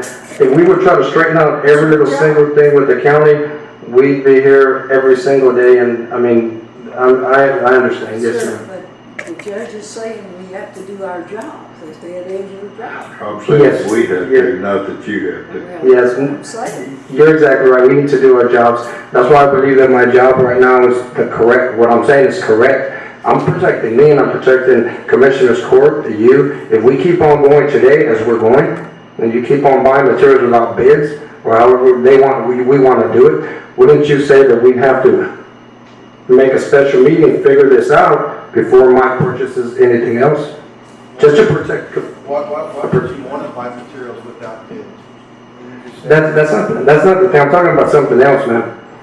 No, I understand. You All right. said, I mean, you. No, but I'm trying to protect Commissioner's Court. If it's illegal, you sit there all the time and say what's legal and illegal. We did that statute months ago. Mrs. Yard has too. I bet you've read that statute, I don't know how many times.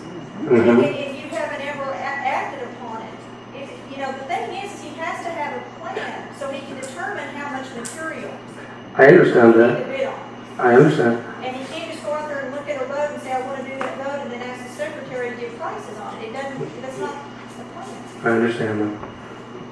But what I was saying is the illegal part. If it's illegal, it's illegal now. If it's going to be illegal the next FY, then it's illegal. It's illegal now. Basically, what I gotta do is just stop all operations and blade roads. Well, you can blade roads, but the material part of it, how do we do that? Well, I have to buy from local pits as long as it doesn't exceed $50,000, which that's, well, there again, I'm still wrong, because I'm not bidding on each pit. I guess we'll just blade roads till the end of the year, and hopefully we can. Just shred and blade roads. That's it, we'll just have to do that. Until we get an attorney in here, right, to straighten this out.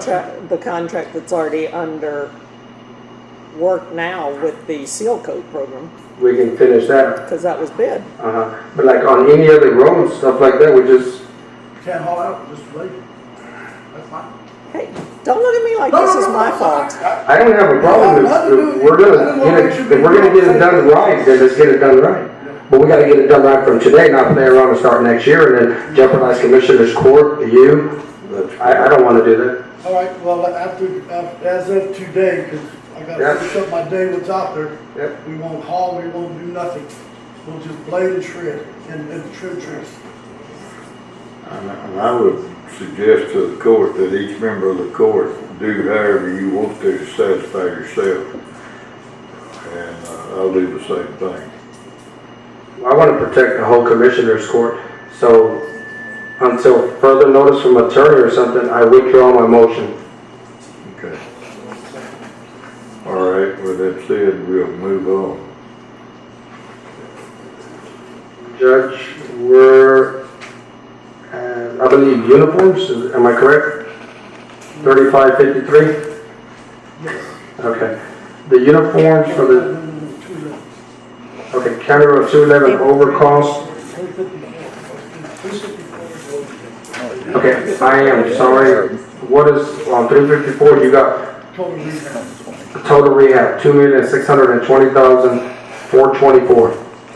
And of course, that would have to be bid also, Yeah. as that with has- 211, so Now that has, all of those have to be bid. yes.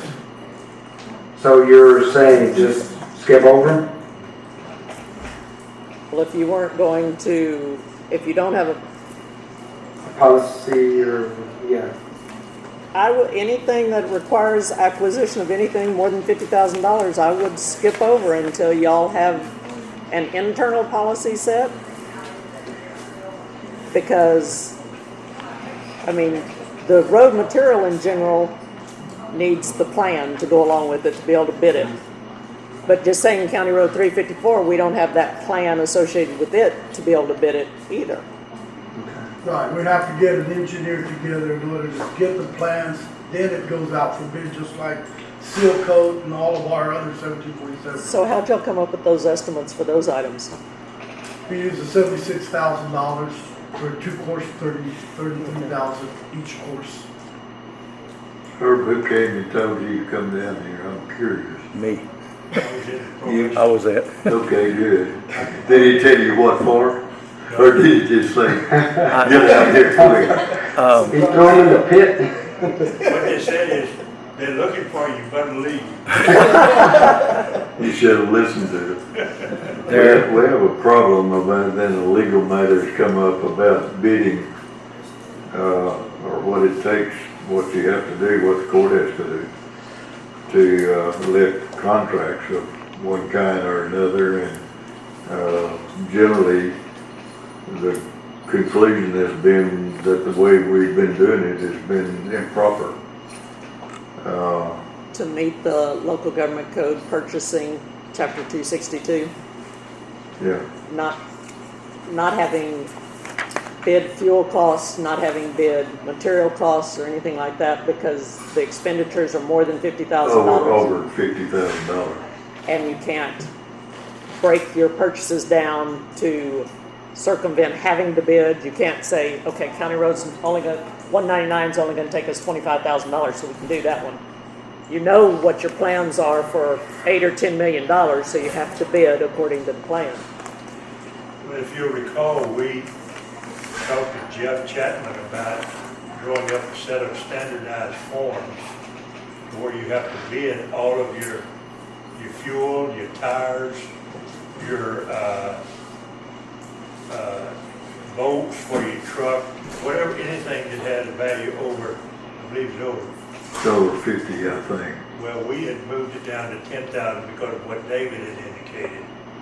And that was just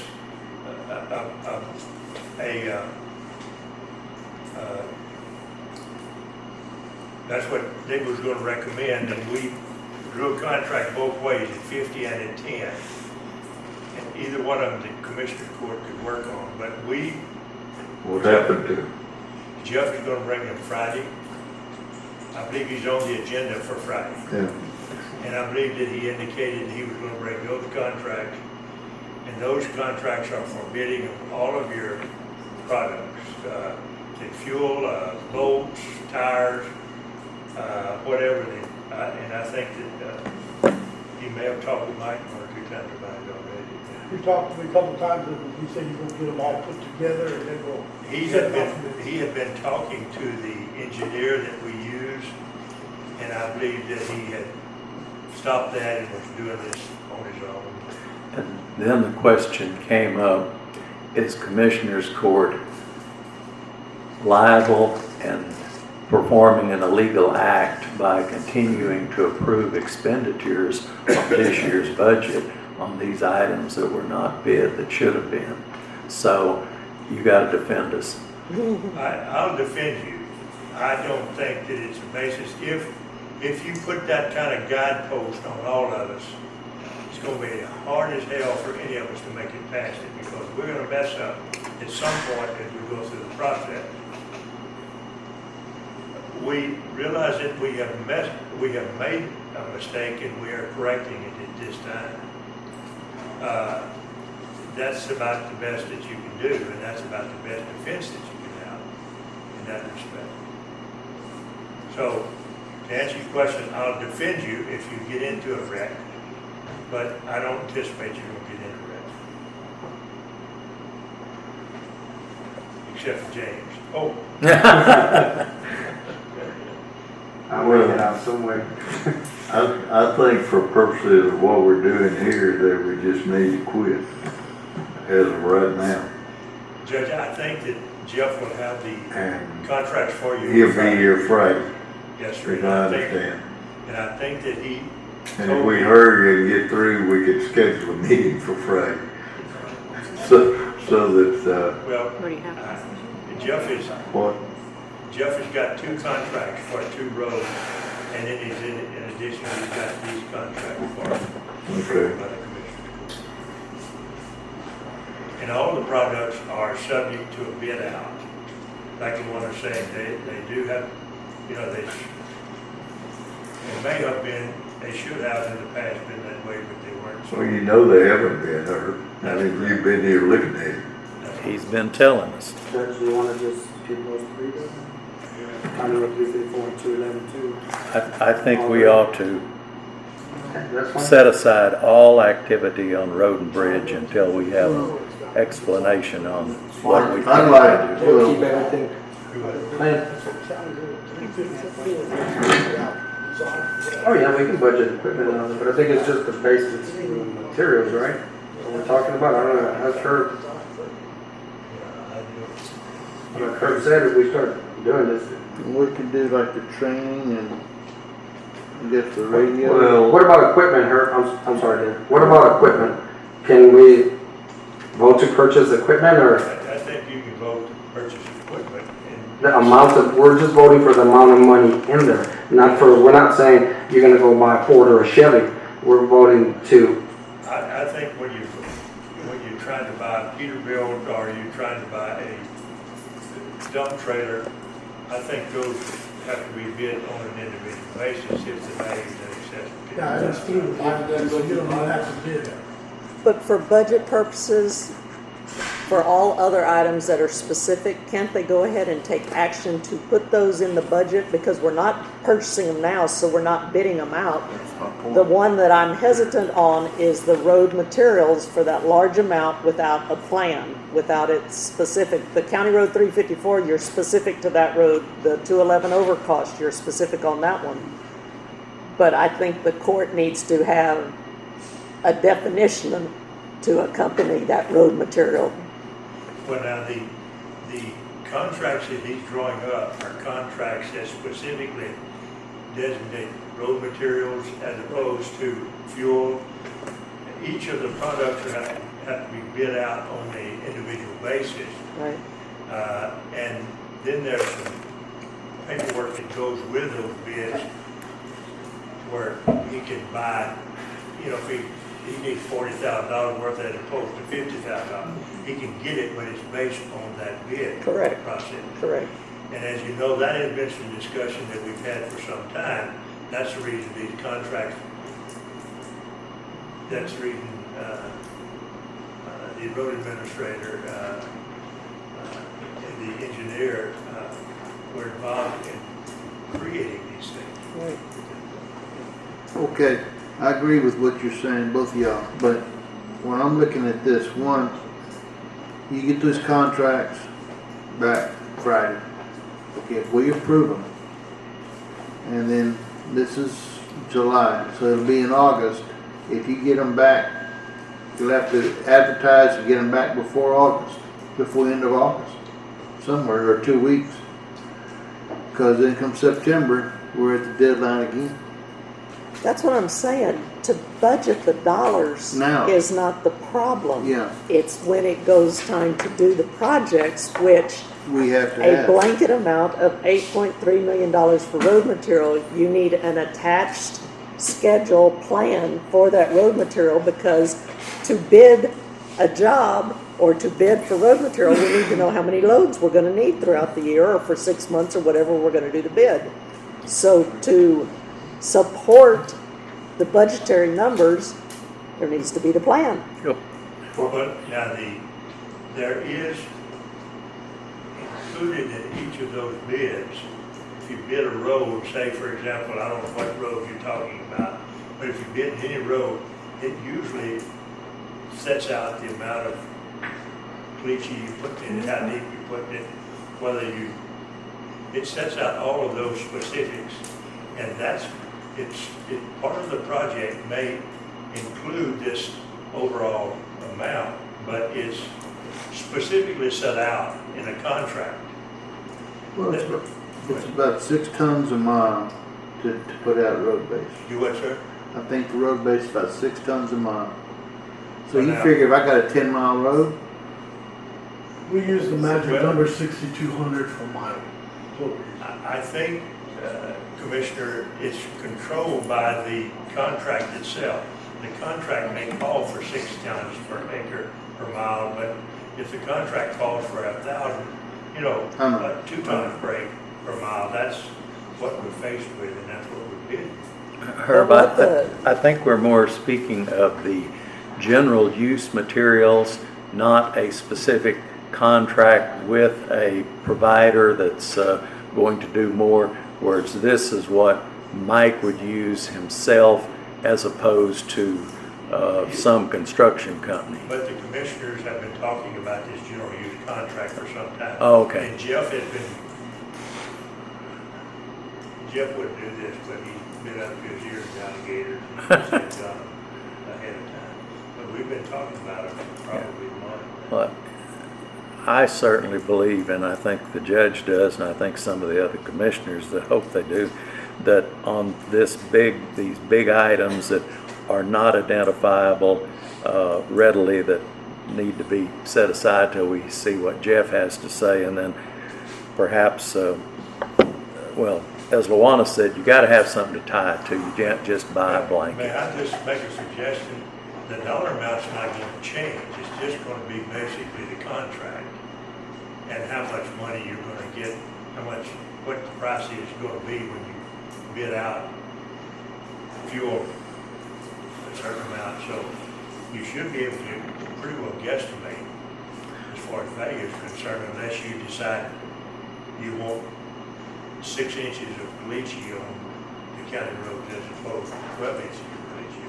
But what we do not have, as Luana mentioned, is a plan that says I'm going to use 10,000 tons on this road, I'm going to use 25,000 on this road, I'm going to use 30,000 on that road to back up and justify the $8+ million that's being asked for, rather than just here's $8 million and you have your choice of 527 miles of county roads to use it on. I think that, for lack of a better word, in simplistic terms that I understand, I don't know how much diesel road and bridge uses, but I would expect it is in excess of $50,000. That is going to have to be bid, and the vendor that gives us the best price is the person we're going to be buying the fuel from. And I think that's true with nuts and bolts, tires. It may be a big price, it may be a big issue as to tire costs, but that's gonna be lumped in separate from diesel because each one of them are gonna have to be separate. But when we, for instance, diesel or fuel, Mike could look at his records now and say annually we use 500,000 gallons of gasoline and 750,000 gallons of diesel, and that's how you would bid, or using those numbers as a basis. All we have here on road materials is a dollar amount. We don't have the number of loads of grade 1, grade 2, grade 3, seal coat, whatever. And that's what I'm saying is necessary, a plan to support the numbers you're putting in the budget, so when you go out for bid, you can, because if you tell somebody, I have $8.3 million and I want 500 loads, they're gonna make sure it totals $8.3 million. I'm sure that sounds like a pretty good plan. But that's not where we are. I don't know that you can say that Road and Bridge burns 10,000 gallons of diesel a year, and this is what we bid on. I think the contract calls for a bid price, and in the Well, you give them a range. That's right. Within the year, I'll be either purchasing 1,000 to 10,000 gallons. What would my price be? But it's all over $50,000. Correct. And David wanted it dropped to 10,000 on a lot of the things, and we drew a contract both ways. That's obviously subject to the court action, but I felt that a short rain was better than no rain at all, and that's exactly what we've had is no rain. Excuse me, David. Just so Luana can get the numbers together, and I know Friday Jeff's coming in, I'm not making this a motion, I'm asking you if this would be a sufficient motion for what we're doing, so Luana could get numbers together. And it would be on the next 3 items, road materials, County Road 354, County Road 211. Just, not a motion, I'm just asking you, it could be done so she can get some numbers together. There's nothing set in stone right now because we're not here finishing the budget. Now, they're bidding 2 Okay. more jobs Friday. He's got contracts on 2 roads. I don't have any idea what the numbers are or anything of that nature. What if the motion would say, motion to pass, to start off with, $342,486.77. Only way it can be used is with an attached schedule plan for FY 2015-2016. That means that it's not going to be done, it's not going to be used illegally because we're going to straighten it out. Just so she can get some numbers in it. It's not set in stone. And that every purchase is going to be backed up with a contract And based on a. And every purchase out of this $8,342,486.77 will be backed up with a bid Project. On a bid project or with a Bid proposal. Bid proposal. Will not be purchased without bid proposals. That's right. And all purchases in excess of $50,000 now. It may change with the future, but we won't talk about that. Is that good enough? Sure.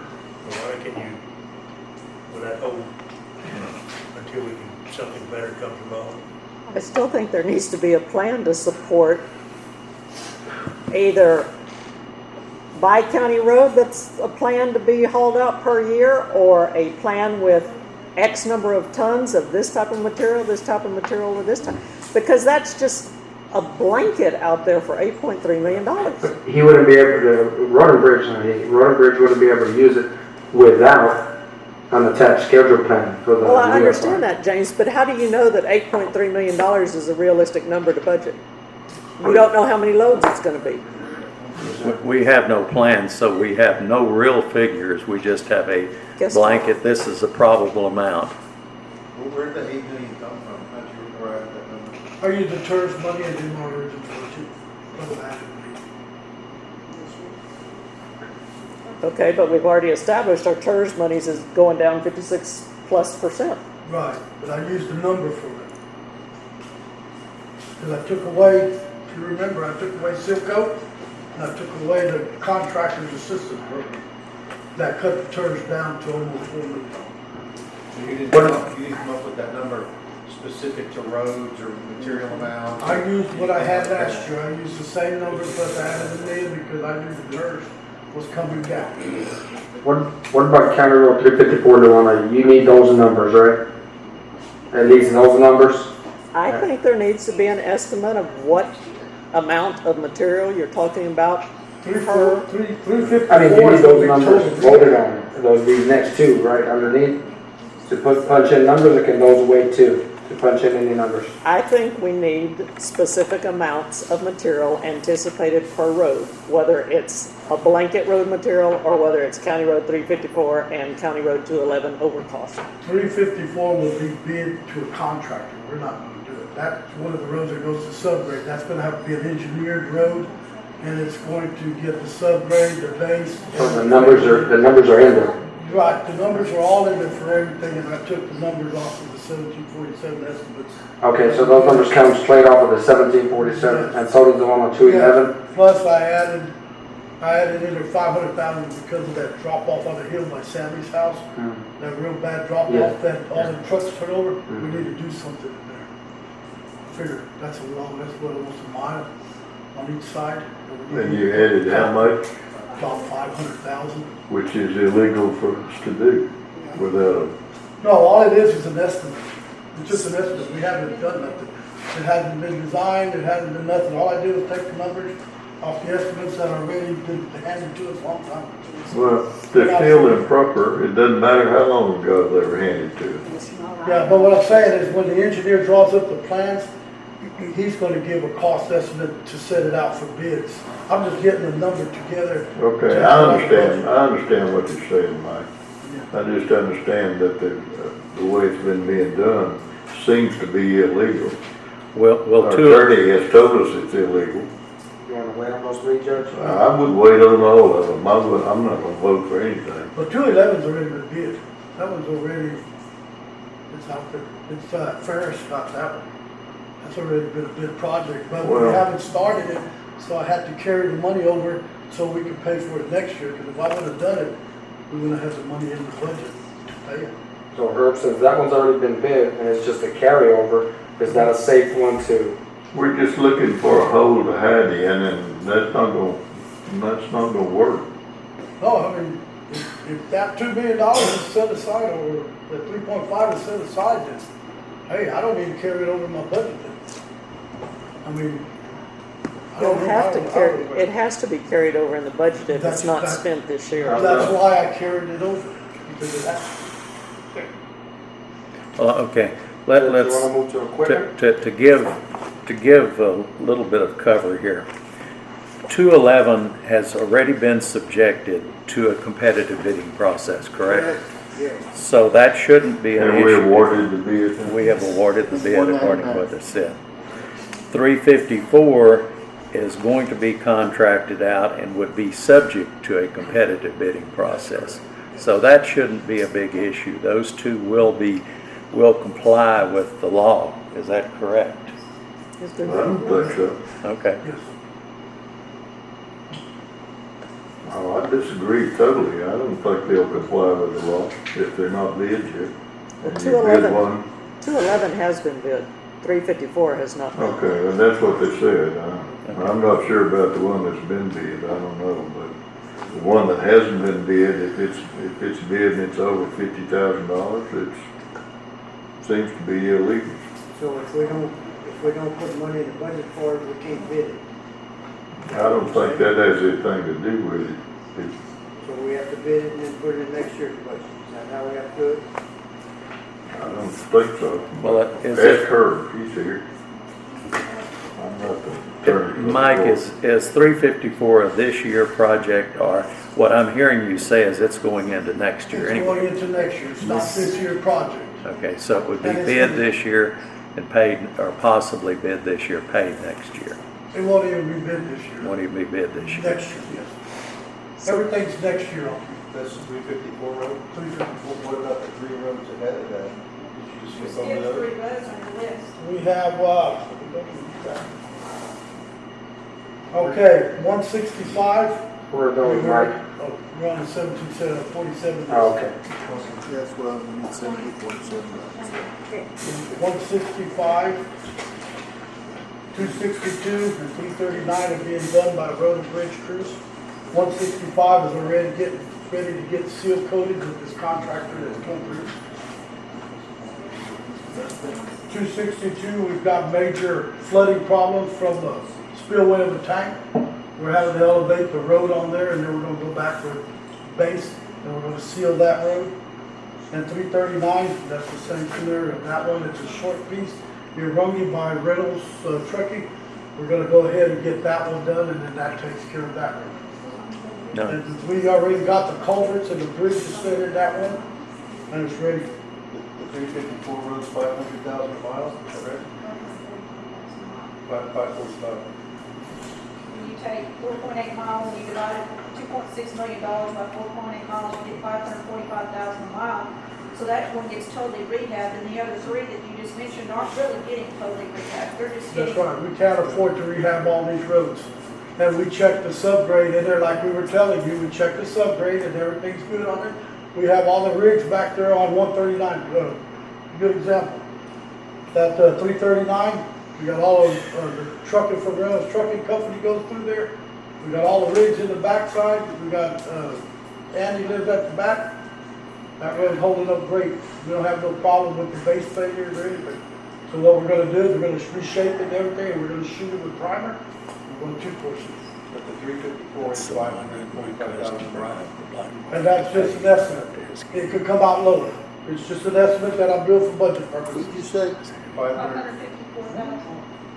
545,000 miles for the 354 over 4.8 miles. Yeah, well, what it is if you look on the deal, it shows 2,120,424. I don't know what the slope and everything, what we're gonna use on concrete on that. I don't know what we're gonna do on that. But according to the 1747, it's $2,120,422. That's the one you added $500,000. Yes, because I don't know That's what. why it has 2,600,000 here. Yes, yes, because I don't know what we're gonna run into, and I don't want to be shortchanged when we do that. Herb, Remind me, I'm Well, gonna it's just a sleep by number. then. for budgeting purposes, if Mike provided a list of roads that he anticipates to work on next year, and the amount of road material that he anticipates to use as a total for budgeting purposes, could that suffice? And then he has to bid out before any purchases are made. Yeah. Anything that's over $50,000, that's already been bid and went through the bid process as it was supposed to go, even though it's carried over into the next year, has satisfied the bid requirement. But Herb, at this point, we know, and we haven't, and those haven't been bid out. County Road 211 has been bid out, but all the others that he has a dollar amount for road material haven't been bid out. But that doesn't preclude us from putting a dollar amount in the budget, but before any of that can be spent, the total estimated tonnage of road material has to be bid for the county, not by county road, not by project. The total has to be bid, because you can't dissect by project to try and circumvent that $50,000 cap. As I understand the projects, they're bid based on a contractor going in and fixing the roads, is that correct? That's on 2 of these, but the majority of his purchases, he says Road and Bridge is doing. Okay. And so it won't be a contractor bidding. On those, we have to bid each project, each purchase. Glitchy, oil, tires, gasoline, all of those items have to be bid. Correct. Any one of the purchases is in excess of $50,000. What? Right now, I could use this $8 million number out there for bidding purposes, because I'm not purchasing them, it's just a number to get out there. And then I could go ahead and develop a plan like she wants to do, and put down, I'm gonna put, just like we did the bond roads. Each For road budget had it, and it had purposes. how much, Now, the dollar amount I wouldn't be able to put on it until we find out what the bid cost is when we throw it out for bid. But I can put the road and the amount of material we want in road. The bid cost is gonna be maybe different from the estimated cost. It may be Correct. way less, or Then you Correct. have to adjust the plan after that.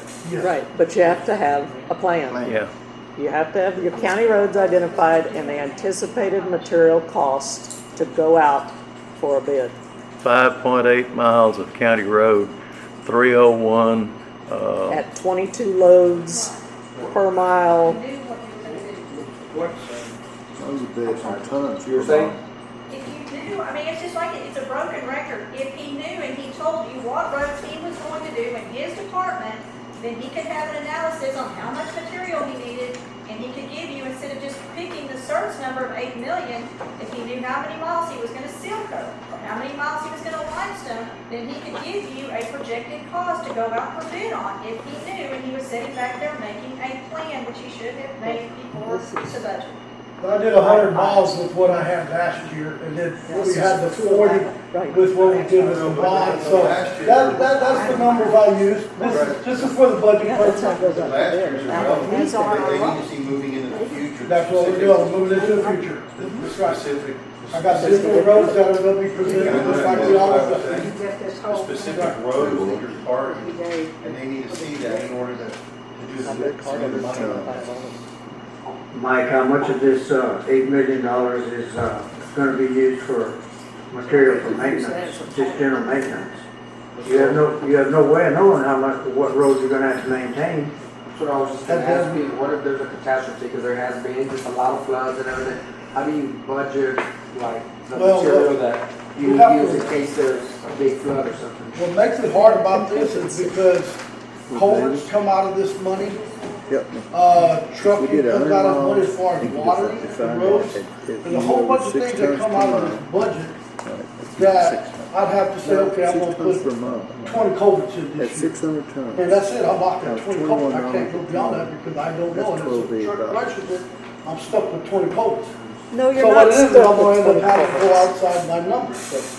What it is when you leave it like this, I can give you a projection of it and leave a couple of million out there for water, because water, I think we spent almost 200,000 if I remember right, on just water. that's not what these contracts say. They're bidding for a price. His culverts, he said, I need 100. And we bid them and they're, you know, we have to bid because they're in excess of $50,000. But if you have to use 110 as opposed to 100, it's not going to affect our ability to bid those projects. Correct. And that's, if it's caliche, if it's culverts, or if it's. And it's not a point, the point that we're trying to get now is we need support for his budget request. And he's just pulling a number out of the air. That number may be real inflated because realistically, if Road and Bridge is doing it, you can only get to so many miles of road per year maintaining, and if we have a catastrophe, yeah, we know there has to be, you're not going to put in there 8.3 million and every load of that is designated to a road. There's going to be 6 million of it designated to 20 county roads and 2.2 million of it as per se a contingency of road materials in case there's a hurricane, in case we have major flooding, in case all 5 culverts get cratered on County Road XYZ. But you still have to have support for that 8.3 million. It's just like when I came in the auditor's department, minor budget compared to this, and I said, I would like $500 for furnishings. I need a new office chair, I need 2 new guest chairs, and then I'm gonna move my other guest chairs down. That's how I supported my request. You're just coming in here and saying, I want $8.3 million for materials. I know David, I know but I don't really matter because I don't have a vote. I know a lot of your taxpayers have said, give us a plan on what you plan to do, not just a generalized blanket figure. If you think October 1, you're going to start with County Road 367, if there even is one, and you hope to haul it out with 14 loads of material at $2,000 a load, then County Road 367 gets 14 loads at whatever, and that's the total of that $8.3 million to that road. And do that for your plan, and then your last 700 loads, you don't have designated, those are your contingency materials. I mean, that ain't no big, I could do it just like the bonds, I mean, I could do the same scenario, I put so much in stockpile in the yard, I can do all of that ain't no problem, that's what I'm saying, I can do that.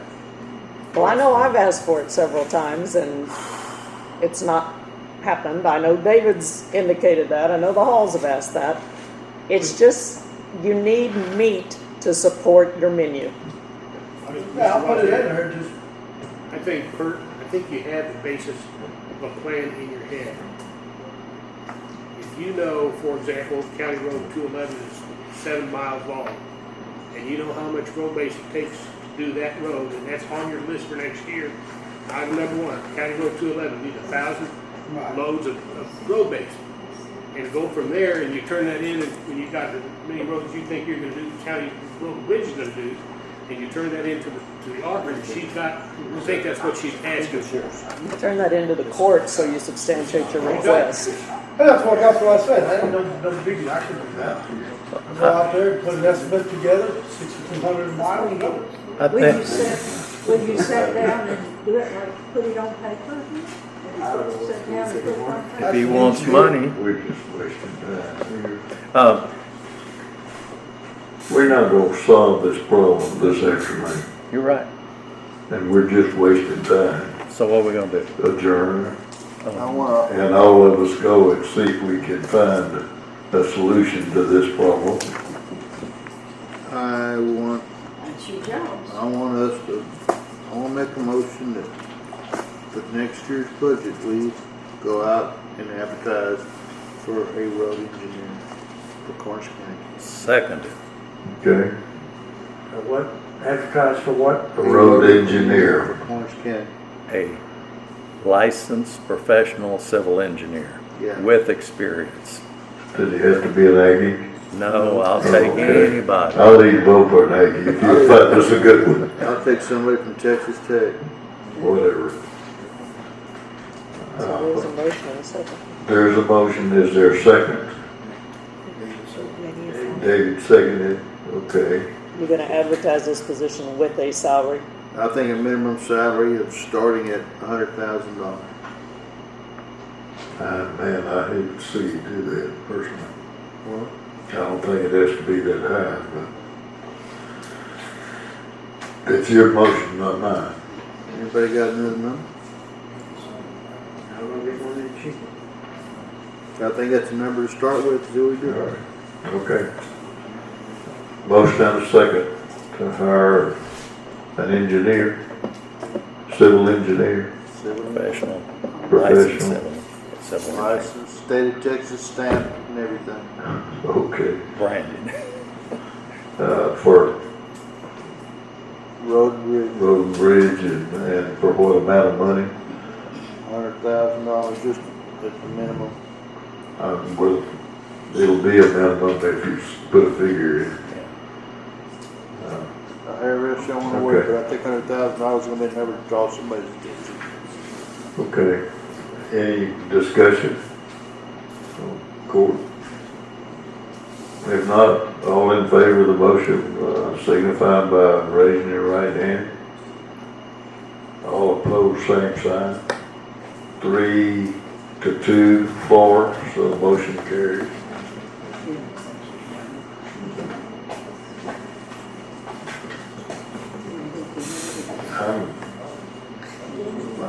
Unless members got something that we need to tend to desperately today other than this problem, I think we ought to adjourn.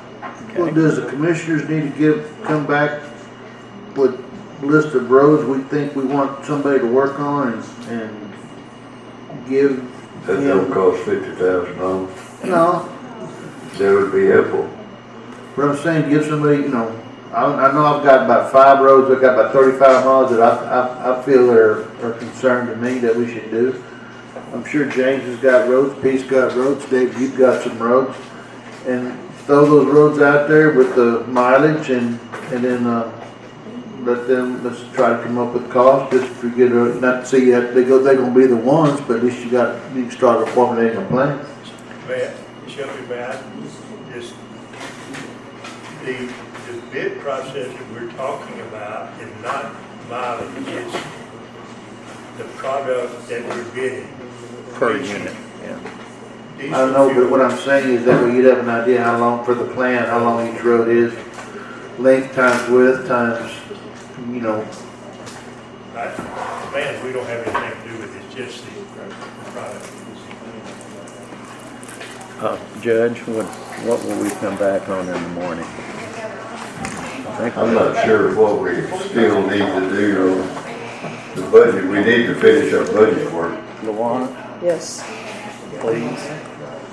we need to come back and address county library, HR, IT, emergency management. I don't know where my list is. There was a telephone left in the bathroom right next door. Anybody in here leave their phone in there? It's in the bathroom right next to behind the wall. Does that familiar to anybody? Okay. Somebody will show up. Thank you. Put it down with Rachel. Just ask them. I think Road and Bridge is shut down now until we hear from Jeff on Friday. That's my opinion. I agree. So we still have four to address. And we have a meeting already set for tomorrow morning at 9. We need to adjourn today and come back tomorrow morning at 9 o'clock. Yes, sir. I move we adjourn. I second it. Motion passes. All right. The three of us for it then. Okay.